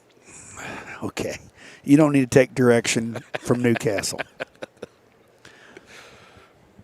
But I'm going to tell you, I was so excited I didn't sleep very good last night. I'll tell you what, I had such a belly full of food, I thought I was going to need a bloat hose or something. Oh, I thought you were going to eat cheesecake till morning. Hey, I had that about 4:30. That was left over. And then the scallops, I slicked them up too. Oh, you slept them up too? Yep, and then I topped it off with a banana about 7 o'clock. Try to eat healthy. Hey, a couple birthday shout-outs for our friends today. A couple birthdays to announce. We've got Zach Long from Oklahoma's birthdays today. And then one of my favorite people in the whole wide world, Ava Humphrey. Tyler Humphrey's little girl turns 11 today. So, Ava, if you're listening. Happy birthday, Ava. Happy birthday, sweet She's girl. a firecracker. She is the one that runs Humphrey Market. Yep. If it wouldn't be for her, Hump would be in trouble. Big trouble. He's in big trouble anyway. But so Sturgeon's calf. Here I am. I got a text. Yep. Here I am. Cerveza. Cerveza. Cerveza.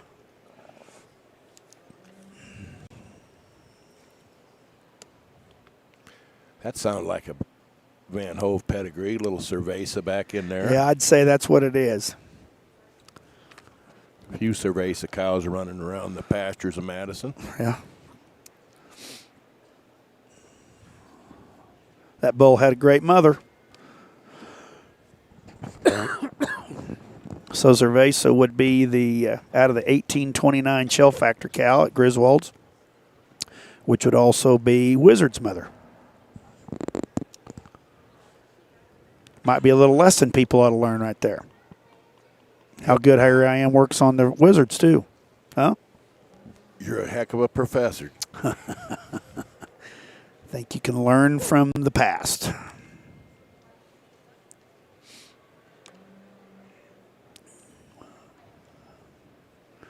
Well, our judge, Brent Murphy, has handed his card. He's the final one to mark. So he's handed his card to Joe Epperly, and Joe will be turning that card in. We will have your class placings momentarily. And everybody's anxiously awaiting this one. They're all smiles.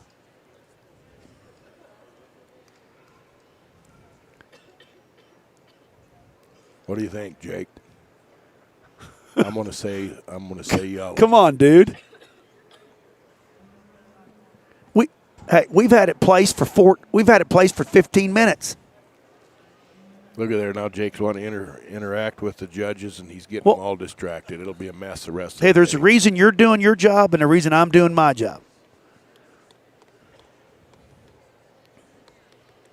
I was hoping Glenn come up here and get him in a headlock. I'm not wrestling that bear. No, he'd be tough. No. Bob May was bad enough. I'm not going to wrestle that guy. If Bob was on his A game and he didn't want to hurt your feelings, Bob would have knotted Let me you tell you up something. like a pretzel. Hey, let's just get the record straight. Yeah. I let that little squirt flip me over when it was my time to flip over. Well, he couldn't help his 400 pounds. Oh, boy. Oh, my God. We've got another birthday in the house. The greatest Secretary of Agriculture in the United States, Miss Blaine Arthur. Happy birthday, Happy Blaine. birthday, Blaine. If you're listening, one of my dear friends and absolutely she is an absolute joy to have in the state of Oklahoma and to represent our people. Oh, and speaking of great people, look who just texted me. Sean Peeps Peeper. I'll be darned, God, I haven't heard from Peeps for a long time. Peeps, hope you're doing good, buddy.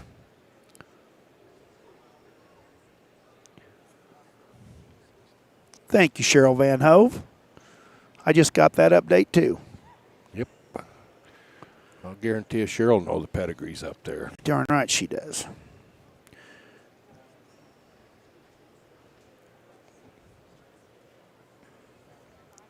Then I think there's rumor that old Murph, he was quite a wrestler back in the day. He'd get you in a figure four. Okay, so people need to know which each of your favorite piece of pie is. What's your favorite? Well, if you got to pick a piece of pie, your favorite piece of pie, what would it be? Coconut cream. Really? Yeah. You know what mine is? Coconut cream. Hey, That's we why got you're so something smart, coming. buddy. Yeah. I'm telling you, that creme brulee last night, again, I will say that was wholesome, baby, wholesome. Oh, my God. My old toenails coiled Folks, up on I'm me telling this you. morning. I had to take a grinder to them, knock them down, and get my shoes on. Folks, we were eating dinner last night at the Capitol Grill, and, I mean, they laid that creme brulee in front of this guy, and he looked at me and goes, I go, how's it, bud? He goes, wholesome.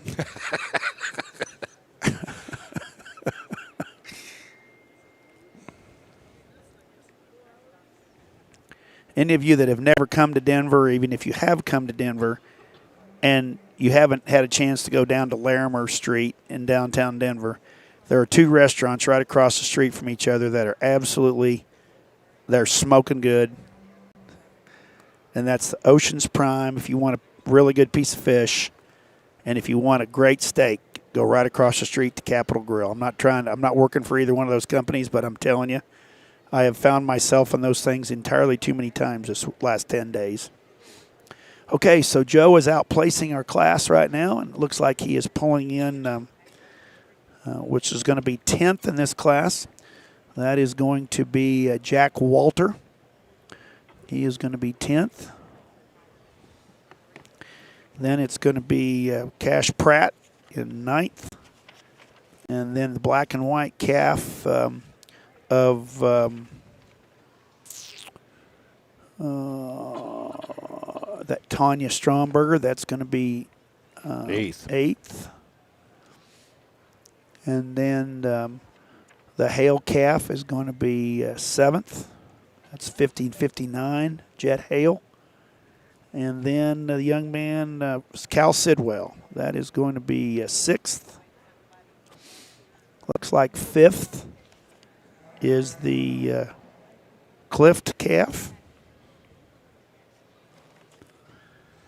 And then Reagan Rogers is going to be fourth. The Sturgeon calf is going to be third. That's the Here I Am Cerveza. And the class winner is going to be Shay Rogers. That's a How Great Thou Art Hazel.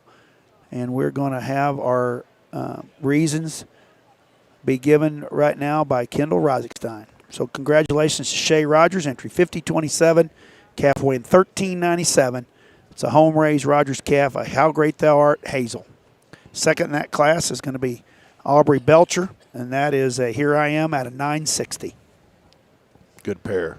Real good class. I'll be honest, we maybe had some switches up there on the top side, and we can sit back and discuss them. It's because there's a lot of pieces and parts working in these steers. What I'm going to do is try to describe them to you the best of my ability, because I think these kids have worked extremely hard and they're making us work hard. This calf that leads us off, beautiful from the side. His balance, his symmetry, his strength down his top line, his lower body line balance from his chest, his heart back into his flank line is class leading in my opinion.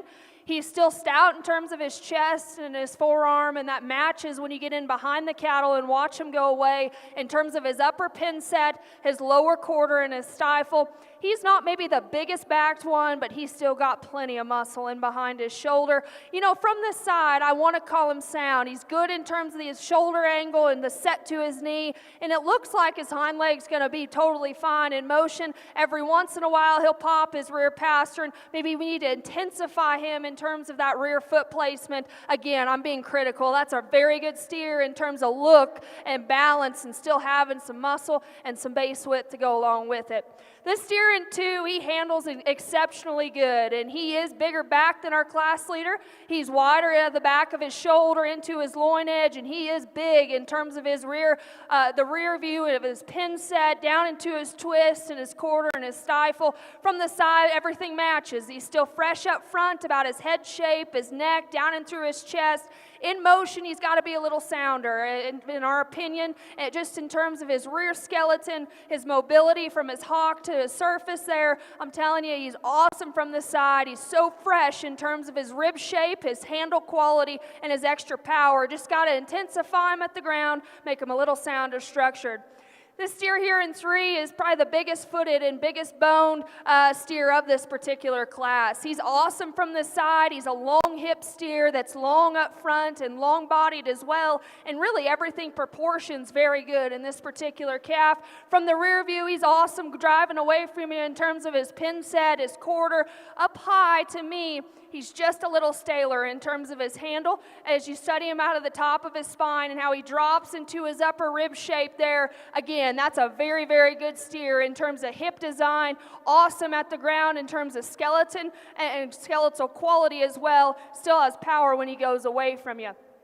Steer that comes out next, very, very good in terms of muscle shape. He's loaded with shape up high. He's got plenty of dimension out of his hip. Up front, he's a little more mature about his head and the crest of his neck, down and through the base of his chest floor. Maybe not quite as comfortable either in terms of his front skeleton. Shoulders back, though, there's a lot of real-world muscle shape, a lot of just dimension in that particular steer's body, and extra shape from behind. Just got to freshen him up front. A good practical made steer that circles around here in terms of body shape. I love his design and his forerib, his mid-body. Really good and strong out of his hip design in terms of muscle. Up front, he gets a little wider in terms of the base of his shoulder, his elbow down into his knee. Just got to freshen him up about the way his neck ties into his shoulder as well. From that point back, though, big-bodied, very stout, very powerful steer. Just needs to be a little sounder. This is a really good class as we keep working through these. This one here is awesome in terms of bone work and feature and foot size. Very fresh up high and fresh out of his hip.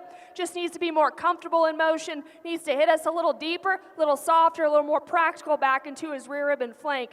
Painted up steer here, honestly, between the three of us, we thought he handled probably as good as any of them in this particular class. He's so fresh up high, he's fresh in terms of his loin and fresh out of his hip. Just needs to be sounder structured in terms of his rear skeleton from his hock to the ground. Up high, though, that's a big back steer that handles very aggressively. Real sound structured paint steer here that comes next. It's really good in terms of his hip design and his reaching ability off of both ends. Just needs more back, needs more shape in behind his shoulder and his forerib. A good steer here that does have more shape up high, just not quite as comfortable in terms of his rear skeleton and the way he hits the ground. And we close the class with a steer that's very expressive, very good in terms of his shape up high and from behind, just falls out of character in terms of balance from the side. Awesome class. Let's go ahead and congratulate those kids.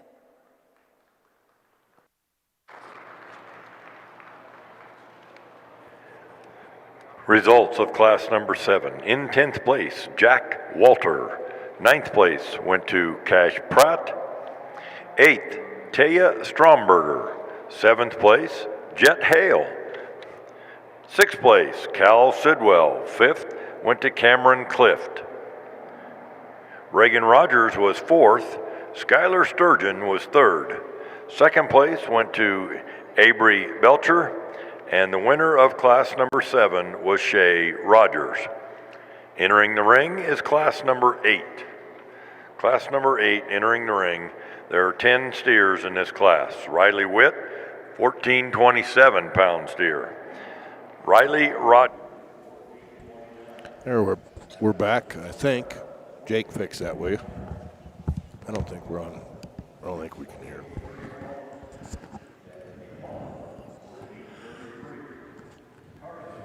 We're back.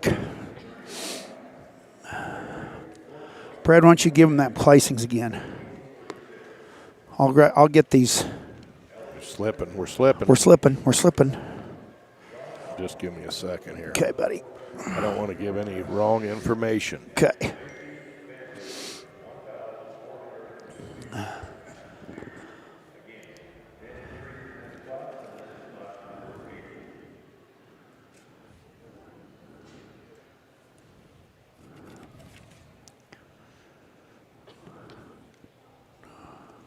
All right, class winner was Shay Rogers, 50-27, calf weighs 1397. Second, Avery Belcher, 50-96, calf weighs 1394. Third was the Van Hove calf, showed by Skylar Sturgeon, 50-90. Fourth, Blaine Rogers' daughter, Reagan Rogers, 51-10. Fifth, Cameron Clift, calf weighs 1397, back take 5075. Sixth was Cal Sidwell, 5123. Seventh, Jed Hale, 5059, back tag 8. Taya Stromberger, 5078.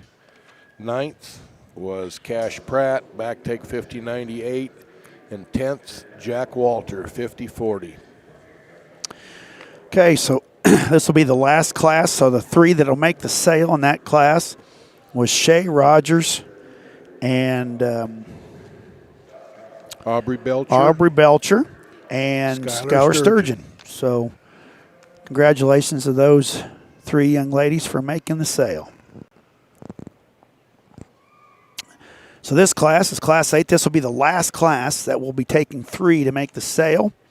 Of course, this is going to be another one of those heater classes again, guys. And as you go through here, we're going from 1427 to 1449. So just 22 pounds difference in this class again. Big, stout. These calves are starting to get burly and burlier. Every class, they're just getting stouter. So another really tough class here for our judges to evaluate.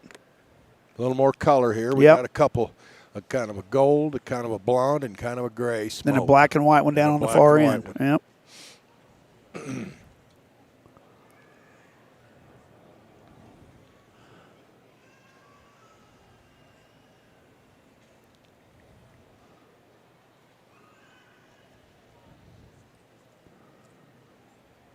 So it looks like that there's a black calf on the far end and a black and white calf's the next to the last, right? Way it looks. Yep. I'm supposed to ask you if you ever had a real good piece of rhubarb. Yes. Yeah. Prefer it had strawberries with it. Why, is somebody willing to make me one? I think so. Who's that? I don't know, 214 number here. Texas. Most Texas people would have good strawberry rhubarb pies. And if they want to make Straight me rhubarb, and you put a little vanilla on that and warm that rhubarb up. Oh, yeah. It's pretty good. Oh, yeah. My grandma always made kind of a rhubarb dessert. Had some German name for it.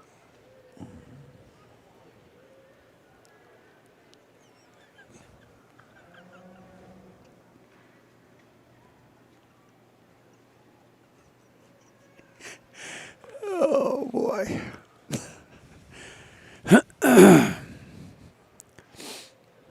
So we've got, that gray calf, the blonde calf is, If they come in order, the gray calf is the Besner. yeah, that's the gray calf.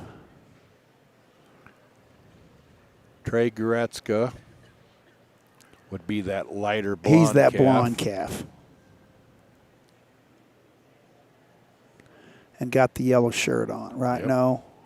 Well, pink, kind of pink. Pink. And then the black and white calf is the Sean Rothy, and then Macy Banner is at the end with the black calf. Carson Oliver's the Yep. young man in the cowboy He's hat. got the white cowboy hat, the black calf.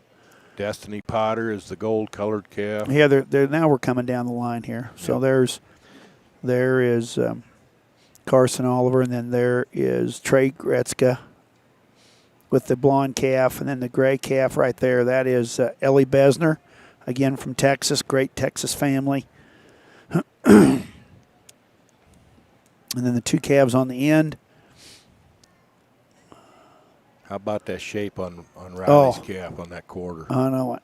And then the black and white calf, the young man in the cowboy hat. That is Sean Rothy.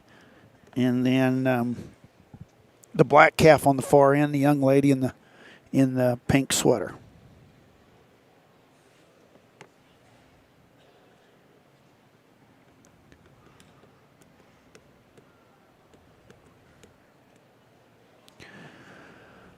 Okay, so again, got some smoke again. There's this calf up here in the front. That's a little brockle face. Mm-hmm. Little white under his chest. Yep. Okay, so see what we got going here.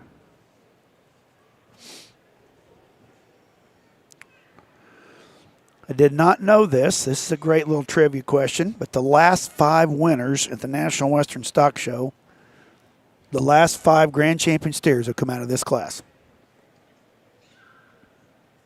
A little bit of trivia for you. Whoever sent that to me from the 308, thank you. Class 8's on to be in, huh? I guess.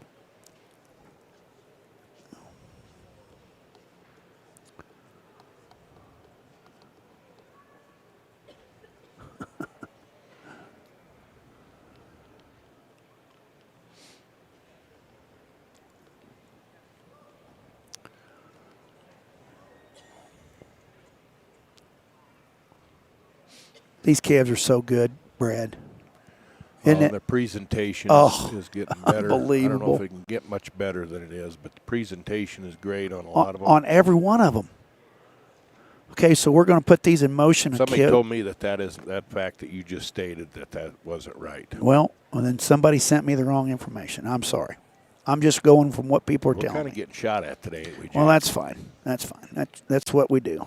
Okay, so the first calf is going across your screen. That is Riley Witt, 1,427-pound calf. The next one is Riley Rogers, 1,429.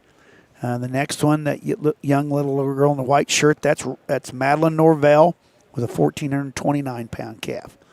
The young man in the black hat right there, that's Brock Welp with a 1,431-pound calf. Then Destiny Potter in that yellow calf. That calf weighs 1,433. Young man coming in the white cowboy hat right there and the black calf, that's Carson Oliver, 1435. Then Trey Gretzka with the blonde calf right there, 1436. Then this is the second calf shown by Ellie Besner from Texas today. That is a 1,439-pound calf. And then the black and white calf, that is Sean Rothy. Steer weighed 1445. And then the heaviest calf in the class, shown by Macy Banter, that solid black calf, weighed 1449. So again, 1427 to 1449. And again, we will take 3 calves out of this class for the sale.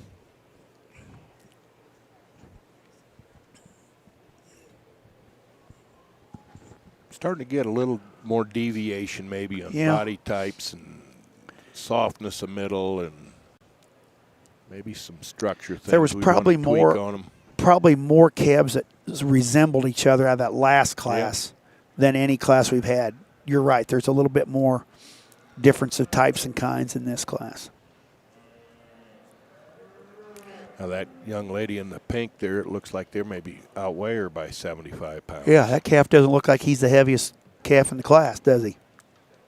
Is he the heaviest? He's the heaviest calf in the class. Go to grass. Well, he weighed in at 1449. I would not guess him the heaviest calf in the class. Fana Becker's won Class 5 2 years ago, so there, that puts. Okay, so that's wrong. So whoever sent me that information, you were wrong. Thanks for making me look bad. He don't need any help, guys. Yeah, I do. I do fine with that. Come without on, your Kenny. We got one other birthday to do. It's also my round mound of rebound, Kyle Boss. I seen that on Facebook. Yep. Happy birthday, Kyle. Happy birthday, Kyle. He was sitting back here in the stands, or back here at the stalls this morning. So, Kyle, I know you're probably not listening, but to everybody out there, my good friend Kyle Boss from Boss Lake Genetics in Nebraska, congratulations, buddy.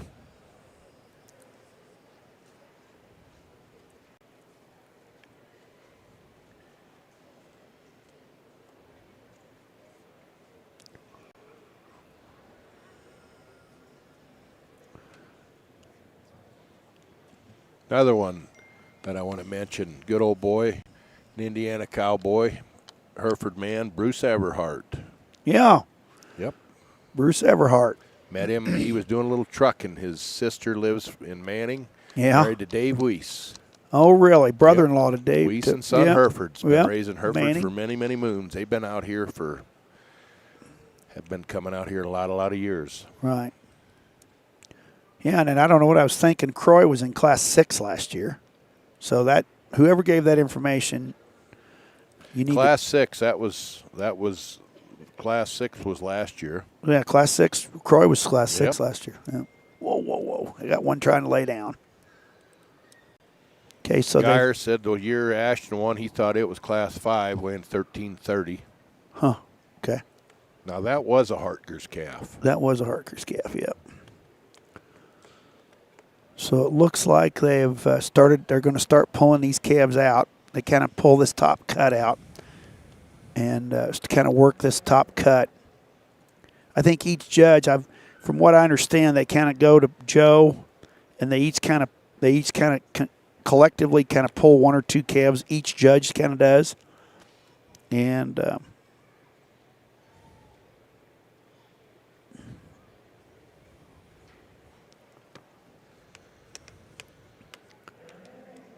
I think it's kind of fun to watch these judges as they work through the ring. Everybody's got a different way of doing it. But Glenn kind of centers himself in the ring and kind of just goes, watches the calves move, and he just kind of stays in the same spot. Where Brent's a little more nervous, though. Brent has put on 40 miles today. Yep. He is following these calves. He's on walking his around. third set of insoles already. Yeah, he better. Yeah, his dogs will be barking tonight. And Kendall she's very similar to Glenn. She kind of centers herself in the ring and kind of lets those calves walk by her, and then she goes and looks at the ones that she's trying to decipher for. So I think it's funny to watch how different judges. I know when Mark Hogue judges, I mean, he wears me out. Like, that guy works harder than anybody I've ever seen. That Murphy's on the move, though. All the time. All the time.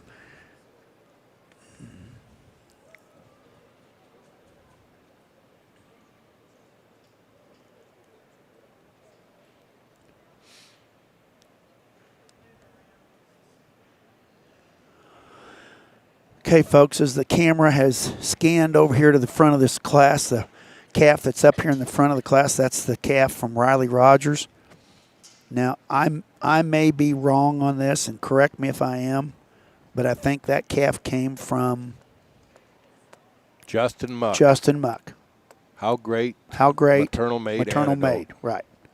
Yeah, that is a how great maternal made. Oh, Mucky, he can raise them there at Trip. Ugh.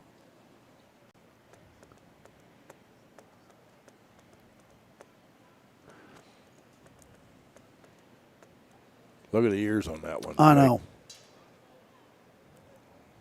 It just seems like every time I go there, and hey, we want to give a big shout out to Justin. I always put a trip to the Denver Steer Show. I supply airfare and hotel accommodations for 2 people to come to the Denver Stock Show. And I offer it in both the Iowa State Fair fundraiser and the South Dakota State Fair fundraiser. And Justin bought that trip this year for his mom and dad. And so Dave and his mom, dad, Dave, and I can't remember his mom's name off the top of my head. But they came out here to watch the steer show. So I want to thank them for supporting, and Justin for supporting the South Dakota State Fair. And hey, and a little punch in for our fundraising group.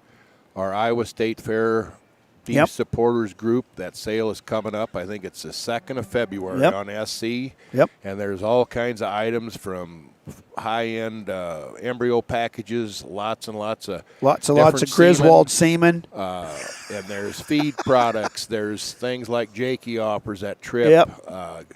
Gives, I think we 40-some kids benefit by that deal. We're not just stacking the one end, and tune in on the second. If there's nothing on there you like, I can't help you. No. Because there's everything from soup to nuts.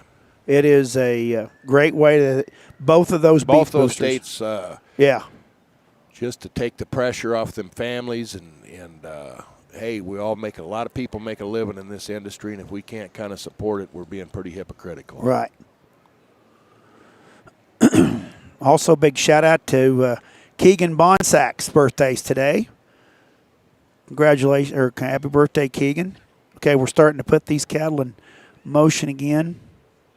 Riley's leading the pack there. That calf goes pretty comfortably. He's short-backed and dense. And then the Norvell calf comes in next. Good. That's Madeline Norvell. And then the Trey Gretzka blonde calf, and then the Besner calf. And then here comes Riley Witt on this brockle face, real attractive calf.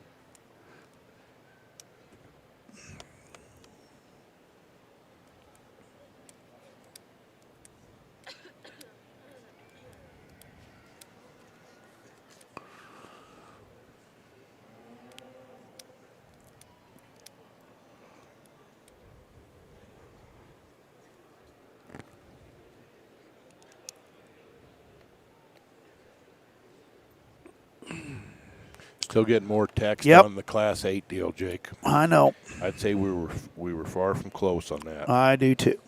You mean Class 7? No. Oh. You said the champion. Yeah.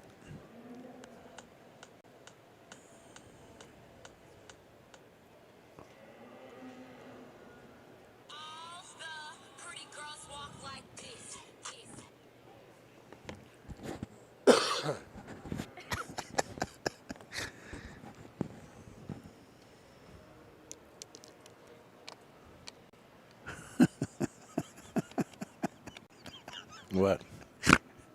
There you go, snorting again.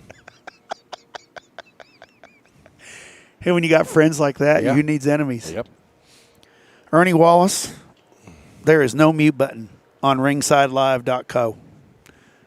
They want to know if there's a mute button, they can mute us. Sorry, they haven't come up with that technology, Ernie.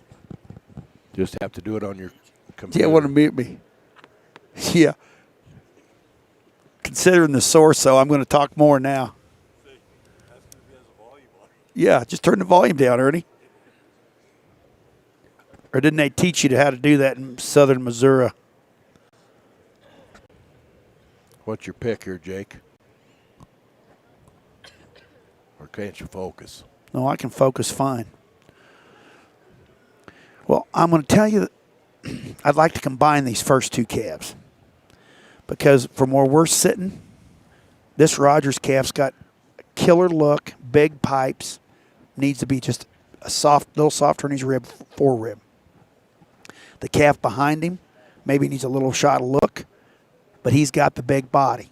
I'd like to combine them two calves. It just kind of depends. I ain't got my hands on them, so I don't know how they handle or any of that kind of stuff. But just from where I'm sitting, that's a show steer right there, and a killer show steer. And I like the black calf behind him. It's kind of more of a meat and potatoes kind of calf. Gretzky calf a little more elevated. Yeah, maybe a little more elevated. Maybe not quite as dense. Maybe a little tighter in his heart. But a good-looking rascal. Oh, he's good looking. And burly, I think, big forearm. That gray calf's dense. Yeah, he's got some center body. Both her calves have been very similar. Both them calves that she's drug in here.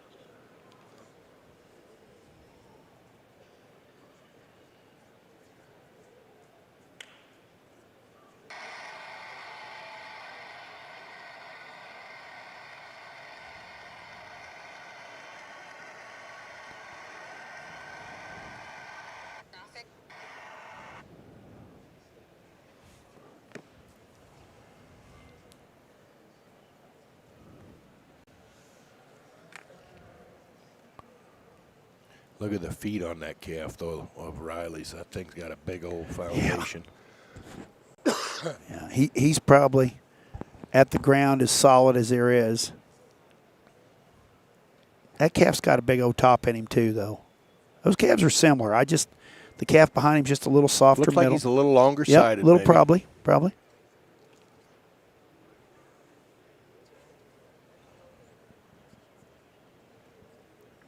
And you said he was a Here I Am maternal made. Which one? Riley's? Yep. How great. Oh, how great Yep. maternal How made. great maternal made Antidote. Antidote was an Angus bull that I think Mux had bought.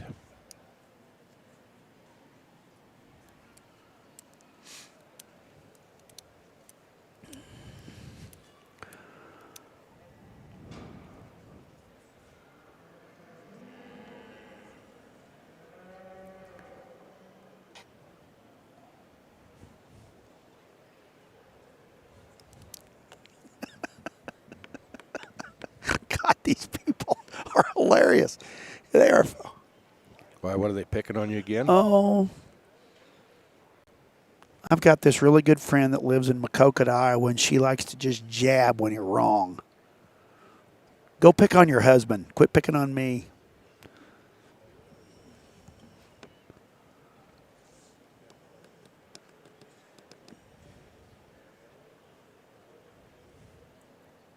Where's Murph? There's Murph. Right. All kind of congregating here towards the. Yeah, they're both getting their hands on these two calves again.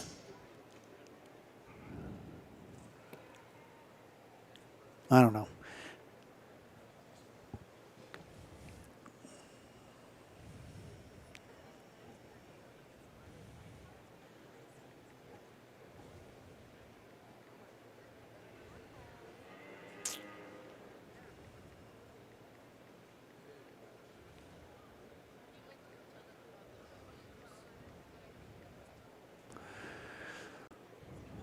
I think it's just personal preference, but that calf in second is. I got to get on him from the side a little better. No, I know, but just see how that calf moves. Look at him set that foot down. He's way better in his front 1/3 when you get him on the move.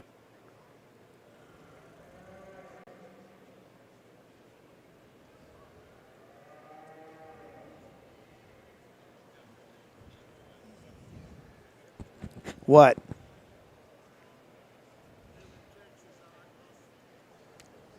Do what?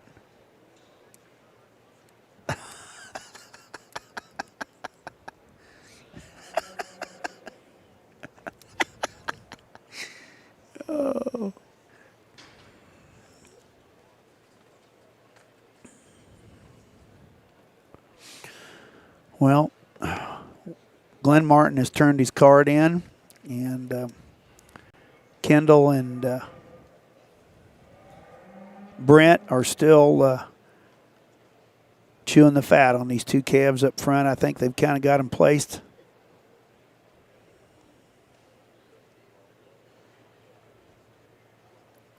So it'll be on this class Murphy. He's A. And Reitzenstein will be B, and Yeah, so it Glenn will can. be the. So Glenn's turned his card in. It might not matter.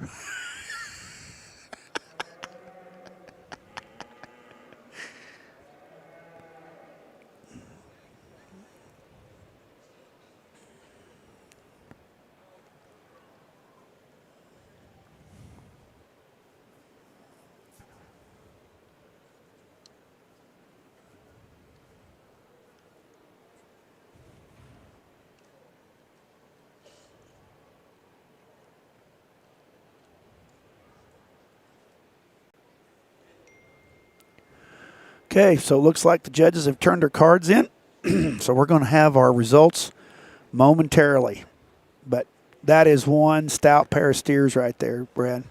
Yeah, I'd say in my mind it comes down to them two, probably. Yep, me too.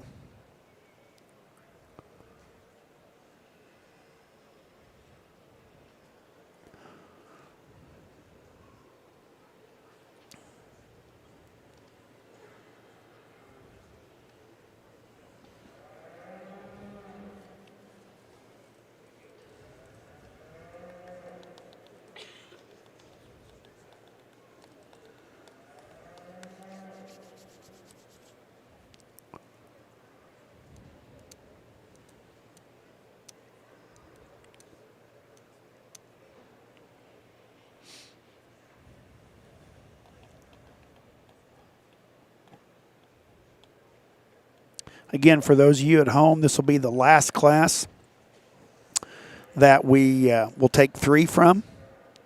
So the top 3 calves in this class will automatically make the sale.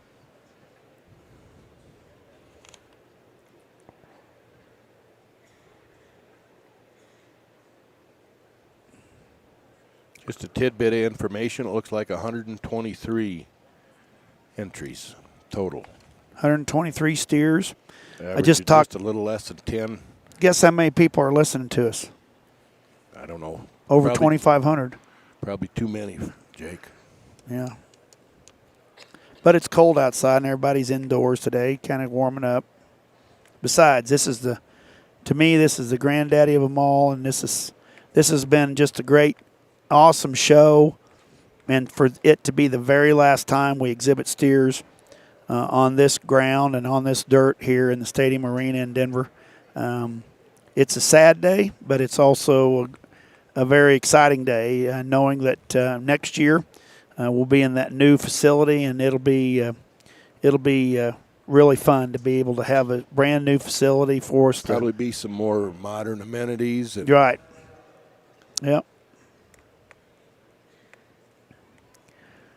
But there is a rich history in these pillars and this structure, and you just very similar. This building, I think I compared it last year to Minnesota State Fairground. I mean, that building's bigger, I think, but very constructed a lot of the same way.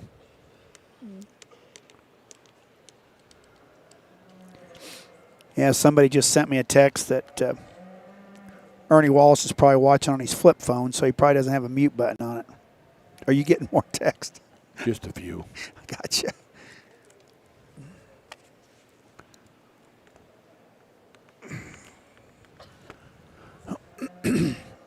Okay, so our ring steward, Mr. Joe Epperly, he's just waiting on the final tabulations.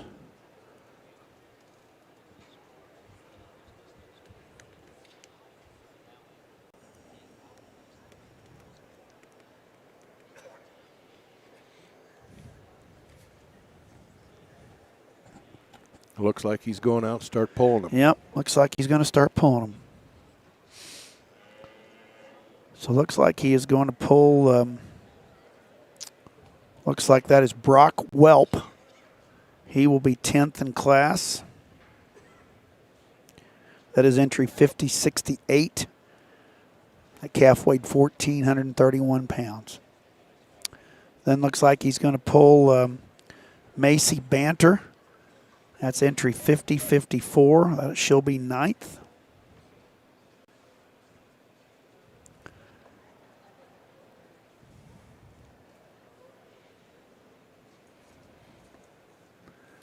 Then eighth in class is going to be Carson Oliver. That is entry 5041, 1,435-pound calf. Carson will be eighth. Then seventh is the black and white calf. That is Sean Rothy. Sixth will be the yellow calf exhibited by Destiny Potter, entry 5047. Then will be Riley Witt. She will be fifth. That's entry 5081. Fourth is going to be Trey Gretzka. Third is Ellie Besner.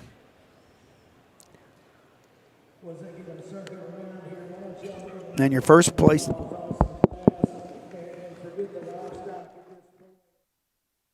A set of young people. My hat's off to you. Congratulations to you. Very good pair up here on the top end, and I told those two, hey, if we could put these two together, we'd need to just quit breeding them because where one's really good, the other one's extra good, and you just there's trade-offs amongst them, and they're both extreme in terms of their quality. Young lady that wins, really good looking up front, really attractive, really good there. Awesome in terms of his balance from the side.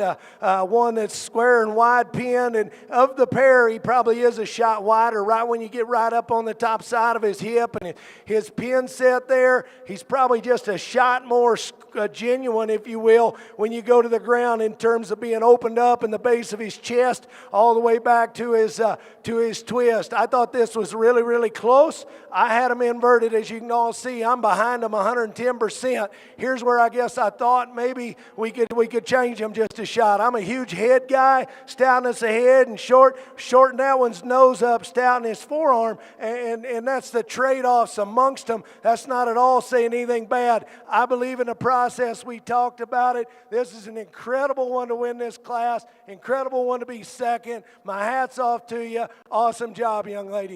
The one here in second, we just kind of, I guess, gave it up. Really stout in terms of his head and his feature and all that matches. Really good in terms of his balance. On the stand, this one can rival our class winner.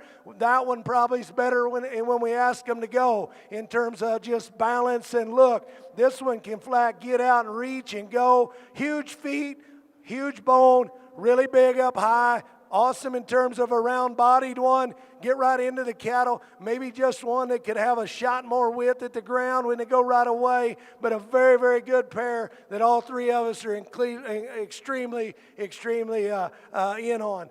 This one here in third, I told the other two there, and there's no secrets with me. I'm a guy that we don't need an elephant in the room. Let's just talk about it, and we'll go forward and all be friends. Young lady, your calf is deadly from a stand. Up-headed, square-backed, really wide pin. Awesome in terms of his runners. Big old paws. He uses them the right way. If that one had a great big soft fresh rib cage laid in him, hey, that top three gets incredibly hard to get into. He just needs a shot more body. Too flat, point of his shoulder all the way to the stifle. That's the differences of those three. Incredible up on the top end.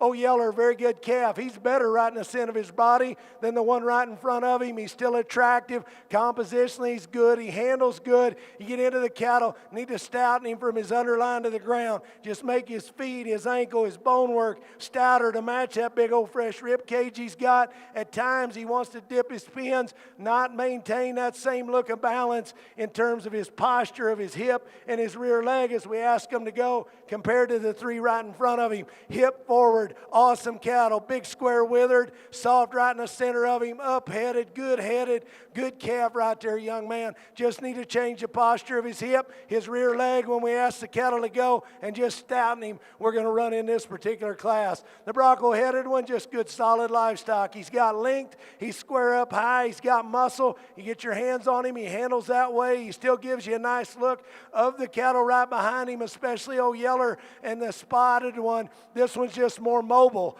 He's not as stout as the two right behind him, but he's more mobile. He uses his rear leg the right way. He's got enough muscle, so that's why he runs up there. On the stand, very, very good calf, heavy duty in terms of rib cage, in terms of stoutness up high, huge out of the back of his blade, very, very good out through his hip. Big wide pin, big fresh rib cage laid in him, still attractive enough. Simply got a motor better, young lady. Gets just a little tighter in his hip, doesn't want to hinge and extend his hock. And if he can make that one's runners better, hey, he climbs right up in the class. Spotted calf comes next, easy feeding, big centered, square up high. Not as attractive in terms of his hip and his rear leg set, young man. Gets just a shot plainer. You've done an awesome job feeding and presenting him. He's fed fresh. He's got body shape. You got his hair looking nice. Congratulations to you. Really good looking one here. High tying, dead level down his top line. Absolutely very flexible when he goes. Just got to open him up and give him more horsepower. Base of his chest all the way through. He needs more true dense shape. Really good looking one. Really level down her top here. Good out through his hip. This one gets a shot forward in terms of his shoulder and his knee. Need to give that one more balance underneath in terms of flank as he goes. Then we got a good calf here that's a little easier doing, a little quicker in his maturity. Really square, really big hip. Just need to soften him, balance him again. Awesome class, great set of young people, incredible pair up on the top end. Give them another big round of applause. Well, what'd you think of that? Tough class. Tough class. Pair on the top. Yeah, those two were, like he said. I would be surprised if they don't make a little noise later on. Oh, I'd say that they'd have to look at both them calves. Both them calves, they were very similar, but they had, when they got them together, when they had them up here together. Different strengths and different weaknesses, Right. probably. Or different areas, and I don't know if they had a lot of weaknesses. When you get them this good, you just want to tweak on them just a little bit. But you're just nitpicking then. But I like the calf they started with. He was just bigger bodied, probably better in his spine. A little longer sided, maybe. Yep, better on the move. I think he come through Newcastle, if I'm not mistaken. He looked like one that could have came through there. Yeah. He likes some husky down there, don't he? He likes some husky, all right. Yep. Okay, so as we begin our class 9, 10 head. we were just going to take 2 out of this class now, but the ones that are coming in here are pretty stout. So this first calf coming in here, this is Jace Ritter. We go from 1455 to 1472.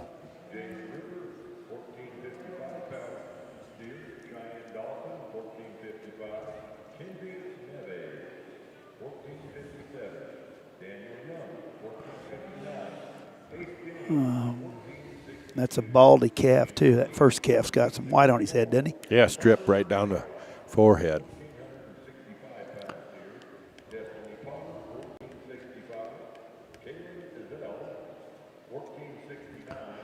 And then that third calf's another baldy, isn't it?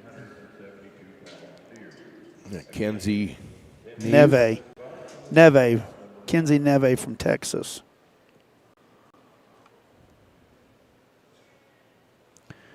And it looks like the big, tall chap in the purple.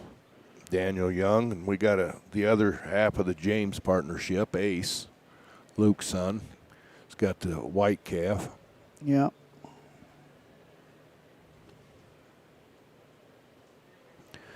And then Amber Lee is that gray calf? Yep.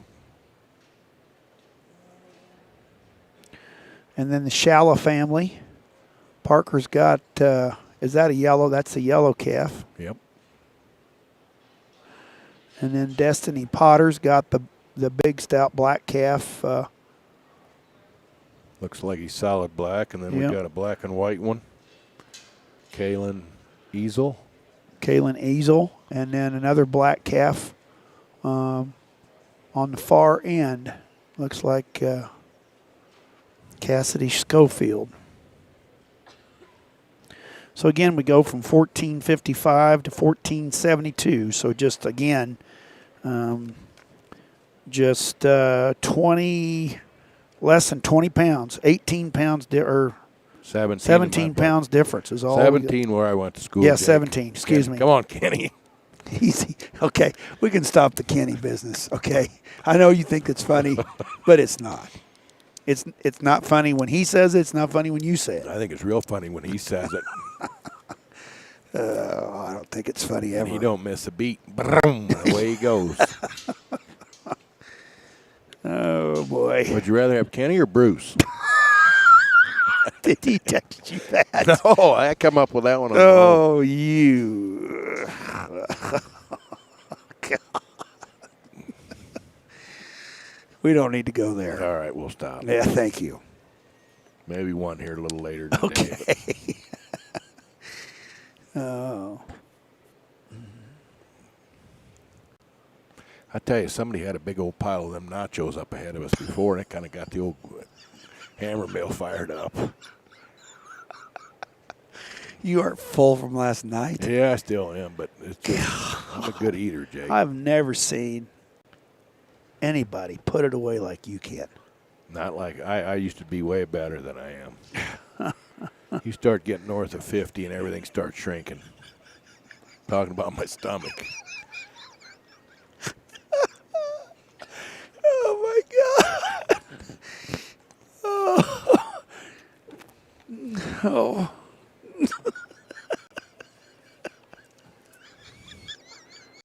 It's about quality now, not quantity, Jake.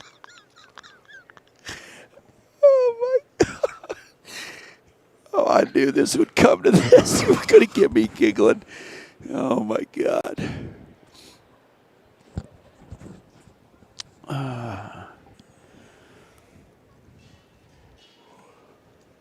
A lot of good meat and potatoes ones out Yeah, here. there are. Don't know if there's one just No. kicked me square in the forehead No, yet, but no. we We haven't our seen them angle all. here When isn't they the walked best. in here, there was that shallow calf kind of caught my eye. That yellow calf caught my eye. By God, the one Kennel's handling, that one's a little bit jumpy. Yeah, I don't think he likes it very much. I'm surprised you don't see him getting nailed more often. Yeah. I remember years ago, Harlan Ritchie was judging Exarban, Yeah. and he goes to slap a division champion reserve. Popped him. And that calf spun around Got him. and got him in the side of the knee, and he had a heck of a time the rest of the day. Oh my.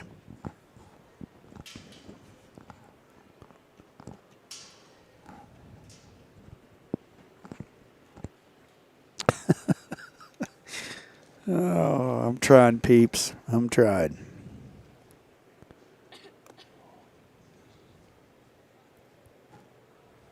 Somebody just asked if we got the classes posted somewhere. I don't know that the classes are posted. Are they posted online? Go to Matt Lautner. I think had him on his Facebook page. Showtime's had him on her Facebook Okay, page. so if MLC's. I'm guessing the Pulse maybe had him. I don't know, but I know Showtime's and Matt had him posted maybe last night already. Somebody just said that you think about food more than Blake Bloomberg does. Who, me? Yeah. That'd be a lot. That would be a lot. Nothing against you, Blake, if you're listening. But see, I can get by one big meal a day if I need to. Well, I know. You showed me that last night. Yeah, but I didn't suck it up very good. I didn't do very good. Huh? I didn't do very good. What do you mean? But here's the problem. You have a couple appetizers. You have a big old bowl of clam chowder. Which we did. And then we get into the main course. Yep. Which you did. Stole a little bit of your significant others. See, there's that. Look at that. Yeah, he's a husky dude. He's a husky. Okay, so as we lead these calves out, this is entry 5011. This will be the calf you'll be seeing coming across your screen exhibited by Jace Ritter. Young man, again, not very big guy, but got a really stout, good baldy calf weighing 1455. Second calf is Cheyenne Dawson. Calf also weighs 1455. Young lady in the purple sweater, that's Kinsey Neve with the black calf with the white belt. Kind of a husky built calf. That calf weighed 14.57. Young man, the big tall kid in the purple shirt with the hat is 14.59. That's Daniel Young. Then behind that is the real light colored white calf exhibited by Ace James. That's the second of the Ace boys. Brought the calves out from Texas. Second of the James boys, yeah. James boys. So that's Luke James is one of his sons. And then following that calf is Amber Lee. That's got the gray calf that's coming in right in your picture right there. And then right behind is the yellow calf. That is Parker Shalla. That's the calf that I thought was, look at the big old hip in that calf. That's the one that caught my eye. That calf's weighing 14.65. Then Destiny Potter comes in right behind with a real attractive black calf, making the corner right there. That calf weighed 14.65. And then Kaylin Easel with the black and white calf. That calf weighs 14.69. And then coming up in the end of the class there, that's Cassidy Schofield with a solid black calf weighing 14.72. That coming around your screen right there. So again, 14.55 to 14.72, and another really competitive class.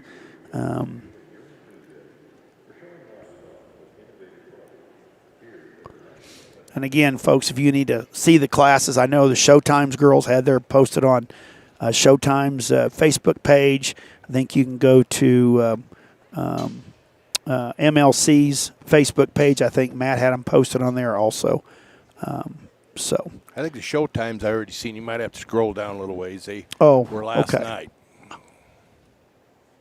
What do we have here? This is my youngest daughter, Letty. Hi, Letty. How are you? That might be the cutest thing we've seen all day. That's the best looking thing we've seen all day. I like her little hat. Is this her? This is her first National Western. This is. She's 4 months tomorrow. Oh my!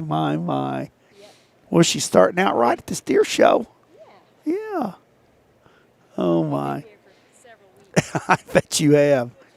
Yeah, I'm looking forward to hitting the road tonight. So. Sale season is upon you, I suppose. Yeah, sale season, bull sale season is upon us, and semen sale season. So I've got about 12 bull sales to make, or 12 bull sales to make between now and Iowa Beef Expo, and then I'll have my booth set up at Iowa Beef Expo, and then I'll be taking off for my spring semen run out to Maryland and West Virginia, and looking forward to getting back on the road and going out and seeing all my friends all across the country and being able to go and visit them, go make my herd visits. So.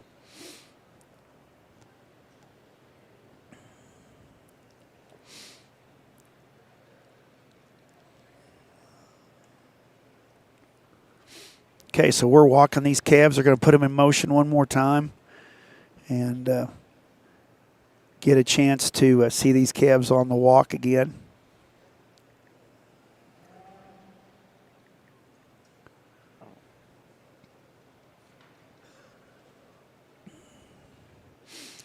Again, this will be the first class that we're going to, or the class we're going to only take 2 for the sale again. The last 4 classes we've taken 3, but we are going to take just 2 out of this this class for the sale. So getting up here in weight a little bit, Brad. Yes, sir. Tickling up here. We're going to be scaring 1,500 pounds on the next class. In fact, I bet we get over the hump there, don't we? I bet we do too. Nope, not quite. 1495 on the next class. Next class we go to 4, but then the big boys are coming in. The last 3 classes go from 1,500 to 1,642. So we're going to have some big old boys coming in here. But, hey, these calves are still sound. They're still good structured. Got a little bit more, probably got a little bit more type and kind in this class than we've had the last few classes. And then we're getting up there to some cattle that getting maybe just a nickel staler and right. And get a little more age and starting to show it maybe a little bit.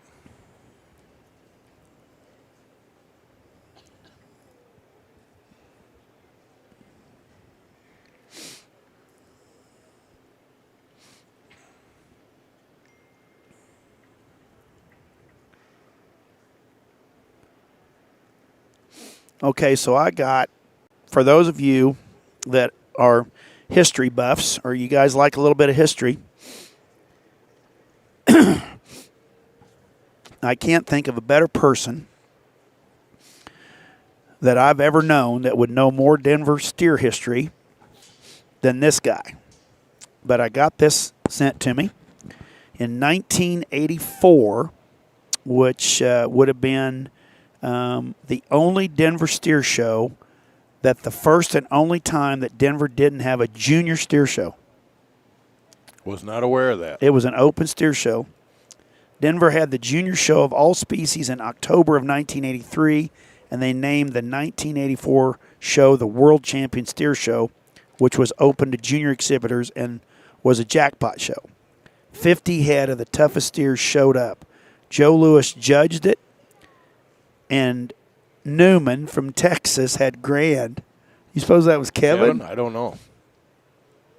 We're about the same age, so that would have been about the right time. Had the grand and a July 4th steer I bought from Tom Klinger at 1 day old, sold in the Fleshner May sale in 82 for $15,000, was reserve grand, and sold to Jay McClutchin from Texas. This is from Nolan Fleshner, guys. Joe Louis judged Denver 3 or 4 times in the 1980s, and he said he always enjoyed his reasons, and I always did well under Papa Joe. So Nolan, thanks for that little bit of information.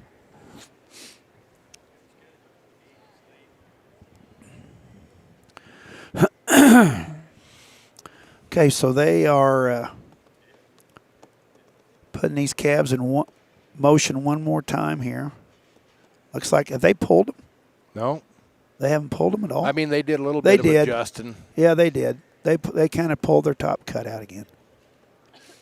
So it looks like they pulled the black and white calf of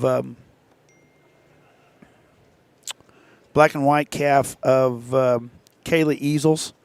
They pulled the Ace James's calf. He's the white calf, and Parker Schall is the yellow calf.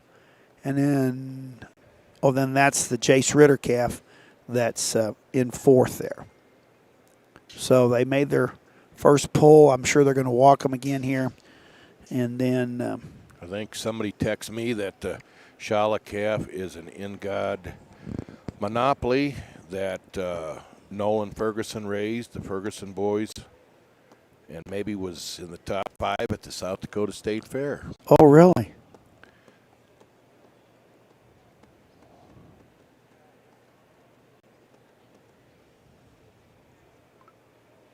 We got a little Denver trivia. What's that? What year did they start taking 2 steers to the Brown Palace instead of just taking the Grand, and why? Can anybody tell us? Yeah. I know think why. So, and I think I know a little bit why, too, because of the guy that just texted to Yep. me. I think I've heard the story. I have too. But I'll get it wrong, and then I'll be wrong Well, again. it was something about the temperament, I think, on the one that won. They always took the champion steer down there, and They were worried about maybe him having a blow up, if I'm not mistaken. Correct me if I'm wrong, Geyer. so they started I think that was in. And I don't know what year it had been, so let's guess. I'm a going to year. guess. I am going to guess. Who's the black and white calf here, Jake? The black and white calf is shown by Kalen Easel, Ezell. Gotcha. That's a husky old. Yeah, he's husky.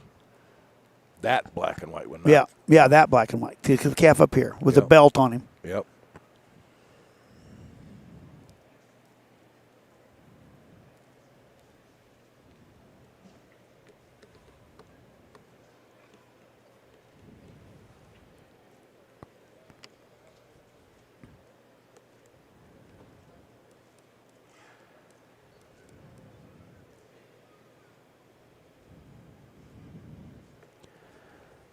I'm going to guess it was.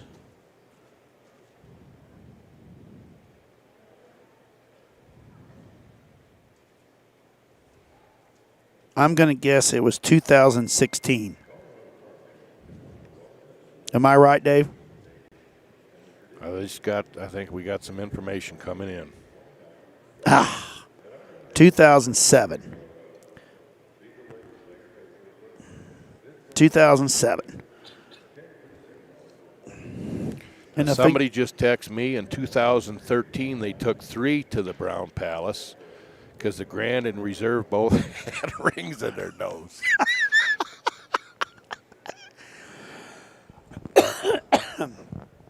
Kind of like you when you were young, you needed a ring in your nose, just like we used to ring them old sows so they quit rutting a little bit. Well, there's nothing wrong with having a little enthusiasm. Yeah.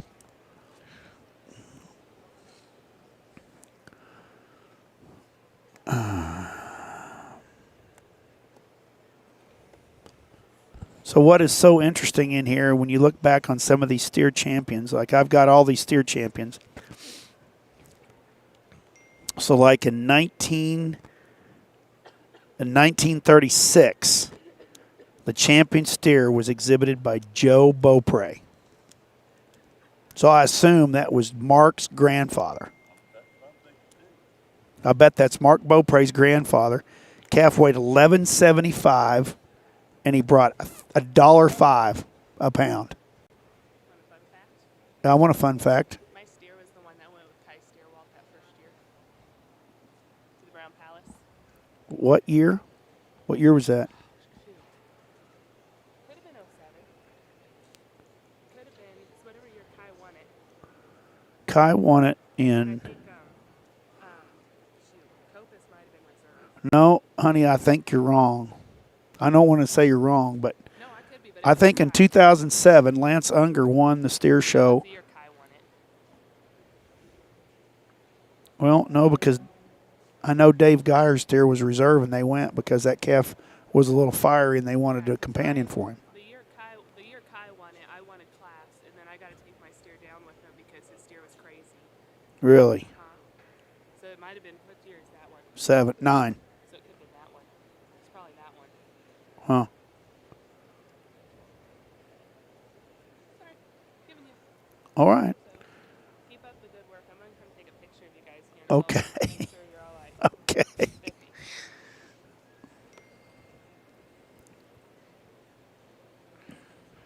This same informant said in 2013 they took 3 to the Brown Palace because the Grand and Reserve both had rings in their nose, and one would have been a Shockey steer, and one was Ty Webster's sister's steer. Oh, that's right.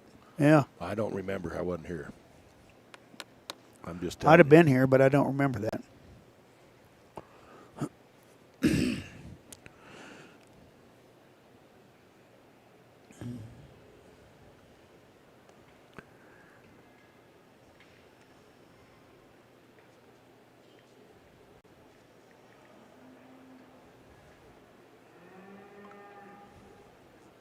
Oh, now we find out why we had a jackpot show in 1984, because they were constructing the building that attached to the stadium.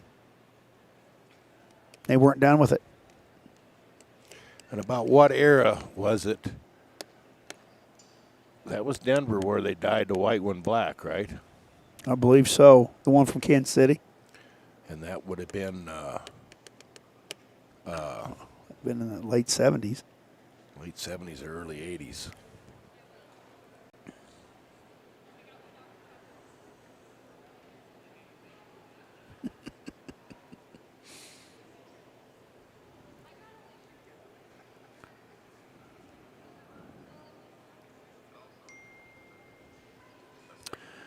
Yep. Lance Unger won the show in 2017. Brock May was reserve, and the steer tried to take out Bob May at the backdrop.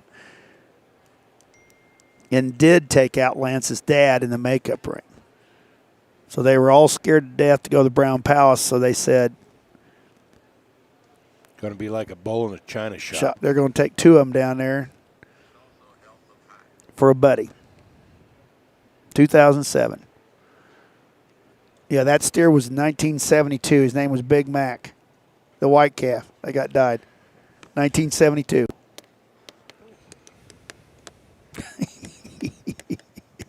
And then one of them kind of snuck out of here, one of the champions once, didn't it? I would not know anything about that. I think of that. Rest in peace, Scott Hessman, one of the legends in the business. But Hesse. yep. Oh, Hesse. And Big Mac, that was an Eldon Miller, and Eldon is no longer with us.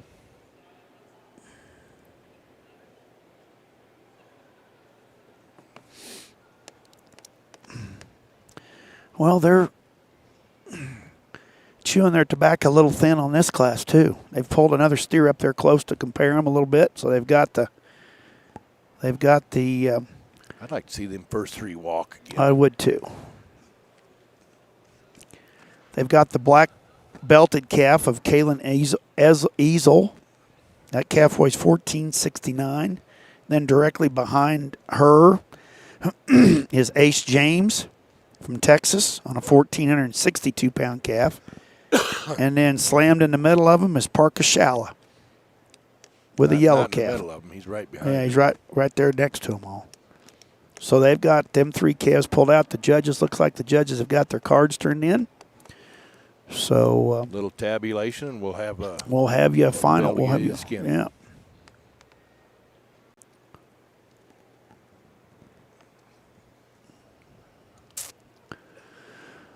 We sure appreciate everybody tuning in today. Hope we've not been rambling too much. That's Well, better. that old black and white one wants to get his old head in the wind. Yeah. He looks pretty sharp. He's burly.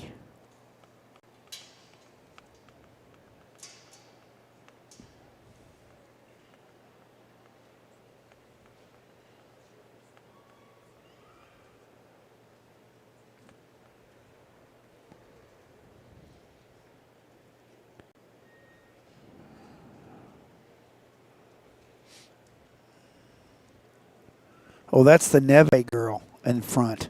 How did we get that screwed up? I didn't. You did. I didn't know which one it was. That was your. I'm right. I had it written down here. That's Kenzie Neve from Texas.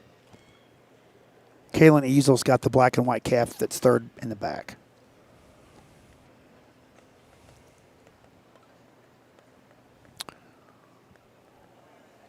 He is burly. Got the big pipes.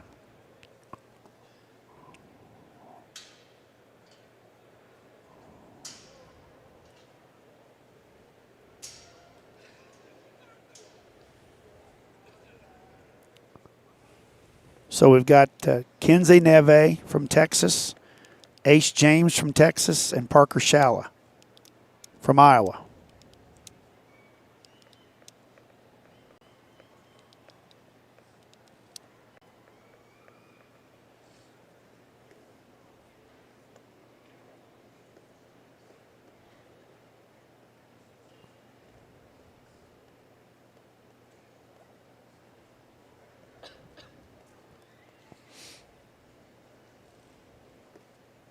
Fairly cool in here, and some of these big old steers even get to puffing a little Yeah, bit. Look at that Shala calf. Yeah, he's a huffing and a puffing.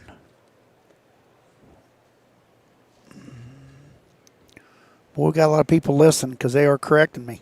What do you got? Well, I announced that I wrote down the wrong. I'm glad they're correcting us. I know. Just so everybody knows, the black and white calf is Miss Kenzie Neve from Texas. Oh, they're pulling them in. Got it. Okay, so here we go. We didn't pay attention again, Jake. Oh, okay, that's all right. Yeah, we didn't pay attention again.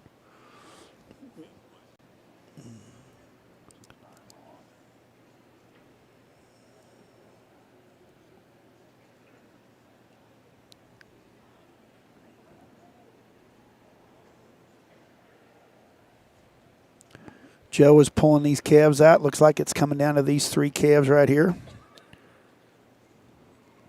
Looks like he's going to pull for third. He's going to pull Ace James out for third. Parker Shala is second. And Kenzie Neve from Texas is going to be your Class 9 winner. Congratulations to Kenzie. That's a good calf. That black and white calf. Oh, yeah. I said He's that when he dense. parked up there. He's dense, big hipped. That Shala calf is really powerful too. Here's Glenn Martin. no question about it. We're having a blast over here, the three of us, looking at the cattle and sorting them and just getting you our opinion of what we're looking at. Boy, this striped up steer here with a white tail comes out front. That thing's got the running gear to die for. He's got the monster feet. He's got impeccable hair. She's done a heck of a job getting that one fed. He's fresh. He's lean. He's high cut ability and still pushes where he needs to be from a maturity and composition standpoint. We like him right there out the backside of his blade.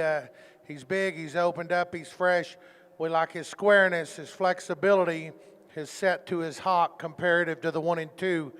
This guy in 2 is a little stronger topped on the stand. No better on the move for sure, but a little stronger topped on the stand. He's really good at the backside of his neck up to his pole, high end in terms of the front 3/4. You get right here and read his hock and his back foot and his pastern. He doesn't give us the softness. He doesn't give us the reach and the go that we see in our class winner. 2 really nice cattle there. Fed extremely well, fitted well. Presented properly. A young man here in 3, he's got a good one as well. One that's probably just a little further along from a composition standpoint, pushes more out the front of his brisket. He's a little softer in the lower third of his body probably than where he needs to be. This guy's got good shape up top, gets a little plainer as you read him coming straight to you in terms of his knee and his front feet, a little softer to the touch. One that we really appreciate for his foot size, his hock angle, and his back pastern. Young man's done a heck of a job with him. Just gets a little lower in terms of cut ability, a little plainer if you look at him there and read him in his shoulder, knee, front foot. This one that comes next, this young lady's done a tremendous job showing this one. And I would call him the biggest backed one in this particular class. He just is opened up, as big and as expressive as you can make one blade back. We like this calf standing still a lot. He's really good there. He's got the bent rims on both ends. We want to see him go a bit better, suck his hock back into him. Boy, if we can change that one up in terms of his movement, we can run that one up toward the front as well. Good stock, incredible back shape, one that's presented very, very well. Baldy steer, painted up, comes next. Pretty practical, pretty useful. I look at that calf and I think he's functional. We like his body in the center of his cage. He's got some shape. He's got some hip and pin set. Gets a little plainer up through his shoulder. He gets a little wider, a little harder in terms of his lower forerib. One that gets a little base wide up front. We need him to balance just a bit better. He moves better than some of these that come right out behind him. Boy, this youngster right here, we just love this young man's effort. We love the way he's hustling around with that calf, working hard to get him where he wants him to be.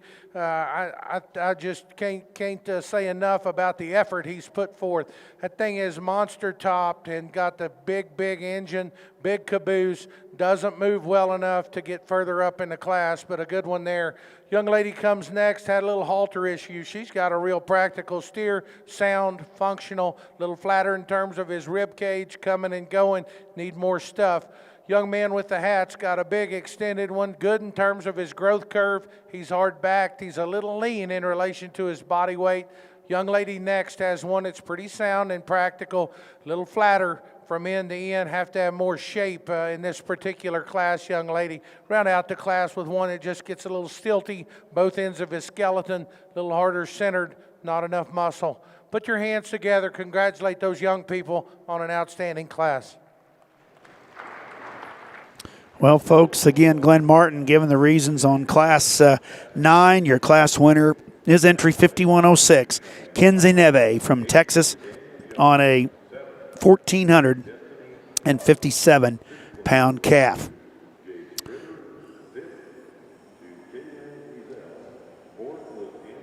Second in that class went to entry 5028, Parker Shalla on a yellow calf weighing 1465. Third was entry 5118. That's Ace James on a white calf. Again, that young man, again from Texas, Luke James' son. So as we come into the ring here, guys, we take the top 2 of that last class. So Kenzie Neve and Parker Shalla both have made the sale here at the National Western. Entering the ring now, this is Class 10. We've got 9 calves in that class, and again, begin the class here. Again, Reed Pratt, the Pratt boys have brought several calves to town, and again, they're leading this next class. Next in is going to be Chloe Rogers. She's got a 1,480-pound calf. Then Kyle Taylor with a black and white calf that's weighing 1,482. Then Chesney Dubit on a 1,487-pound calf. Then a big yellow calf coming to us from Katie Johnson weighing 1,488.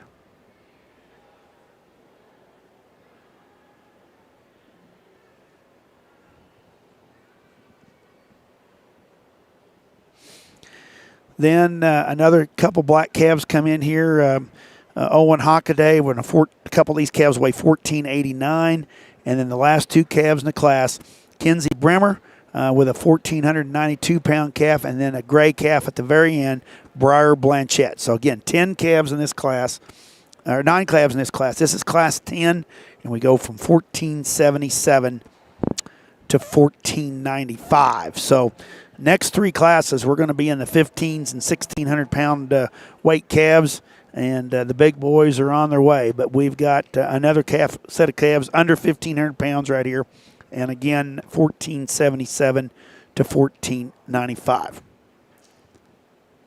That last steer was raised by or sold by Kyle Knapp, and that calf was a chosen one out of a heat wave cow. A chosen one heat wave.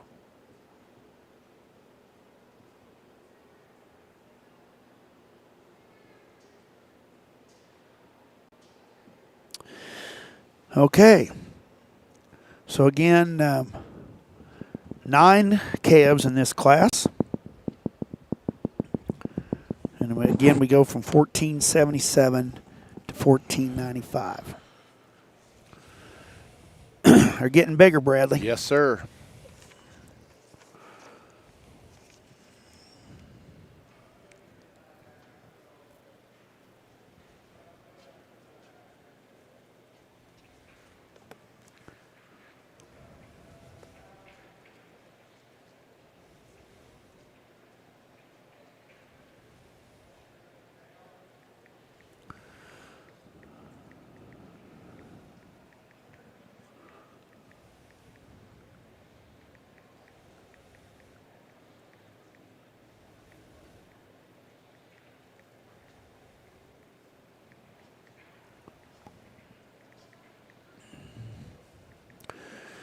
Folks, we appreciate you guys all.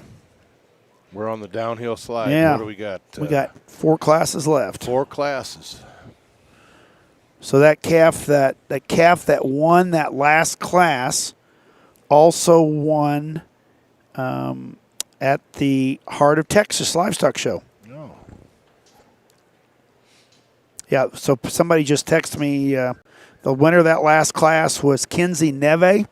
Again, that was 5106. Young Texas girl. That was a chosen one heat wave. That was a chosen one out of a heat wave cow. Weighed 1,457. And again, he was, looks like he was champion steer at the Heart of Texas Livestock Show.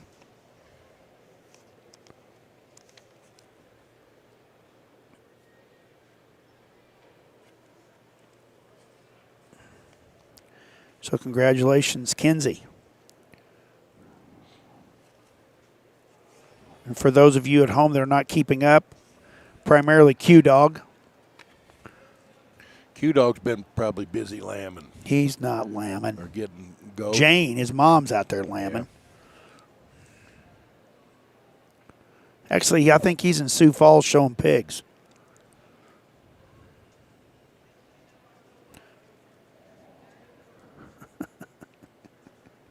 Want to give a shout out to my old buddy Luke Knutson.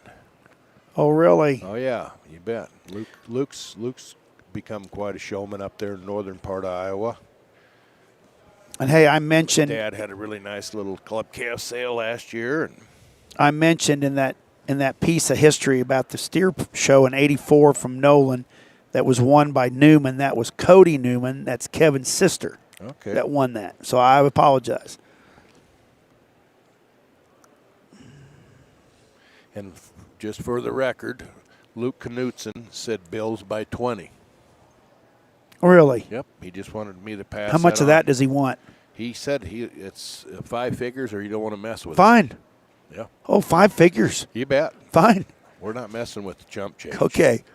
But hey, now here's a little bit of trivia for everybody out there. In 1984, which was the year I graduated from college, Cody Newman not only won Denver, she won every Texas major. That's impressive. I wonder if that's ever been done the same year. I'd highly doubt it. I don't know either. Need some of our Texas historians. Yep.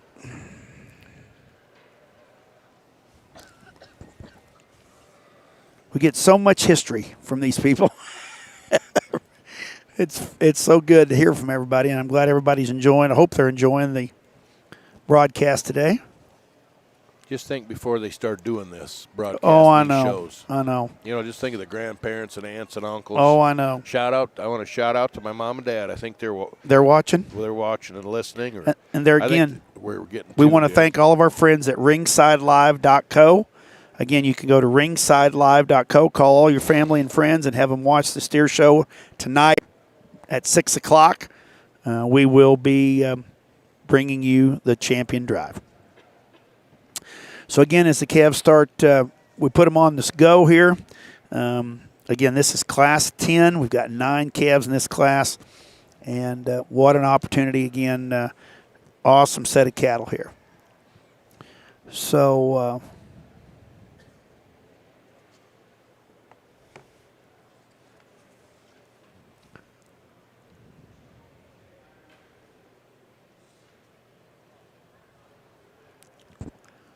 probably getting a little bigger and a little heavier, and maybe seeing just a few more.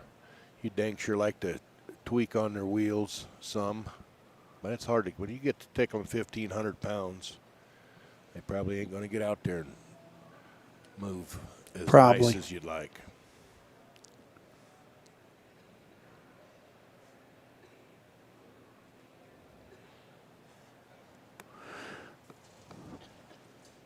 Okay, so as you guys are watching online there, that Baldy steer that just walked into the picture, that is a little Bremer girl. That Baldy calf is Kinsley Bremer, 1,492-pound calf, and then this big, stout gray calf right here on your screen with a little girl with the light pink sweater on. That's Briar Blanchett. That calf's the heaviest calf in the class at 1,495. So, again, we go from 1477 to 1495, and then the next class we are going to get into the big boys over 1,500 pounds. But still relatively good on their feet and legs. Calves are still moving good. Got a couple of them maybe a little shorter strided, but when you get them this big, I'm thoroughly impressed with the structure on these cattle. You're getting a little steep on some of them, but boy, I tell you, for as big as these cattle are getting, I hand it off to all these breeders to keep these cattle sound, breeding these structure back into these cattle, and we're going to see how these next 3 classes are, because they're going to get big, Brad. That young man with a solid black calf, he's just a shot more moderate, but he looks like to me, if I'm just at a quick glance, I want to maybe sips his way. What's his name? That's Owen Hockaday, 1,489-pound calf. He's a boxy little dude. He's boxy. Still goes good. Got some look to him.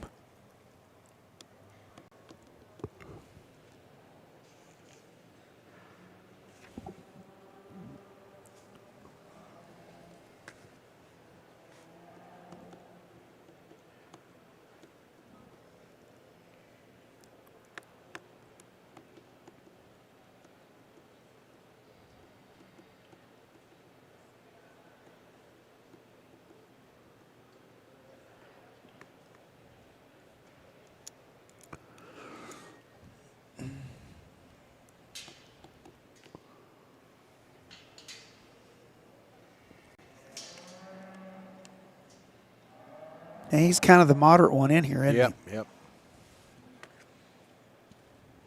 I mean, maybe don't look like he quite fits. No. From a frame standpoint. But with he's the rest also- of 'em, but he's a bold-bodied dude. But he's only 6 pounds lighter than these big ones, than the big ones in the back. And it's not like there's a big spread. No. We only go from 77, not less than 20 pounds. Less than again. 20 pounds again. Yep. They're going to pull the Pratt steer out, Reed Pratt. I think they're Well, they're starting to pull them. So these guys are all just kind of they pull on out a half a dozen of them or so. just kind of putting them to the top Right. end. They pulled the steer out you liked here, buddy. Yep. So coming here and behind the yellow steer, that's Owen Hockaday, 1,489 pounds. The yellow steer, that is, which one is that? That's Katie Johnson on a 1,488-pound calf. And then Owen Hockaday is fourth. And then the black and white calf is Kyle Taylor.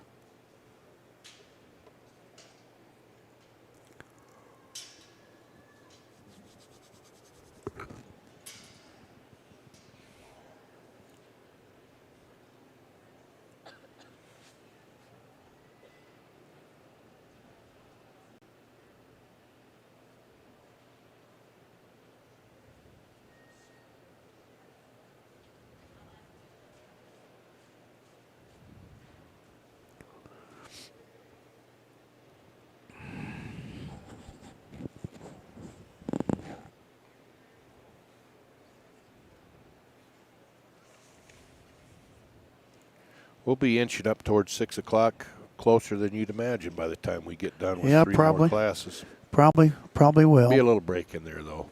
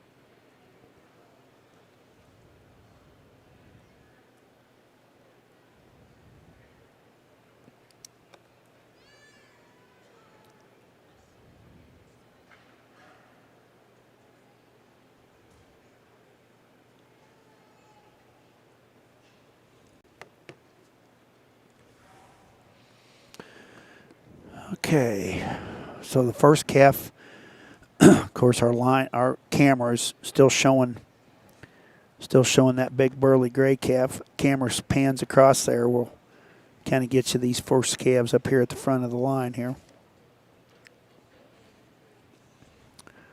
Coming into view here, that black calf. Here's the top four. That is the Owen Hockaday, 1,489-pound calf. The yellow calf. That is Katie Johnson, a 1,488-pound calf. The black calf there in second, that is Chloe Rogers. Excuse me. And then the calf up here in the front is Reed Pratt. That's a 1,477-pound calf. So again, we've just got 3 classes left after this class. But again,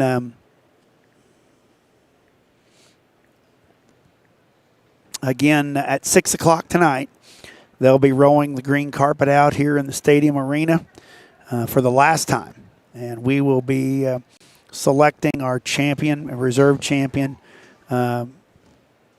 market steer here in Denver in the famed stadium arena. Again, ladies and gentlemen, I can't tell you how special this is to be able to do this with you, Brad, for the last time here in this facility. This is truly one of the iconic venues in our industry, and I think the steer show, to me, it's always one of the best ones of the year. One of the premier steer Yep. shows of the year, and a Yep. neat facility with tons and tons of history and nostalgia. And we got to be sitting here pretending we're important, broadcasting it, Jake. It don't get any better than It that. don't get any does it? better than that. And I'm staring at the Nick Ryman Memorial Trophy, and it's going to be very special tonight to have Croy, a winner of the trophy of his own dad's Memorial Trophy last year, present it to the new champion this year. So that's going to be a very special moment. Yes, it is. And for those of you that have not seen the tribute to the Ryman and Doris families from last year, there is a young man in Texas that I have gotten to know a little bit here the last few weeks. And he has placed, young man has done a tremendous job of putting together a piece. Joshua Jiminick, Jimmink. You can go to his Facebook page, or you can go to my Facebook page. I have it posted on there. I think I've watched that piece that Josh has put together on the Nick Ryman story, culminating in the champion steer from last year. I think I've watched that. Not afraid to tell you, Brett, I've watched it a half a dozen times, and I've cried every time. So, young man that did a absolutely fantastic job of capturing what is absolutely one of the most tragic events of our business, and the loss of my good friend Nick Ryman, Amongst other three other individuals. and three other great young men that we had the misfortune of losing, and that was just a sad time in our business. But to have that special moment last year happen, and him to capture that, was absolutely fantastic piece that he's done on Nick Ryman and his family. And if you haven't had a chance to look at it, you can go to my Facebook page and feel free to share it, and please take advantage of watching that too. So, okay, so our judges have turned their cards in on Class 10. Again, this is a class that goes from 1477 to 1495. So one more class here, and then we're going to get some of the big boys coming in here.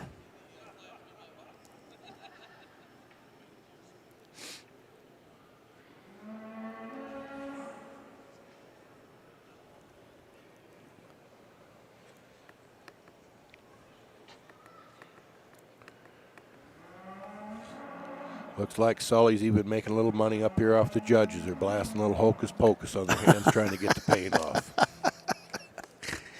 Yeah. Once again, for those of you that maybe don't know this or not, but this is the first year that this show is not a terminal show again. And they allow non-family members. Open up the fitting rules. Open up the fitting rules and let non-family members work on these calves, which I think was a great deal. So I think it's awesome that everybody has an option to levels the playing field. It does.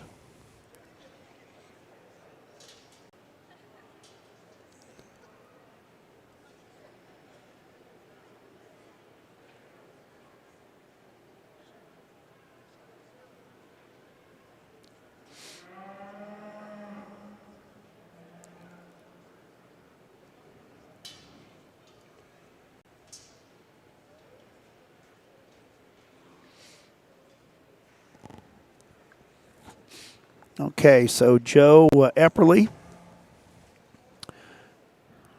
is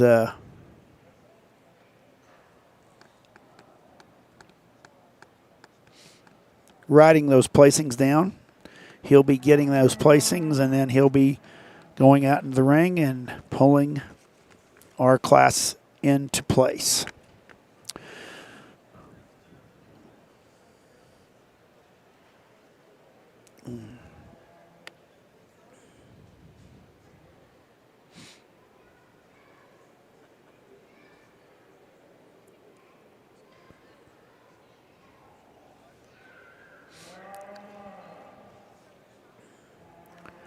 kind of funny. We're getting into these almost 1,500-pound steers. The very first steer to ever be shown at the National Western to win was in 1906.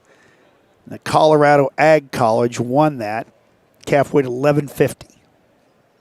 And he brought 1906. In 1906. And that was a big one back then. That was a big one. Yeah, it was a big one.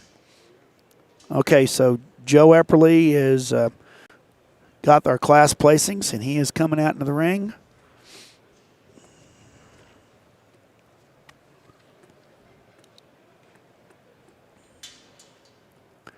And he is going to pull out Kyle Taylor. He will be 9th in this class, entry 5008.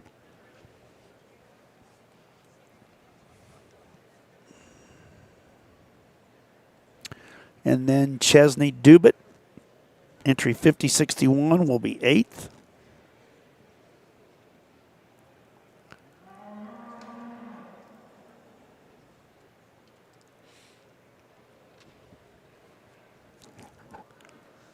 Then 7th will be Blair Blanchett, entry 5063. Entry 5043 will be 6th. That is Kinsley Bremer. Then Daniel Young, entry 5024, will be 5th. Then Katie Johnson is 4th, entry 5014.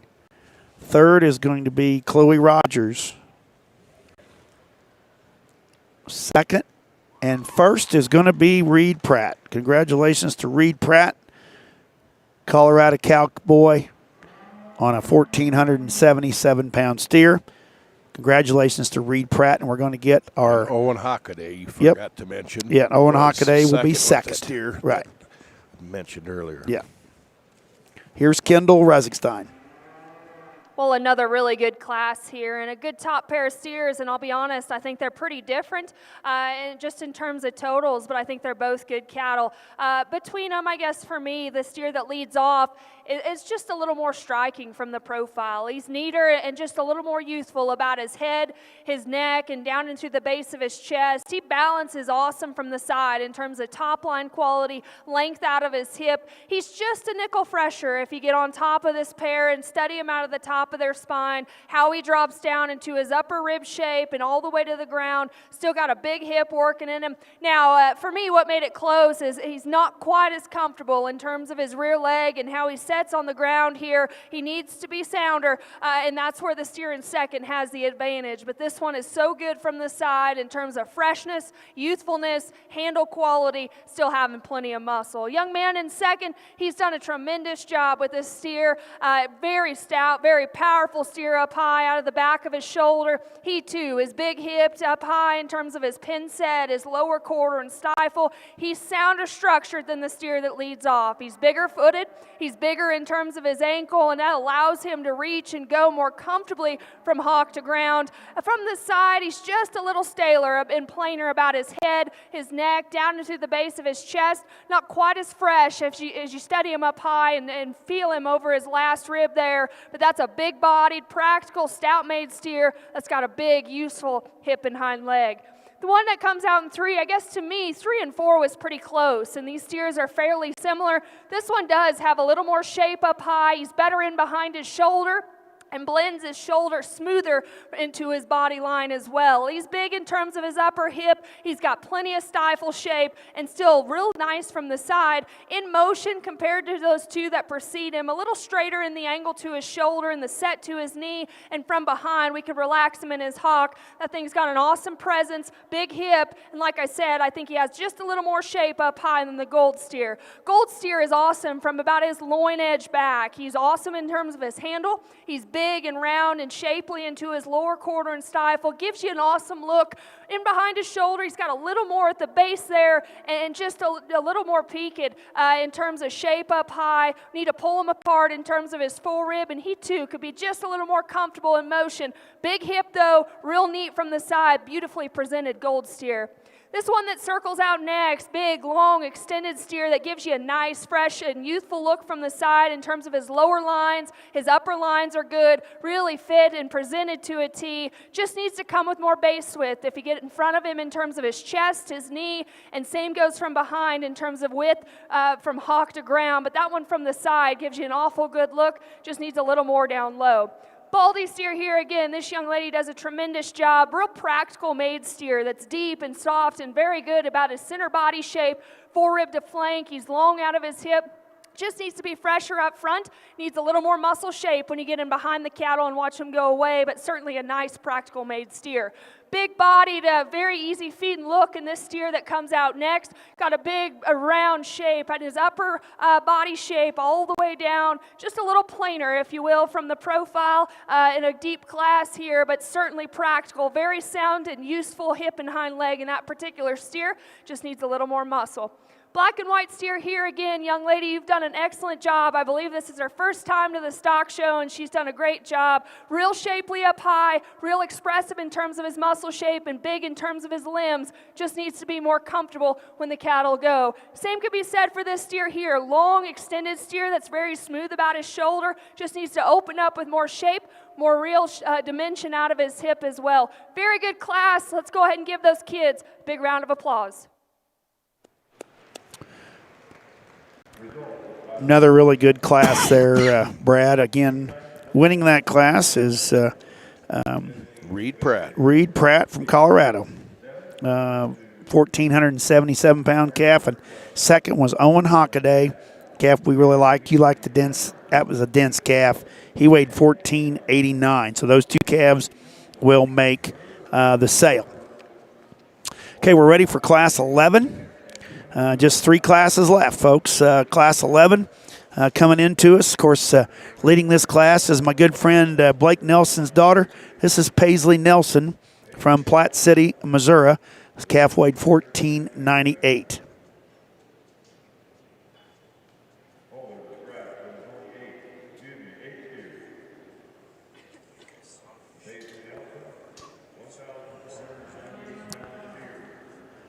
Looks like there's one been scratched here, so.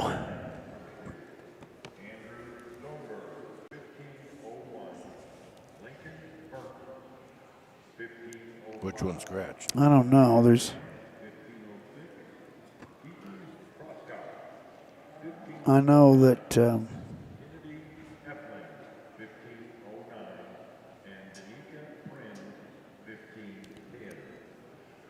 Looks like Camden Whelp. Yeah. Is the name I didn't hear. Yeah. So 1, 2, 3, 4, 5, 6, 7. Where's the 8th one? Here he comes. That's Camden Whelp. Do you see the Afflin? The Afflin The Afflin girl? girl's right there. She's. Oh yeah, she's, white switch. Yep. Yeah, they got this order kind of jumbled. They got this all messed up.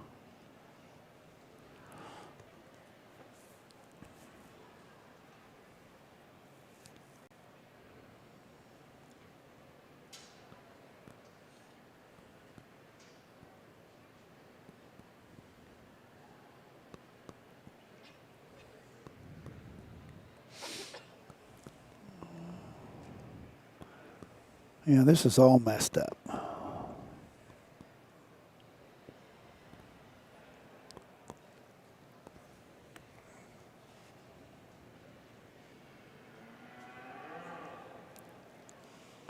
We'll get their numbers when they come around the corner here.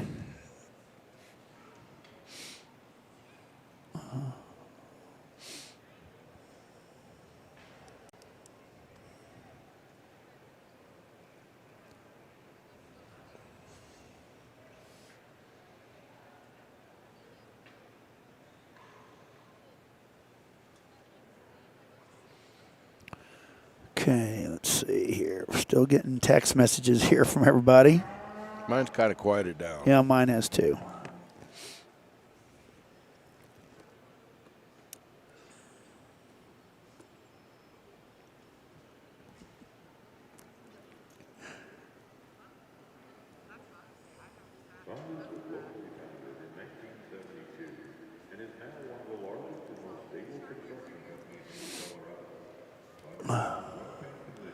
Again, our judges, for those of you that maybe joined us late, is Brent Murphy from Houstonia, Missouri, Glenn Martin from Mason, Texas, and Kendall Reisigstein from Kersey, Colorado. So, very good blend of evaluators, and all in all, I think they've been pretty close all day.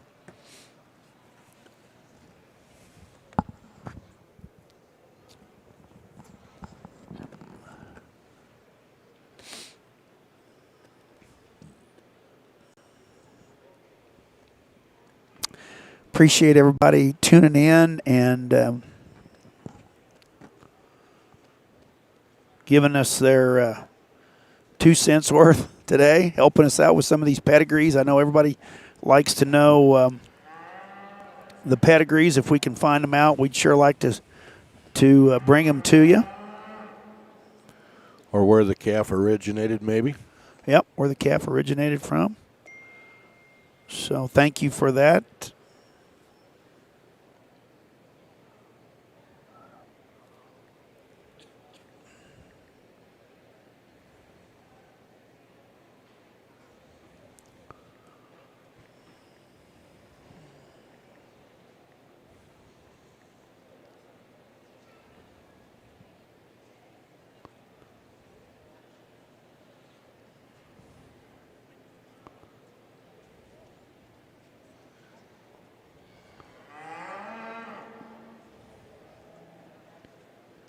$23. That's Lincoln Burnt. So Lincoln Burnt has that silver calf.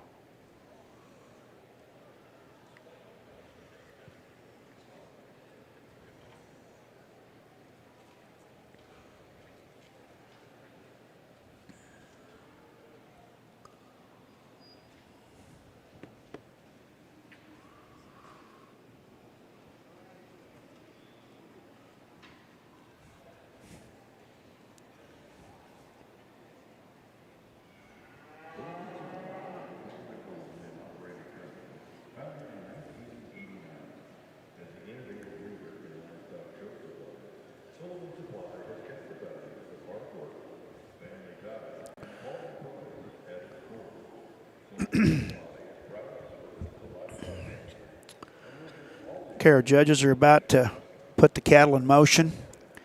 We'll get a chance to get these numbers for you. I know the only one I know for sure. Well, I know 2 of them for sure because somebody texted me. Well, tall boy, that's a Curran boy. That would be right to the opposite side of Kennedy. Of Kennedy Effling. So that's Curran. Okay.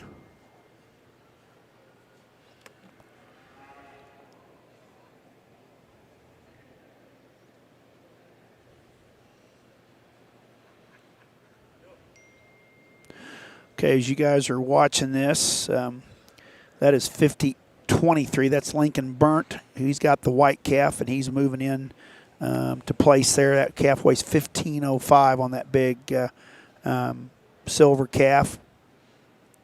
Okay, as we put baldy calf here. Yeah, that's Gemma Berry. So this first calf coming around, this is entry 5111. That's Paisley Nelson. I do know she's from Platte City, Missouri. Calf weighs 14.98.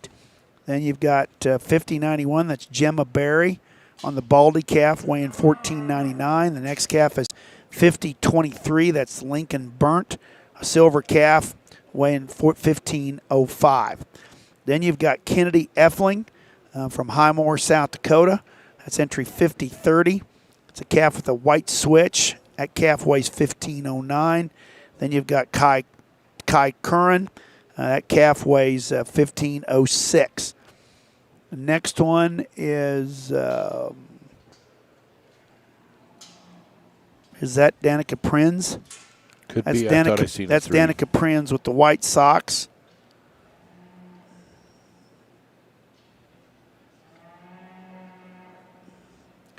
And then young lady, and that calf weighs 15.10. That happens to be a chosen one calf out of a Style Red Thunder, is what that black stock and legged calf is. Then the red, little girl in the red, that's Keaton Crosskoff. That calf weighs 1509. That's entry 5120. And then the young man at the back of the class, the white stocking calf, the young man with the white silver hat on, or the silver cowboy hat on, that's Camden Welp, entry calf weighing 1510. So Andrew Stoneberg, 5006, appears to be the one that's scratched. Right.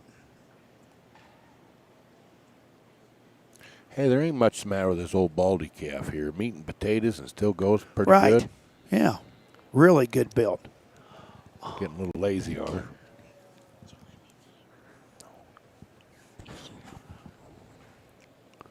We'll share these. Thank you.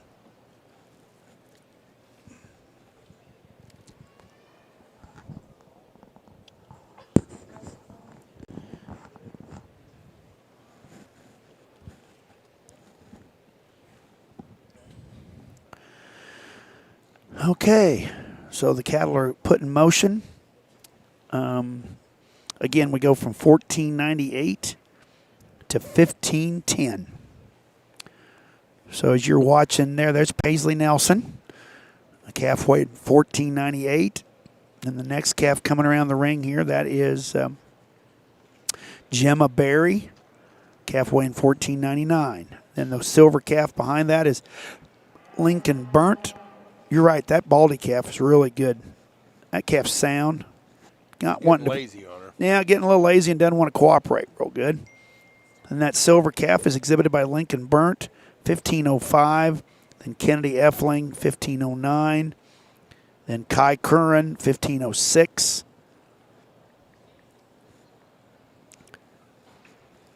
Then you've got Danica Prinz, calf weighing 1510. Then Keaton Crosskoff weighing 1509. And then the big calf in the back, the black stocking-legged calf in the back, is Camden Welp weighing 1510. So again, these are getting up in age or getting up in weight. We're getting up in some upper or mid 1500s right now, or low 1500s. Next class, we actually go up to 1573. And then in our last class, the big boys are coming in. We go from 1580 to 1642. There's only 12-pound spread, I think, in this class. Right, just 12 pounds in this class. Mm-hmm.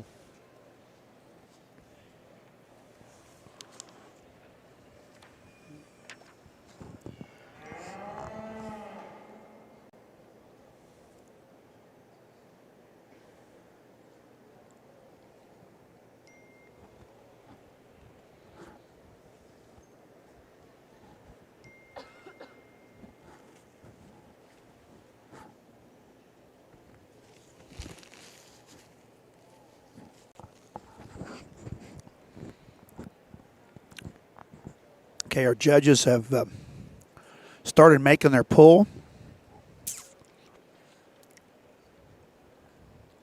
Just got a text that on a little information on Lincoln Burnt's calf. Yep. He was reserve Charlet at the Iowa Beef Expo, and he was raised by his stepdad, Jason Allen. Really? Another Corden cowboy. Another Corden kid, Wayne County, Iowa. A second calf coming in there, that is Kai Curran, big, tall, good-looking kid. Another Corden cowboy. Another Corden that's cowboy. actually Sheridan. Oh, that's Sheridan. That's Sheridan. And Not then very far. Not very far. And then the stocking-legged calf is the 5113, exhibited by Danica Prinz. Again, that's a chosen one, style Red Thunder for those of you at home. And then Paisley Nelson is right behind them.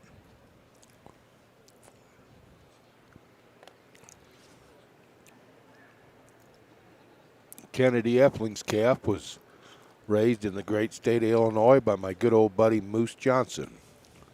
Okay, so somebody just corrected me. So Andrew Stenberg is the one that is in the end. That Camden Welp is the one that scratched. Okay. Sorry, guys, we can't read all these numbers.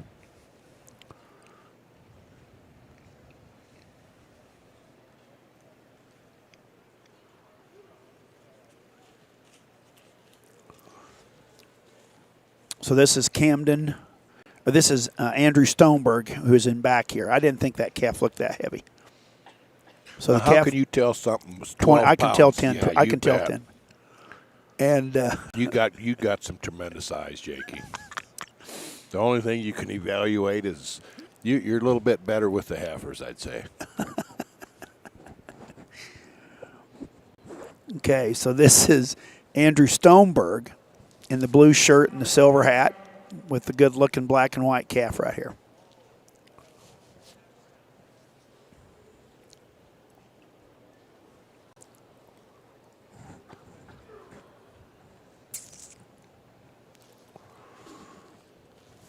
We don't want to leave another Illinois cowboy out of the mix. On the Eflin calf was raised by Moose Johnson. Oh, really? I think sold by Newt Wisniewski to Wade Rogers. And I think Luke got in the mix there somewhere, maybe. Probably. He's good-looking. Somebody just texted me you could miss a chicken by 10 pounds, Jake. Hey, what's a hen weigh? Oh.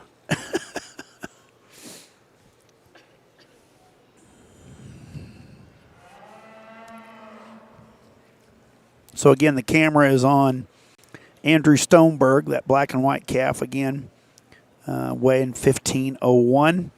Then Kennedy Effling, there's a calf weighing 1509. The little girl in the red shirt, that is Keaton Crosskoff. That calf weighs 1509. The Baldy calf, that's Gemma Berry. Calf weighs 1499. Then you got Paisley Nelson, entry 5111. Calf's weighing 1498. Then you've got the Chosen One Style Red Thunder, exhibited by Danica Prinz. That's entry 5113.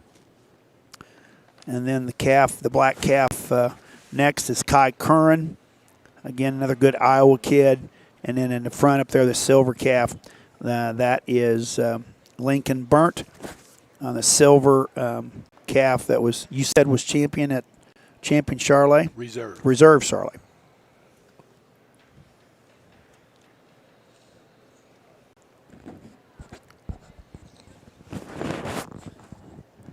Kind of getting that ranch dressing on our mic and stuff here, Jake. We're making a slob of ourselves. I don't care. I was getting a little hungry. You could have had some of these. You could have them for dessert. We got some kind of covered cashews here. I was kind of hoping you'd order some cheesecake. Well, that might be tonight, but I'm afraid I'd chip a tooth on these cashews. And Andrew Stoneberg is from Oregon.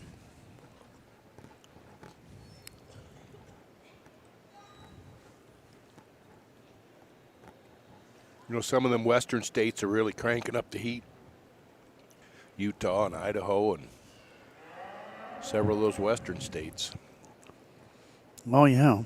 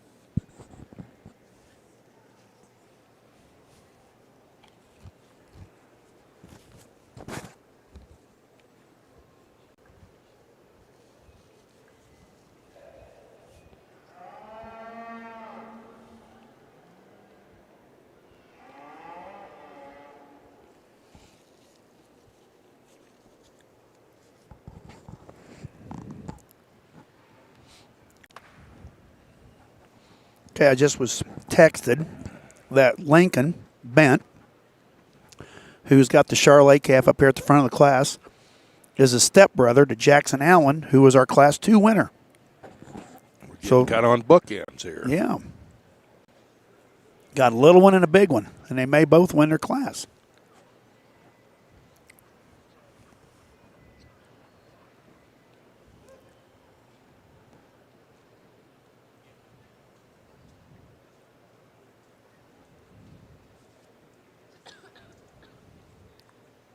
That looks like they're just all turning their cards in. Now Murphy's out there. Got a couple questions. Yeah, Murph's still got a couple.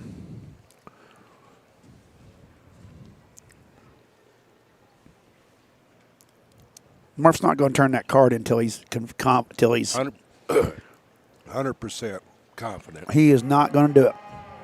that he's got it. He don't care. Right on the beans.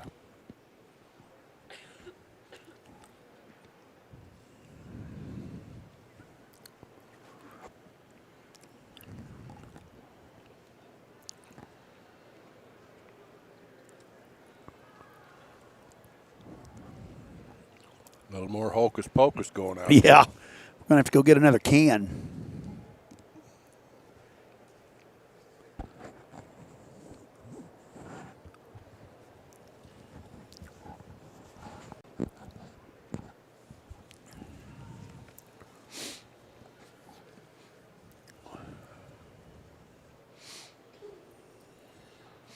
God, old Charlotte Cap's a man out here, isn't he?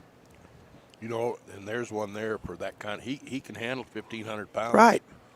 Still fresh. He does. His hair coat's fresh. Feet and legs look good.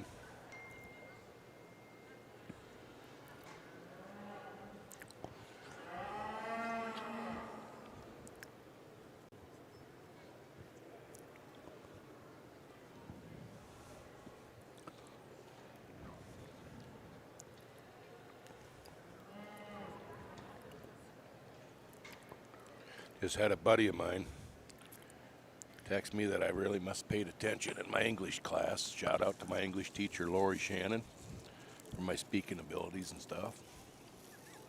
Seriously. Yeah. Yep. Folks, if you could be here right now, he's beaming with pride. He's got that wholesome look about him. Just about like that creme brulee last night. It was That wholesome. It was wholesome. It sure was wholesome. And I'll guarantee if I was still in town tonight, we'd be right back down there. But I have got to go.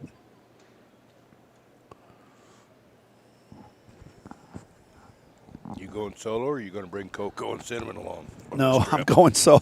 Huh? I'm going solo.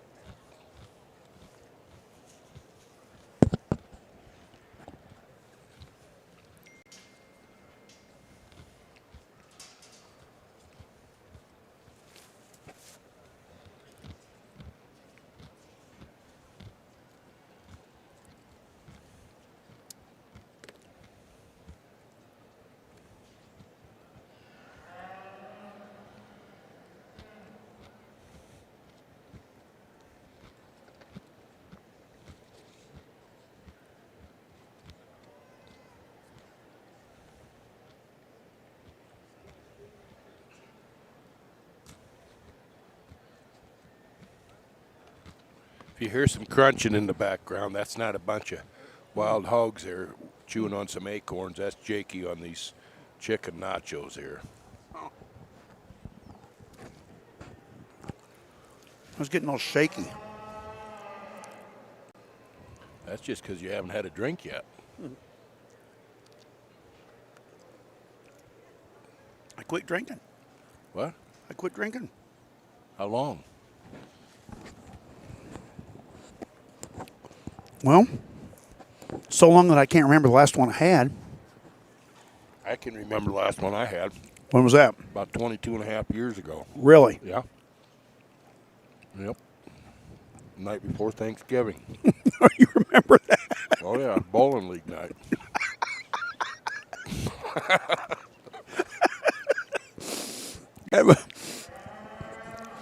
Like I remember Pacesetter and Challenger coming up the rim. Or you remember bowling night? It was an eventful night. We won't go into details. We don't need to. No.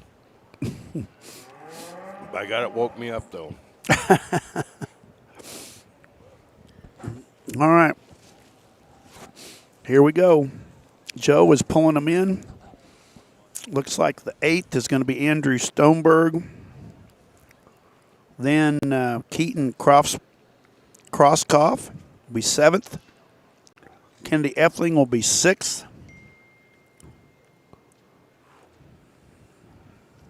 Looks like Paisley Nelson's going to be 5th.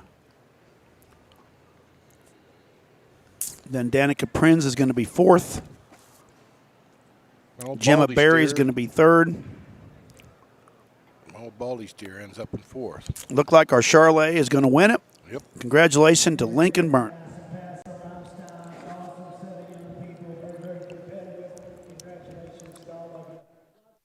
Winner in our minds, old Silver. He hit the gate doing 98. Everything works the right way.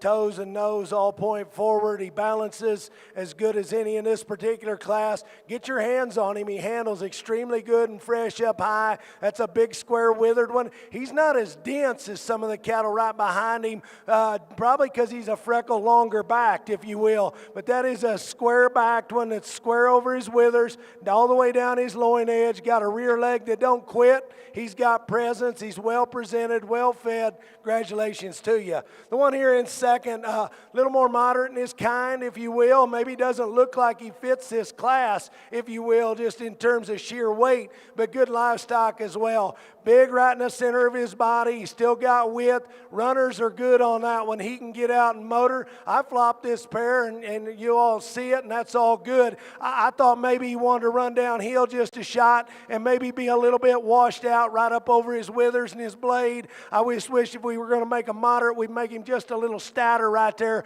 when you get right in behind his blade. But that thing's got an awesome hip, a good rear leg. His presence is good. He's fresh to the handle, very well presented. Congratulations to you. The black and white one here, like we said, I run him up a shot more. He needs bigger paws. He needs a better set of ankles. After that, that is a dense, broad-backed one that's still got good presence, really fresh right in the center of his body, and his underlying balance, forerib to flank, is as genuine as any in the top three. He's got a great big wide pin set. You bet we need to stouten him and just proportion him a shot better. Little stouter in his head, little stouter in his forearm. Just need to make his paws a little bigger, make them match. But that is a nice back end one that balances good, very well presented. Heavy duty one comes here next in terms of bone work and just stoutness. Read him up through his head. He looks like those bones got big because he's a shot older, maybe a shot more mature for me. I'm good with that. I love the calf. He's got a good rear leg. He's got a good balance.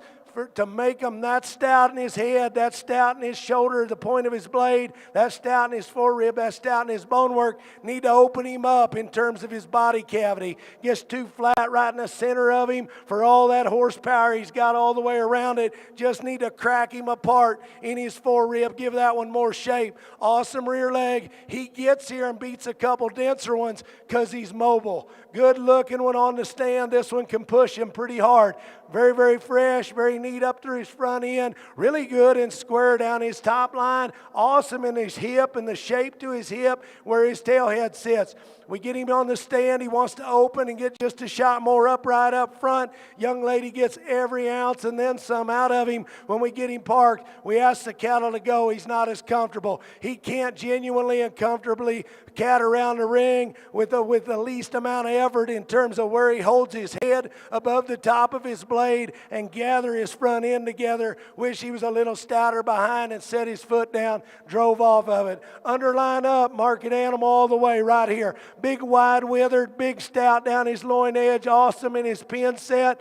Still balances good right there. His shape's good in the center. Right there is where we land here. Need to change him on both ends. Too small on his foot, too straight up front, not as coordinated behind. Underline up. That's what market animal ought to look like in terms of a dense, broad back, still being fresh, high cutability. Good looking one here, really attractive, up-headed, really balances good from the side. Looks like he can ride up a couple spots, just simply runs out of horsepower. Needs to be wider in the base of his chest, needs to be cracked apart from the base of his chest to the ball on his tail. We do that. His look, his balance, his presentation is good enough. Just needs some more horsepower. This one here's got more. He's really round right in the center of his body. He's square up high. He's good in terms of his bone work. All those things are good. Young man, you presented him to the highest level. He just needs a little different gear. He needs a better set of runners, and he needs to grab a gear, set his rear leg down, drive off of it, it. His hock needs to work just a shot better, but you've done an awesome job. Great class, great set of young people, and give them all a big round of applause. All right. That was Class 11.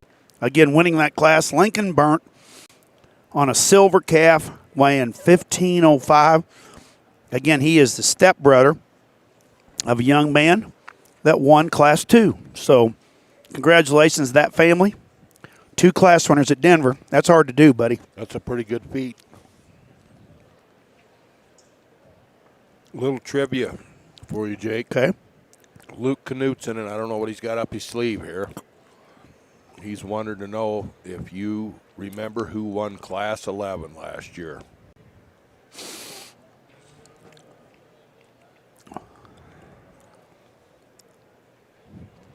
You're going to have to give me the answer, Luke. Luke, I don't remember.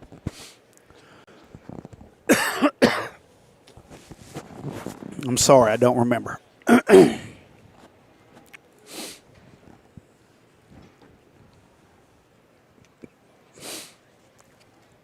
Okay, coming in the ring is Class 12.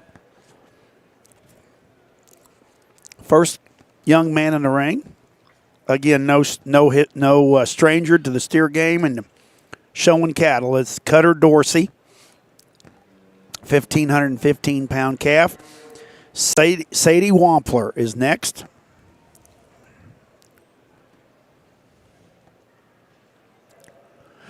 Also on a 15.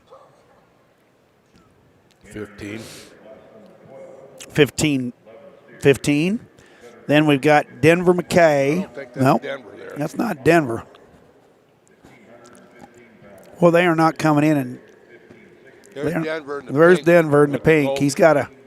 He's got a yellow calf. I'd call it gold.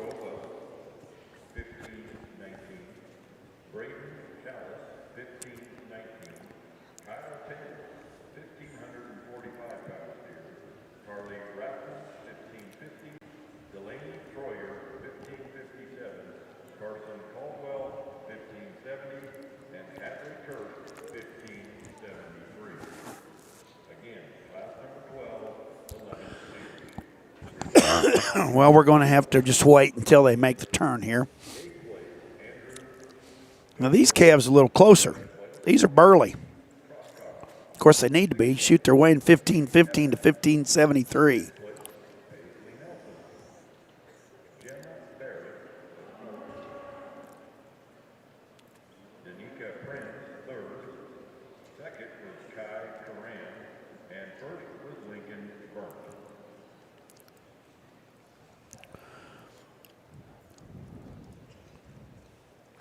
Hope these chicken nachos, we're not going to get the bird flu, Jake. I hope we don't get them. They're pretty good, though. Look who came back to Denver. Big Johnson steer jocking. Yeah. Yeah. Surprised we haven't heard from him today much because he ain't been listening. I think he's taking all them semen orders. He's being you're slacking.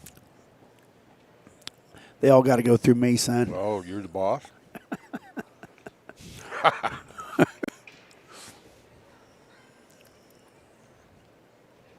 Still haven't got the answer from Luke on that Class 11. I know. Maybe he don't know either. I don't know what's going on.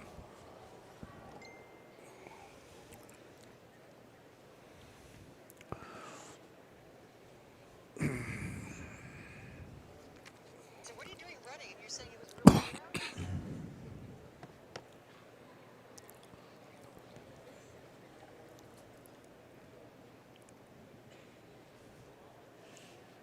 These got a little bigger, maybe look a little fresher. What They would you do. say? This class is pretty impressive to me when they first come in here.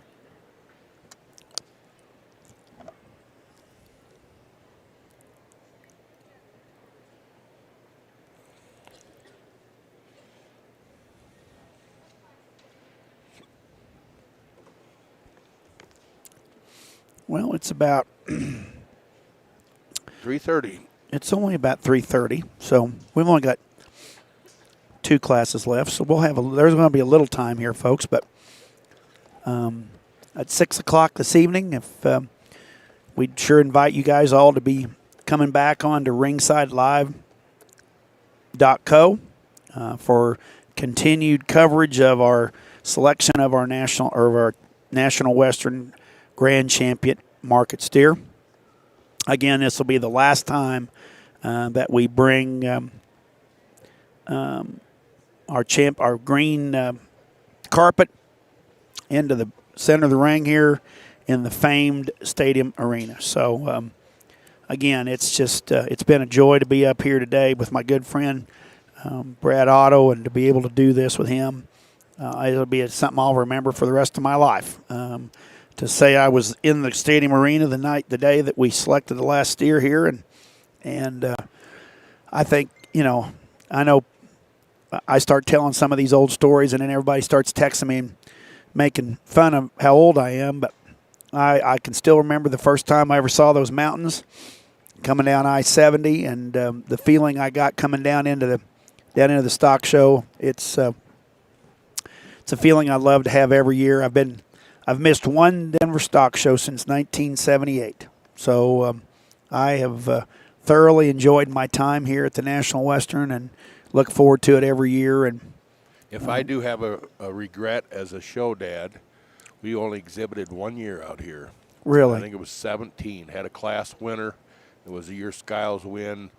Grady was reserve, and actually Clint Rusk had us as reserve. Anyway, we were in the hunt, and if I ever have a regret, it's maybe not attending this more than we than should have. Yep. It was, and we had bulls on display several years, right. And you get them mountains on an old sunny 45, 50-degree day, and everything's building back up again. But this was pre-COVID, and you couldn't hardly wedge through there. I know. Aisles and all the good bulls that have been displayed down there in the old yards, and just kind of getting momentum picked back up to right. good cattle that have been at this facility. And how they've evolved and changed over the years. It's pretty significant, but at the time that's the way they wanted them. Right.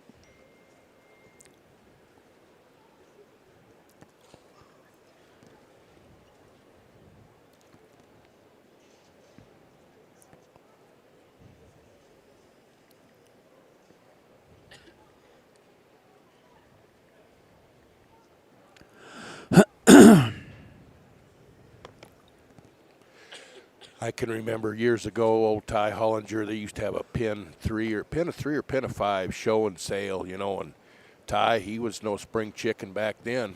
And by God, he'd outwork everybody. He'd be up rinsing, and drains were plugged, and trying to get an old generator to stay, icicles in their hair, and them old boys, they knew how to get with it. Right.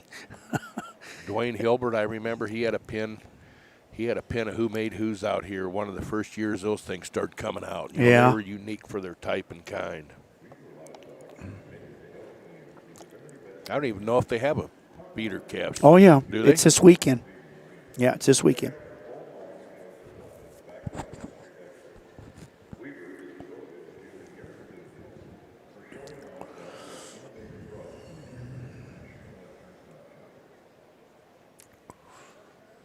Okay, we're going to get a chance to see what these numbers are. We know it's messed up, but we know the first one is right. We know the first one's right. 36. That's Sadie Wampler. Yep, so 1 and 2 are 15, and then we got 50-80. That's Cruz Weber. And I'm guessing this is Peyton coming next, right? Peyton DeCordova. Yep, and then Braden Callis. Braden Callis. I'm going to guess that's Kyle Taylor. Kyle Taylor, we've had him before. And then there's Denver McKay. And then there's Carly Rathman.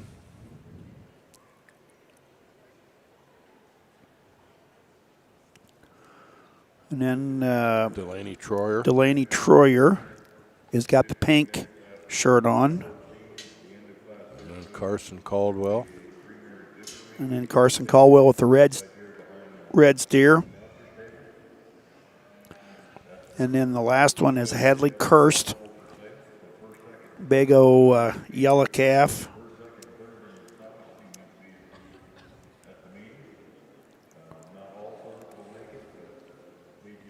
I do know that the calf that Carly Rathman is showing, entry 5093, that is a BDR Boppy. Come from Ted. Oh, from some Farr genetics. Some Tom Farr, right?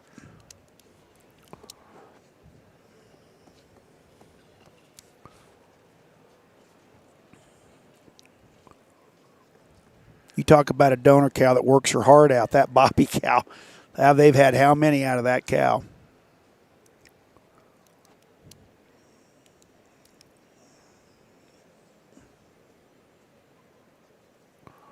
Legendary breeder from Indiana on multiple species. Right.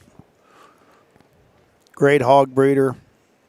Really good show lambs. Lambs? Don't they have sheep too? Not that I know of. Well, I think you need to check. Got the hottest shorthorn bull on the market. The hottest shorthorn bull in the market. Little Hadley Cursed, we need to get her a smaller show harness. I'd say something busted. I'd say something busted.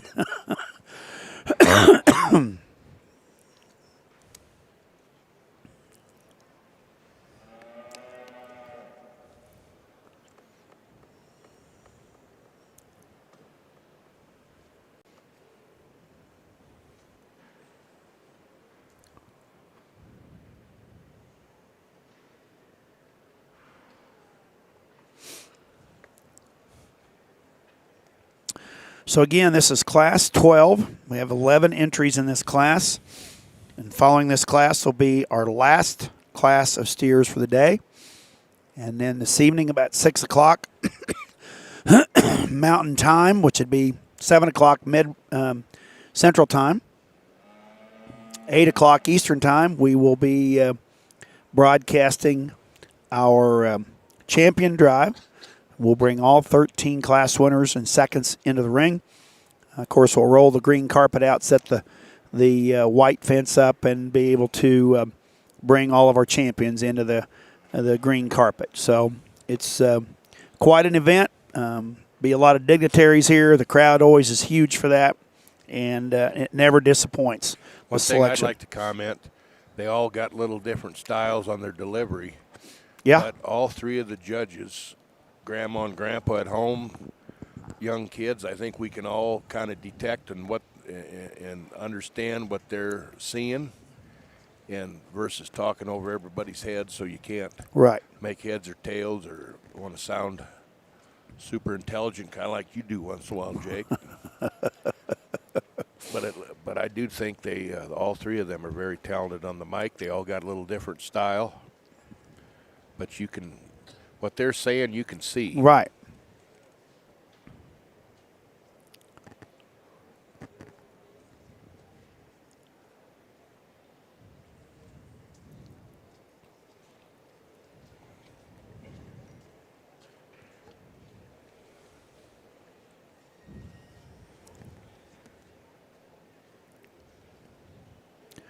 Judges are all in the center of the ring with Joe Epperly. Of course, Joe Epperly,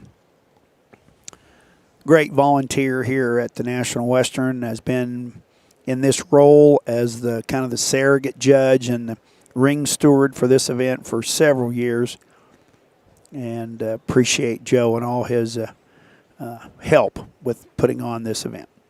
So they have kind of given him a few numbers to pull, and he's pulling out, the first one he's pulling out is Cutter Dorsey. Of course, this is a 1,515-pound steer. Gray calf.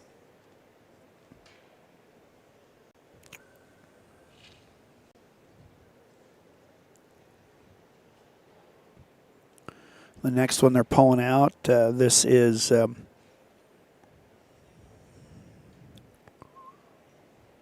entry 5080. That is Cruz Weber on a 1,519-pound calf. Then it's Braden Callis.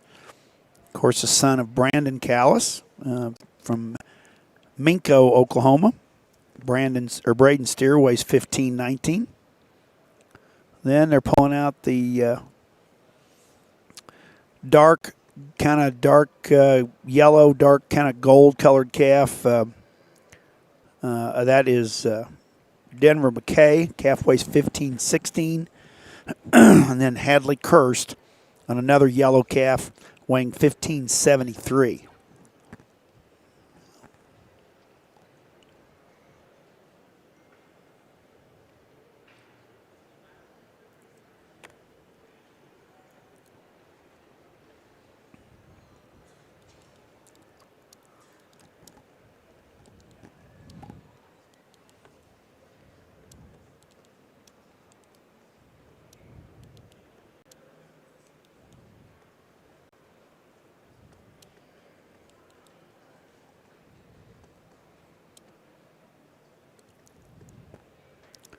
Looks like we've had a little mix-up here, too. So it looks like this steer right here in front of us, that's 50-50. That's Hadley Kirst with this yellow calf and this bright pink sweater.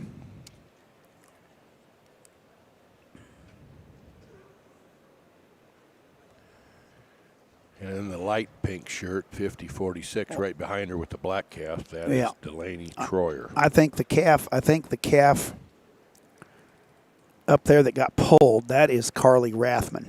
That's the BDR Boppy that just got pulled. She's got the too big a halter on. That's Carly Rathman.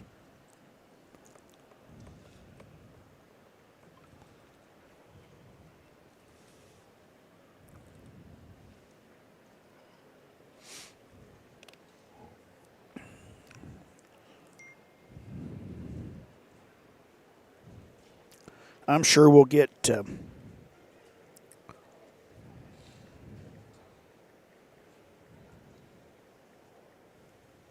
sure I'll get corrected.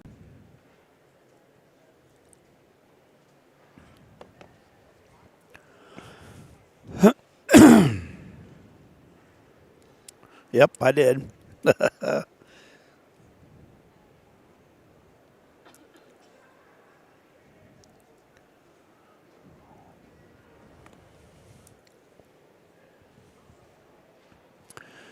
Okay, so they're pulling these cattle around a little bit more, lining them up over here on the south side of the show ring.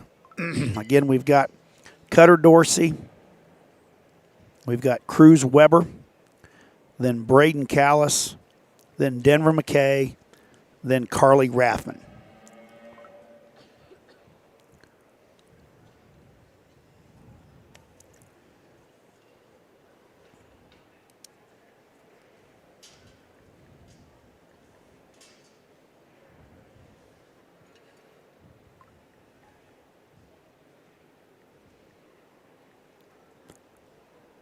Boy, that old calf of that BDR Boppy, he looks like he weighs 1550, doesn't he? He looked like he just want to come over here and run us over.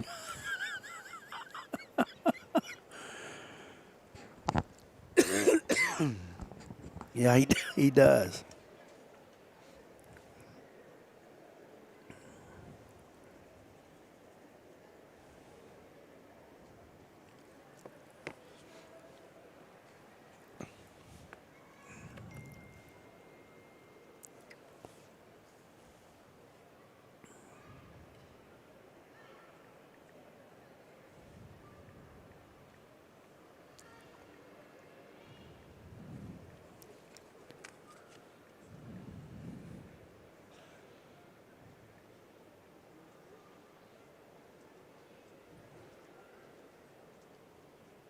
My phone lasted all day. I even got about 30% left.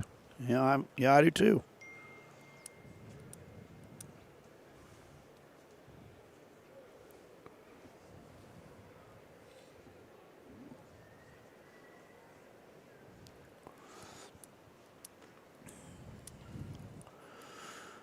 Well, this is going to challenge him just a skosh, probably. There's some differences, as you might suspect, when they get this big. The Dorsey calf might be as fresh as any of them. Exactly.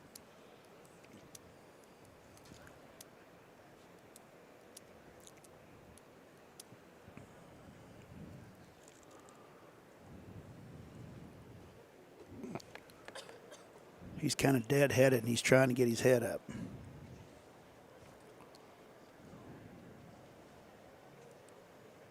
I can remember when he was a little bitty boy trying to show them cattle. Now he's getting a little. He's put a growth spurt on. One I haven't seen for a long time is Cash Goretzka. Boy, it looked like to me he shot up about 5 inches here in the last.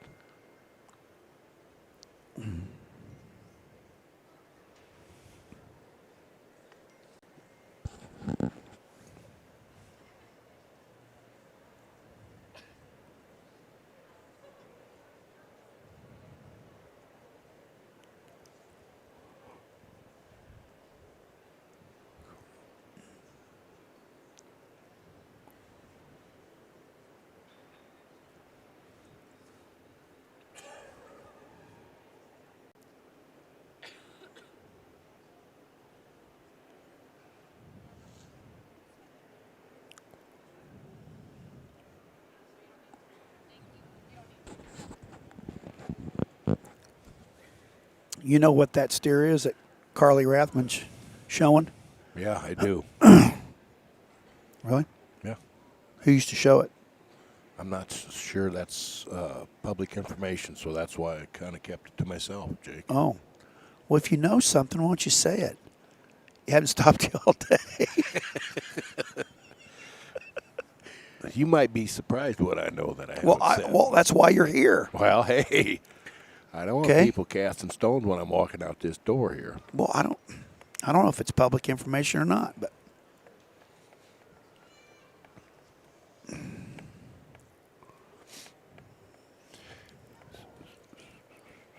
he's burly. Yeah.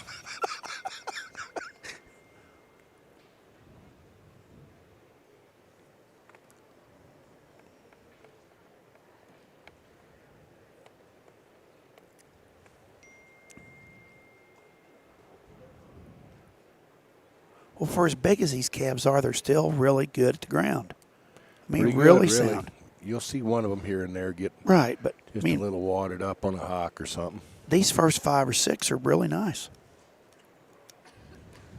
You know, and some of these are probably, this maybe wasn't ideally where they were shooting them for, but the fact that they ended up getting some fresh hair back and the hair cycle gets a little squirrely, I mean, that's kudos to all these people that are sitting on them, doing this, doing that.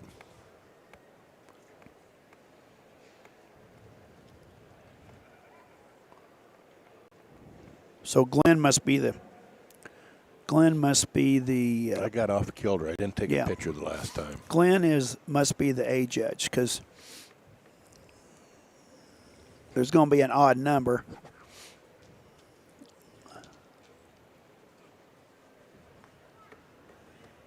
Cow's calf's nice. Big old husky dude. He's husky. That McKay gold calf is no slouch. No. Rathman calf's got some big sticks and feet.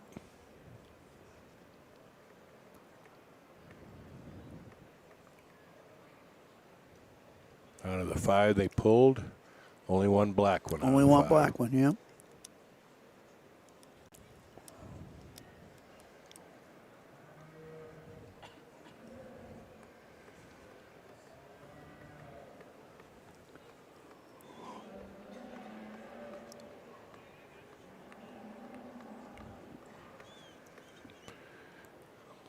We got a little Bob sighting. Say, come from the Nacho Bar. Where is he? Right over there. Oh, yep, there he is. He must be done for the day. I bet they're not done for the day. I bet they're not done for the day, but they're.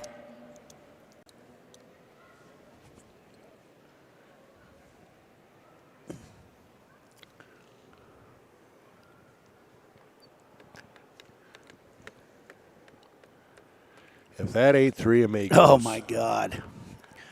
Ryan Johnson, They're solving. Baylor Bonham, and Little Bob. They've got the Club Calf Worlds. They got all the problems solved right there. And old Baylor looked like he did the legwork today. Looks like he come out of a coal factory, coal mine somewhere there. He's been inhaling the black paint. Yep. and he is preaching to both them guys. Yep. And he's got them both shaking their heads like, you are so full of it. Well, they're taking a little more time here.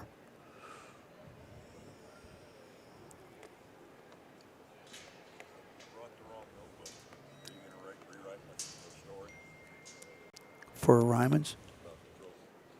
Oh, I can. Yeah. I'll write something for you. All right.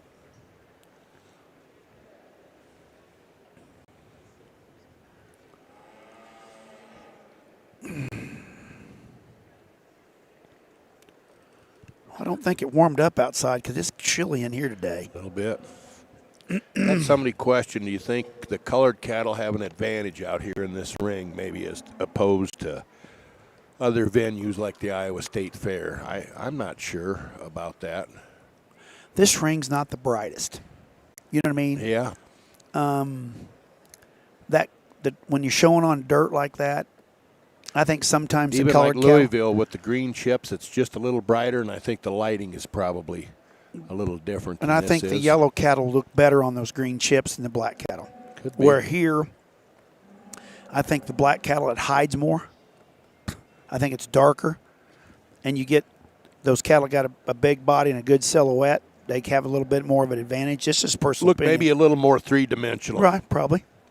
Yeah, but here it's darker in here. It's a bigger, kind of a dark hole up in the ceiling of this thing. But when you get down on the ground, I mean that You dirt, look up to the ceiling, it's black. it's black.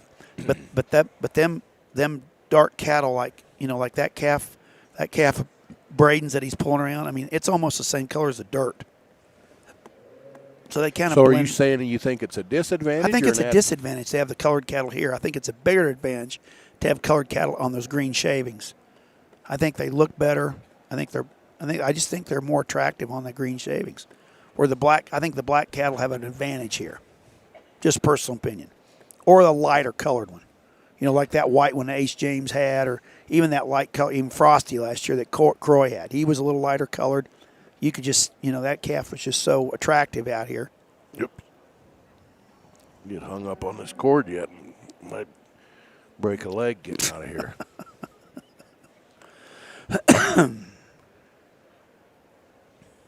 Yeah, they're going to walk him one more time. Cutter's got his steer too broke. He don't want to go.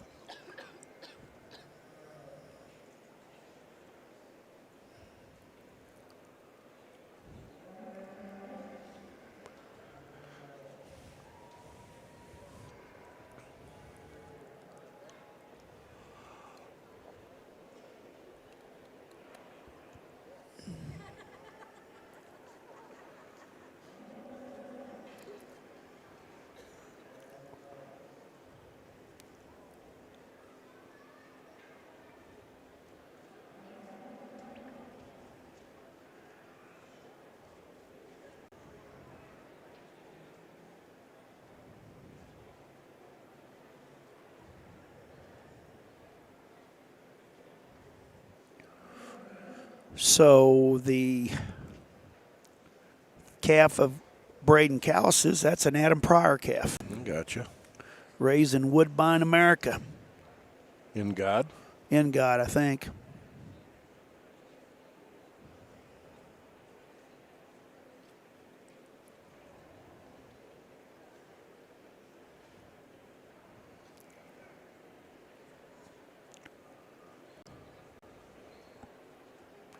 I bet old Glenn's ready to have a seat for a little while. Yeah, I'd bet his dogs are barking tonight. He said it was even cold down in Mason, too. That cold front, I think, is going all the way to Mexico. I think we were supposed to have a high of 20 in Stillwater today.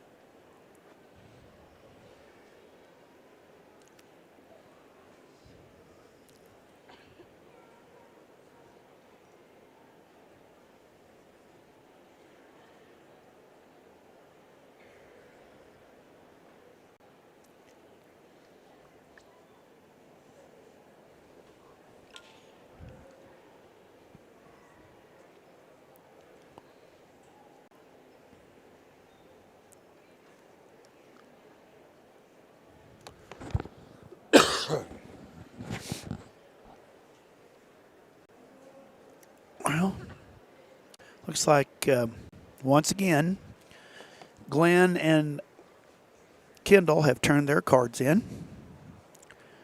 And I think Brent. Murph's going to make one last little Murph's going to trip. make one more look. He's done. He done. He had He it. done.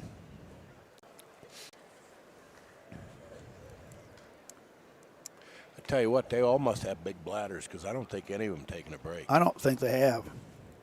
I think Kendall did early before she was getting ready to do reasons on one. She was talking one class, and she might have snuck off real quick. But all in all, the other two guys haven't left.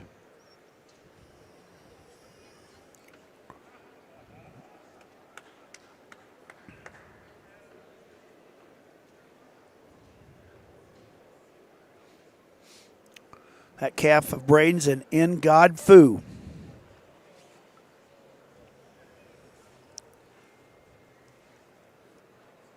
I kind of like him. The longer he's out here, the better he looks. Huh? Huh? I thought maybe he got ducking his pins just a little bit. You on think? The move, but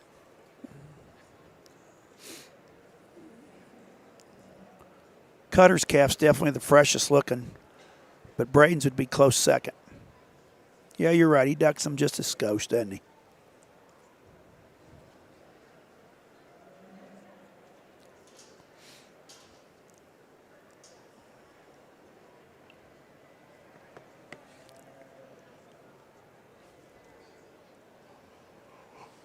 Well, it won't be long. They've got the cards turned in. come on, Jake. We're supposed to be exciting. I am excited. Keep everybody pumped up, and there you are yawning again.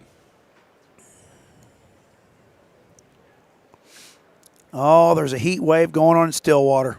What do you got? Oh, Caden Church. He's goat ranching. Short sleeves in Stillwater, he said. Well, Churchy, enjoy it, brother. I hope you have twins on every nanny.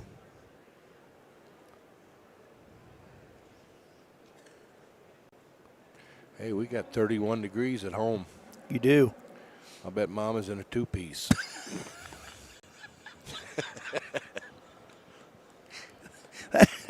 That'd be a heat wave for Manning this time of year. And I doubt Carol's in a two-piece. Oh, she's pretty conservative. Yeah.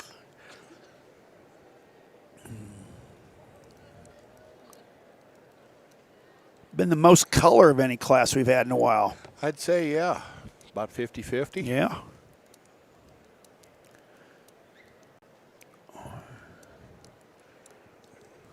Well,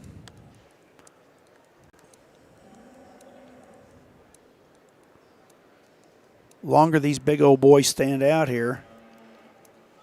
Yeah, they get to getting just a. Yeah, they start to kind of droop at their shoulders a touch. Well, our last class is coming, though, folks. And, I mean, these are going to be the big boys coming, 1580 to 1642. So Hope them kids got a pair of boots on. They get stepped on by one of them big devils, they'll lose a toenail. I hope they don't get stepped on. We got 9 of them coming.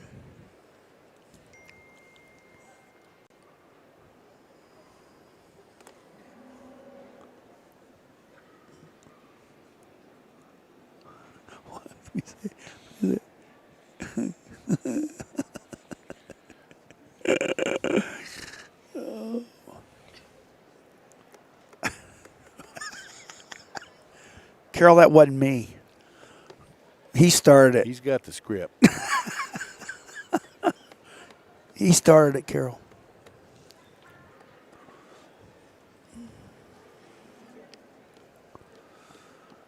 Good buddy of mine from Middle Tennessee said it's 27 there, so it's cold back there.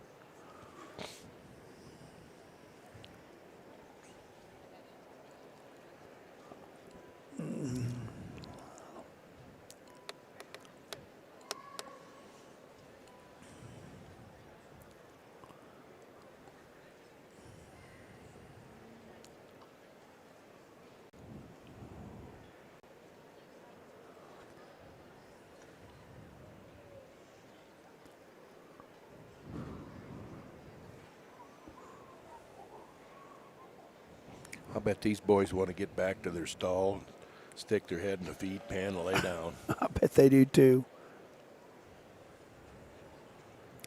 Okay, looks like our good friend Joe Epperly has got the placings, and he is walking out to the ring. He'll be coming into your view here pretty shortly. There he is. He'll start pulling these cattle. So looks like 11th is going to be Hadley Kirst. That is 50-50.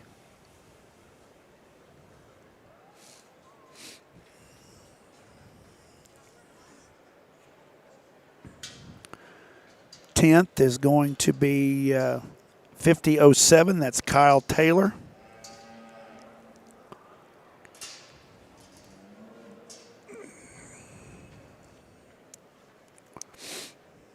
Ninth is going to be Carson Caldwell. No. Peyton Cordova. Peyton Cordova is going to be ninth. Then Delaney Troyer is eighth. And then the red steer is Carson Caldwell. He is seventh. And then Sadie Wampler, entry 50-36, 15-15 weight. That's going to be sixth.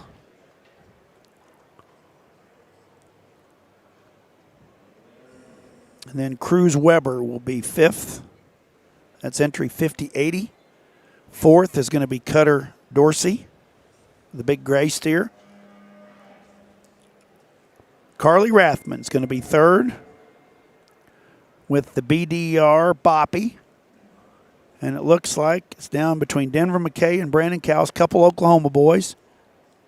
And Denver McKay is going to win his second class of the day. Congratulations. Entry 51-16, Denver McKay on a steer weighing 15-16. Second, Braden Callis on a steer weighing 15-19. Congratulations.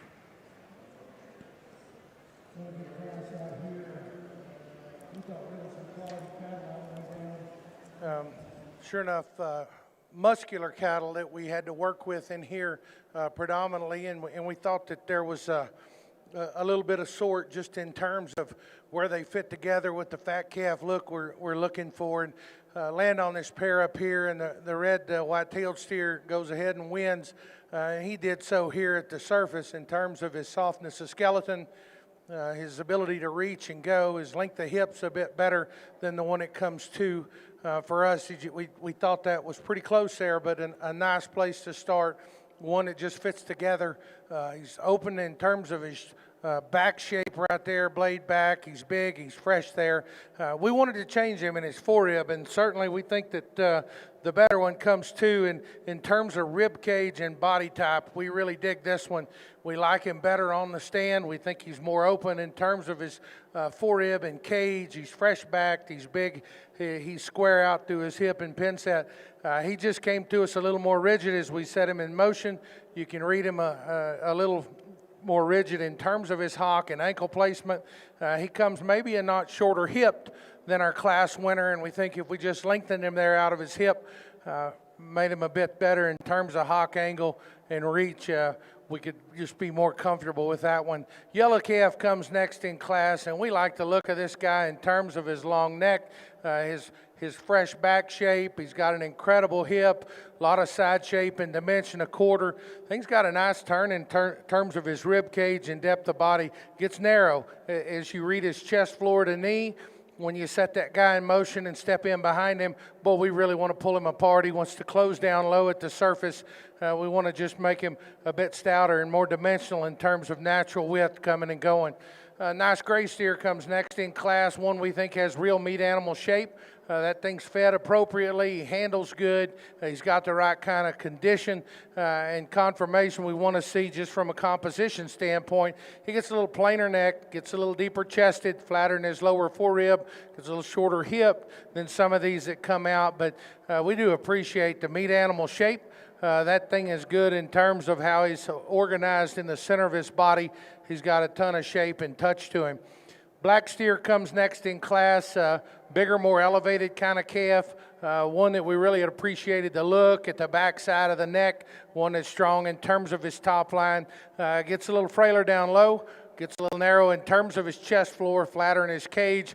No doubt behind his blade he gives up muscle shape to those that go ahead of him in this particular class. Calf that comes next in class, we start getting into a few that get maybe just this one gets a little flatter, a little harder in terms of his body and cage. We want to open him up. We want to pull him back in his knee, make him just a bit more relaxed in terms of his movement. The red steer that comes next, just from a composition standpoint, we like that one. That's a high cut ability kind of a calf, one that just gets a little plainer in terms of his look up front. Wants to carry a little too much set continually in that hock as he goes. Black steer next in class, big, extended, tall-shouldered calf, one that gets upright in his shoulder and knee. Got to make him sounder up front, have to open him in terms of his cage and pin set. Stocking-legged calf goes next, one that's got the right kind of body in him, just gets plainer in terms of his look. Want to set him back in his knee as well. Young man in the hat's got one that's big and's performed well, one that's too hard-bodied, too straight and rigid for us. Round out our class with one that actually has more shape and dimension, just gets plainer in terms of our balance, our look, and our mobility. Congratulate those kids if you will. Results of class. Well, folks, again, we are getting ready to start our final class of the day. This is going to be class 13. These calves are going to go from 1580 to 1642. So the big boys are coming, but your class winner in class 12, Mr. Denver McKay, on his second class winner of the day, entry 5116 on a 1,516-pound calf. Really good calf, combination calf to win that class. Second goes to entry 5072, Braden Callis. Both those boys are going to make the sale here in Denver. Big accomplishment to get two of those calves into sale for Denver McKay. So entering the ring now, this is class 13. Again, this is your final class of the day. We have 9 entries in this class. So the first calf in the ring, this is entry 5032, Bradley Hermas on a 1,580-pound calf.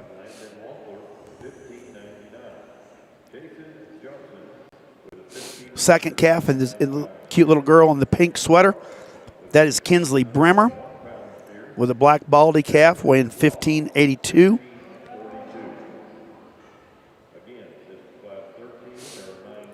Third calf in there is another black baldy calf exhibited by Cade Banner. Then you have Taya Stromberger, calf weighing 1,592. Then Landon Spate. And then the gray calf is exhibited by Landon Wampler. Then you have Kaysen Johnson with a calf weighing 1,599. Clayton Barch, calf weighing 1,601. And then the big boy on the far end, that's Adley Block on a calf weighing 1,642. So again, last class of the day. These are the heavyweights, so to speak. And then following this class, we will take a short intermission. It's about 10 after 5, or 10 after, 4. And about 6 o'clock this evening, we will have the selection of our Grand and Reserve Grand Champion Market Steer for the final time here in the Stadium Arena on the hill at the National Western. So another big set of big, stout, burly calves. Of course, you can see the big hip there on that 50-35. That's Landon Wampler.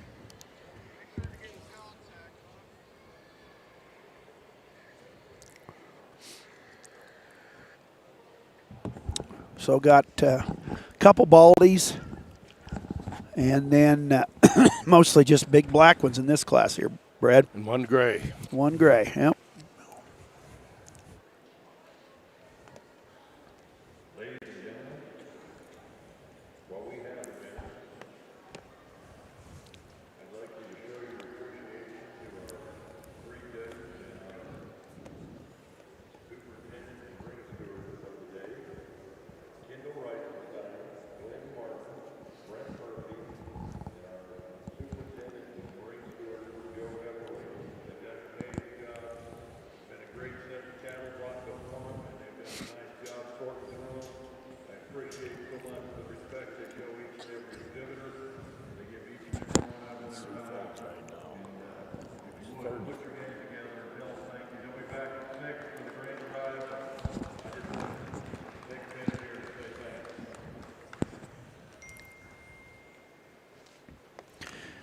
Yeah, I think they've moved through the classes pretty well today. Don't you? Or you think they could have moved faster? No, I thought good. I mean, it takes a little while. Oh, no.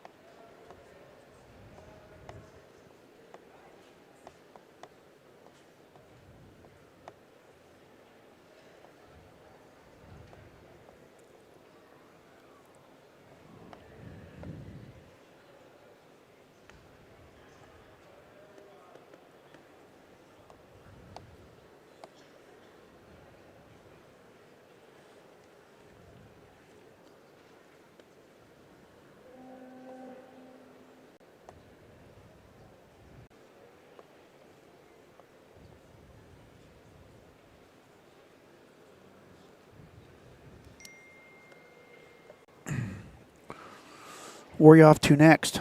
What's your next big event? Oh, I don't know if I got any big events coming up. May go down to Fort Worth if my wife lets me. Hear that, Carol? If his wife lets him, he can go to Fort Worth. It all depends. We'll be cabbing a little different there. And Yeah. just got So some Fort Worth will be when? 2 weeks? It's first part's 3rd, 4th February, somewhere in there. Somebody will correct us here. Yeah, I'm sure.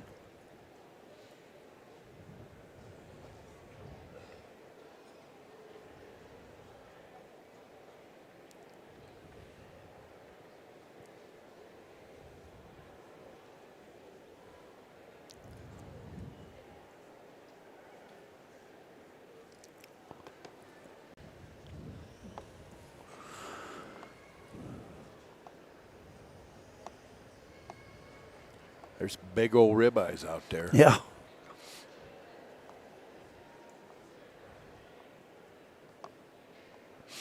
Okay, for the last time, as these cattle come in front of the camera.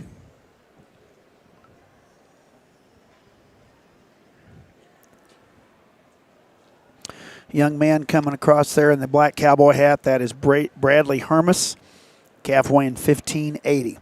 Big black baldy calf is Kinsley Bremer. That calf weighing 1582. And the Brockle face calf coming through there is Cade Banner. Calf weighs 1583. Young lady in the light blue shirt there with a solid black calf, that's Taya Stromberger. Calf weighs 1592. And the young man in the light blue shirt, denim shirt there, that's Landon Spate. That calf weighs 1595. Then the young man with the gray calf, the only gray calf in the class, that's Landon Wampler.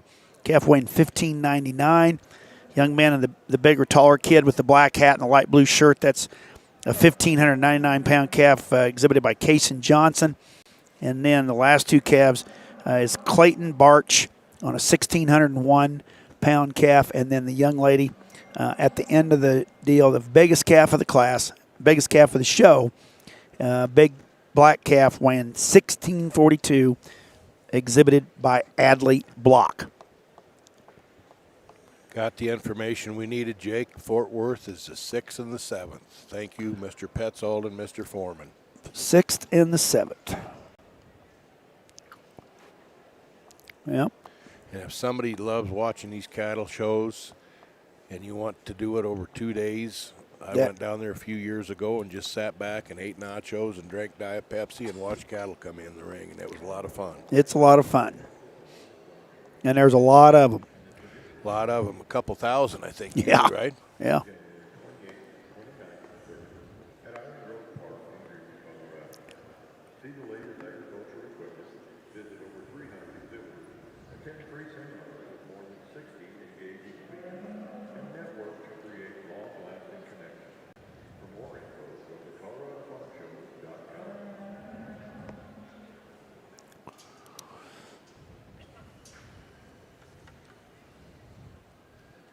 Yeah, Fort Worth is a very unique steer show. Yes, For it those of you is. that have never been there, that is Instead of having 8 to 11 in a class, you might have a class tickles 100 or maybe more. right. There'll be 80 to 100 in a class, and they come in the ring, and you get the first. They always say the first impression is the best one. You better have a first impression, or you won't last very long. Once in a blue moon when they get them. Yep. If they don't get them on the first pull, they'll maybe Yep. go back and get one off the rail, but not very many. Yep. And then they end up placing the 12 to 15.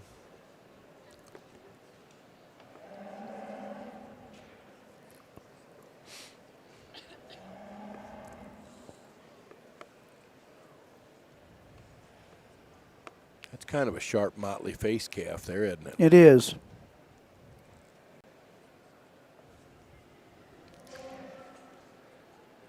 He's kind of the freshest one in the group and got some look.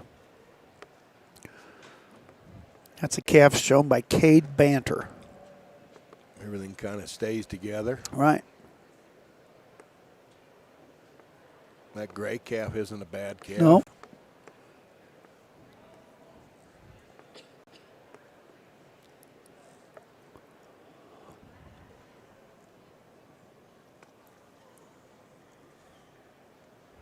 Still got a really good crowd here again tonight, folks. You'll be able to witness the champion drive.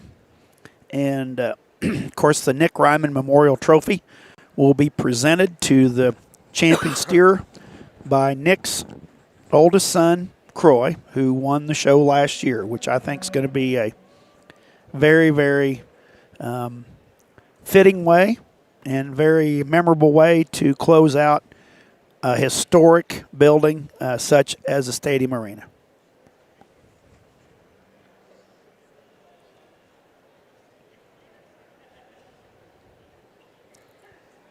They pulled her old motley face calf Yep, they out pulled there. him out first. That's Cade Banner, entry 5053. Calf weighs 1583. Second calf they pulled out, that is Taya Stromberger. Calf weighs 1592. And then they pulled out Landon Spate. He weighs 1595. And then the gray calf, that is Landon Wampler, on a calf weighing 1599. Those are the four calves they've kind of pulled up to the front of the class there.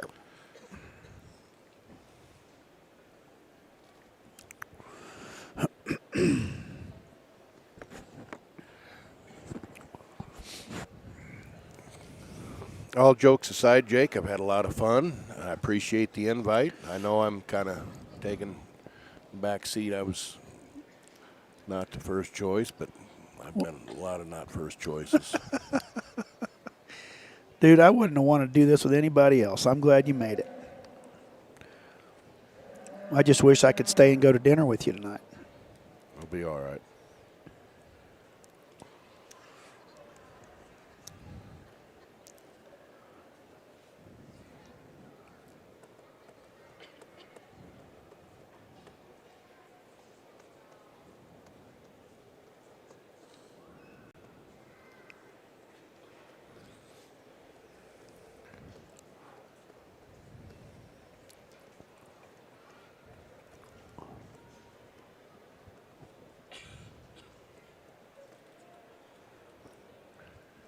It'll be a little after 4:30 when this class gets over. About an hour and a half break. I'll bet they're back to hustling and bustling and going to be fitting before long. Oh, yeah.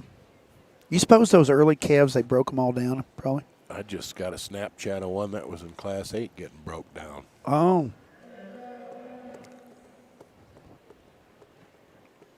That'd be hard. That'd be. Oof. Well, I'd be tough keeping them fresh Oof. enough looking, and then you I better know. lay them down. And Yep.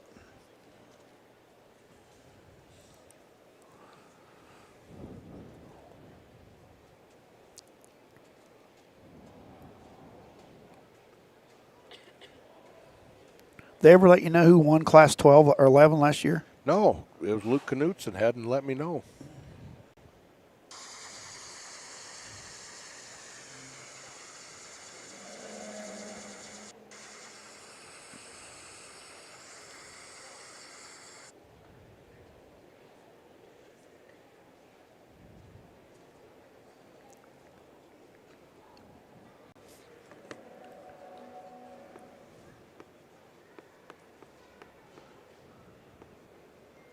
Hey, that old Brockle calf, for tickling 1,600 pounds there, he stands like he knows what's going on, and he gives you a nice look.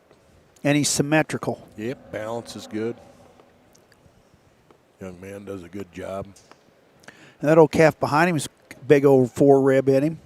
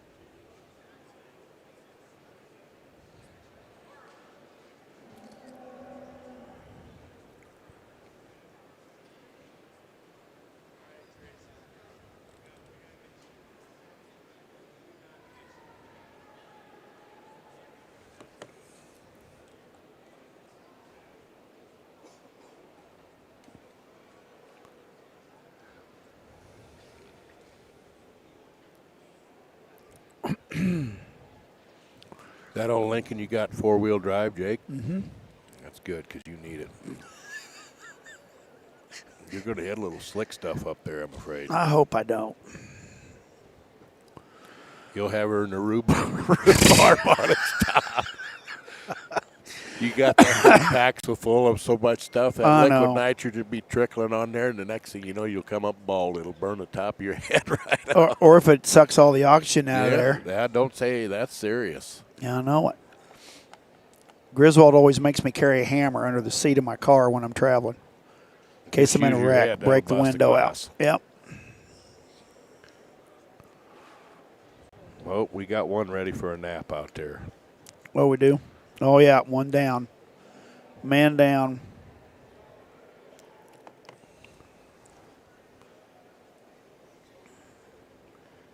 I'll tell you what, I'll bet old Glenn's going to get his money's worth at the dry cleaners on that suit jacket he's got there.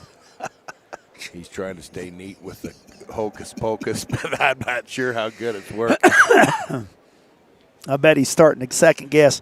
Probably should have wore a darker jacket. You're doing good, Glenn.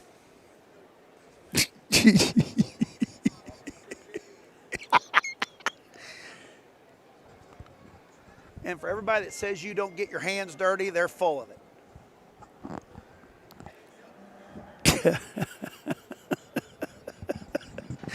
Oh, Glenn.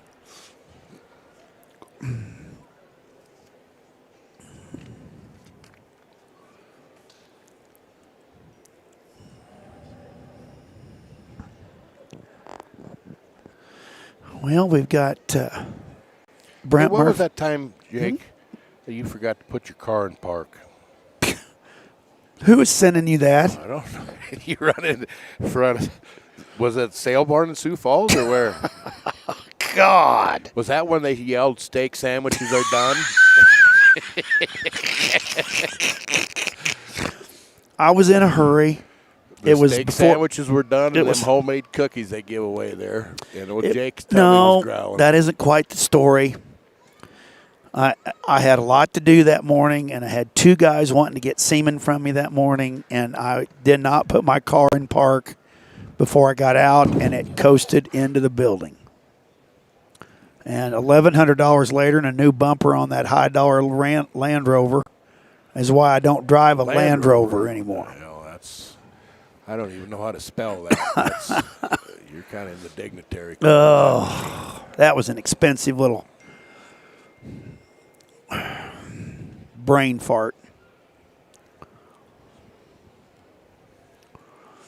Well, our judges have turned their cards in, and we will be able to give you the placings on this final class of the day. And again, we will be back here at 6 o'clock, which will be about an hour and a half, and for the culmination of what will be the last steer show and one of the very last shows ever to be taking place here in the stadium. Of course, this is an historical building. They've declared this a historical building. This building will not be destroyed. They're going to maintain this building and try to preserve it in its original state.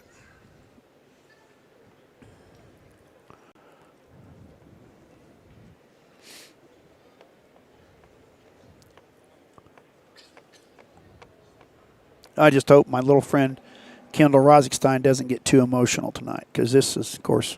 I'm kind of hoping you don't. I won't. Huh? I won't. I got that all out of me last year. I know the emotions. I goes know. into these things, and I'd get so worked up when my kids were showing, I wouldn't even go to the show.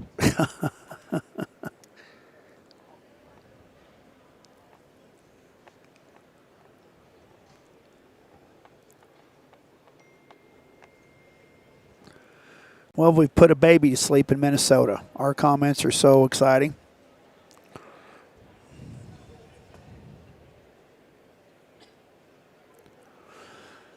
Okay.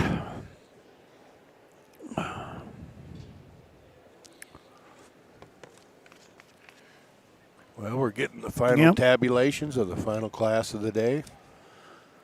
Yep. So we've got, of course, our Class 1 winner was Carrington Troyer on a 1,219-pound calf.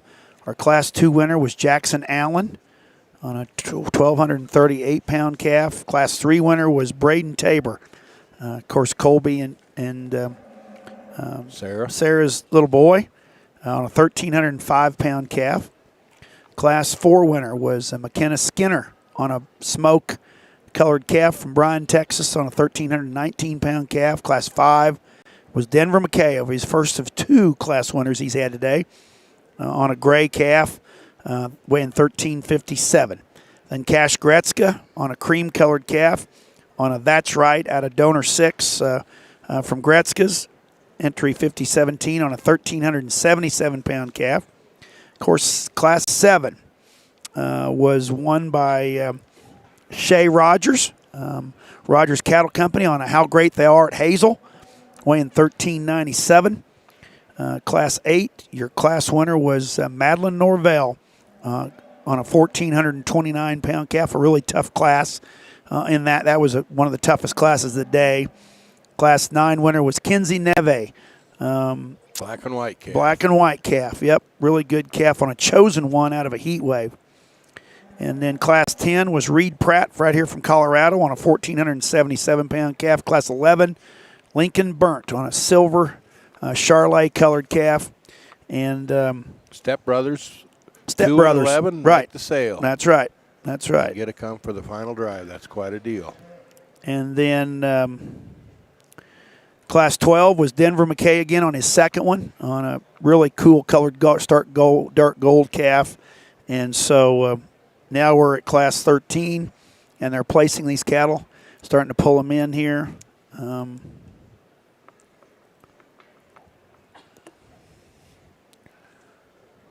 6, 5. So 9th was Adley Block, 8th was Clayton Barch, 7th was Kinsley Bremer, 6th was Bradley Hermes, 5th was Kaysen Johnson.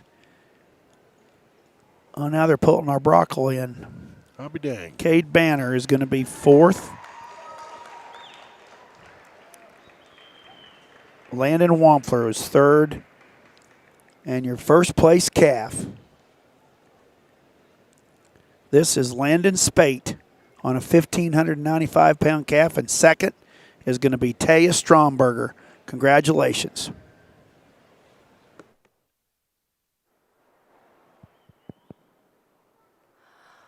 Well, a tremendous way to close us out on a really fun day. And we get into these heavyweights, and I'm telling you, this class is very, very good. I hope you guys ringside could join us tonight at the Grand Drive for the last time in the stadium arena because the classes today and the steers and the kids today have been awesome to work through. And like I said, this last class is awesome. These top two steers are very different in terms of type and kind, to be honest with you, but they're both good cattle. The one we lead off with, I guess to me, is just a little fresher. He's fresher and more youthful for a big steer in terms of his head, his neck, down into the base of his chest. Study him at the ground. He's big-footed and very, very sound structured. His angles off both ends are extremely good. Up high, he handles a little fresher, a little more aggressive, if you will, into his loin edge and his upper pin set down into his lower stifle. He's maybe not quite as expansive in terms of his lower body line or maybe right behind his shoulder in terms of full rib shape as the 1 and 2, but that one balances and gives you an awesome, awesome look from the side. Congratulations to him. Nothing taken away from 2 because like I said, this thing's a Mack truck just in terms of body shape and power and genuine width. And, you know, for one that's that stout, he still motors the ring very, very comfortably off both ends. It maybe just shown a little more maturity ahead of his shoulder, about his head and his neck. Wants to drop there in terms of his chest and his lower shoulders back. There is a lot of product, a lot of power in that particular steer. The 1 and 3, I think to me, is really sound structured and got an awesome hip and hind leg. You know, from his shoulders back, I think he balances extremely good up front, and compared to those 2 that precede him, he's the plainest in terms of his handle and his shape up high. Just need to freshen him up in terms of his pin placement down into his stifle and up front. That's a big-bodied, very practical made steer that's very sound structured, especially out of his hip and his hind leg. The Baldy steer that comes next, we maybe had a flip-flop here or there here, but this one is a little fresher in terms of his shape. He's a little more aggressive, a little more expansive in terms of his muscle than that gray steer we just talked about. He's wide-chested and big from behind. Up front, he's more rocked forward in the angle to his shoulder and the set and slope to his knee, and consequently maybe falls a little out of balance when the cattle are asked to go. That one's very fresh, very youthful up high and out of his hip here in this last class. This one that comes next is beautiful in terms of presentation, gives you an awesome look at the standstill, and I like his body shape, his texture out of his shoulder and his forerib back into his flank. Got a big hip working in him as well. I wish he had more shape up high though when you get your hands on him in behind his shoulder, and he does need intensified at the surface in terms of his bone work, in terms of his feature and his ankle. Up high though, like his body, like his extra power here in this good class. A good steer here that's very fundamentally correct in terms of body shape, muscle, and power up high and from behind. Maybe just doesn't get out and go quite as comfortable here today. His skeleton maybe comes in a few more pieces, but certainly a good steer. The Baldy steer here, long and extended and pretty good up high in terms of his muscle shape and out of his hip. Down low, though, for as much as he's got up high, he just needs more body. He needs to hit us a little more practical out of the base of his heart back into his flank line there. But that's a good kind of a steer in terms of extension. This steer here, very expressive in terms of his muscle shape and should have maybe some cutability here shortly in terms of just shape out of his hip and up high. Just a little plainer in terms of his lower body there. A little plainer from the outside in terms of balance, but still good cattle. We close the class with a young lady that's done a great job today. This one here is very good in terms of smoothness of design, smoothness of balance, got some shape from behind, just needs more base width as you study him from the ground up. Again, it's been a fun day. Let's go ahead and congratulate all those kids.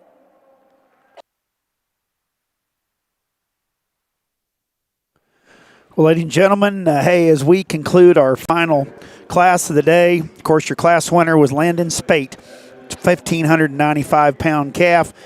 Second in that class, again, was Taya Stromberger, 1,592-pound calf. So, hey, we will be back with you here at 6 o'clock for the culmination of what's been a great day here in the Stadium Arena on the hill at the National Western. And we'll bring you live coverage again. Brad Otto and I will be back here at 6 o'clock to bring you the champion drive of our market steers. See you then.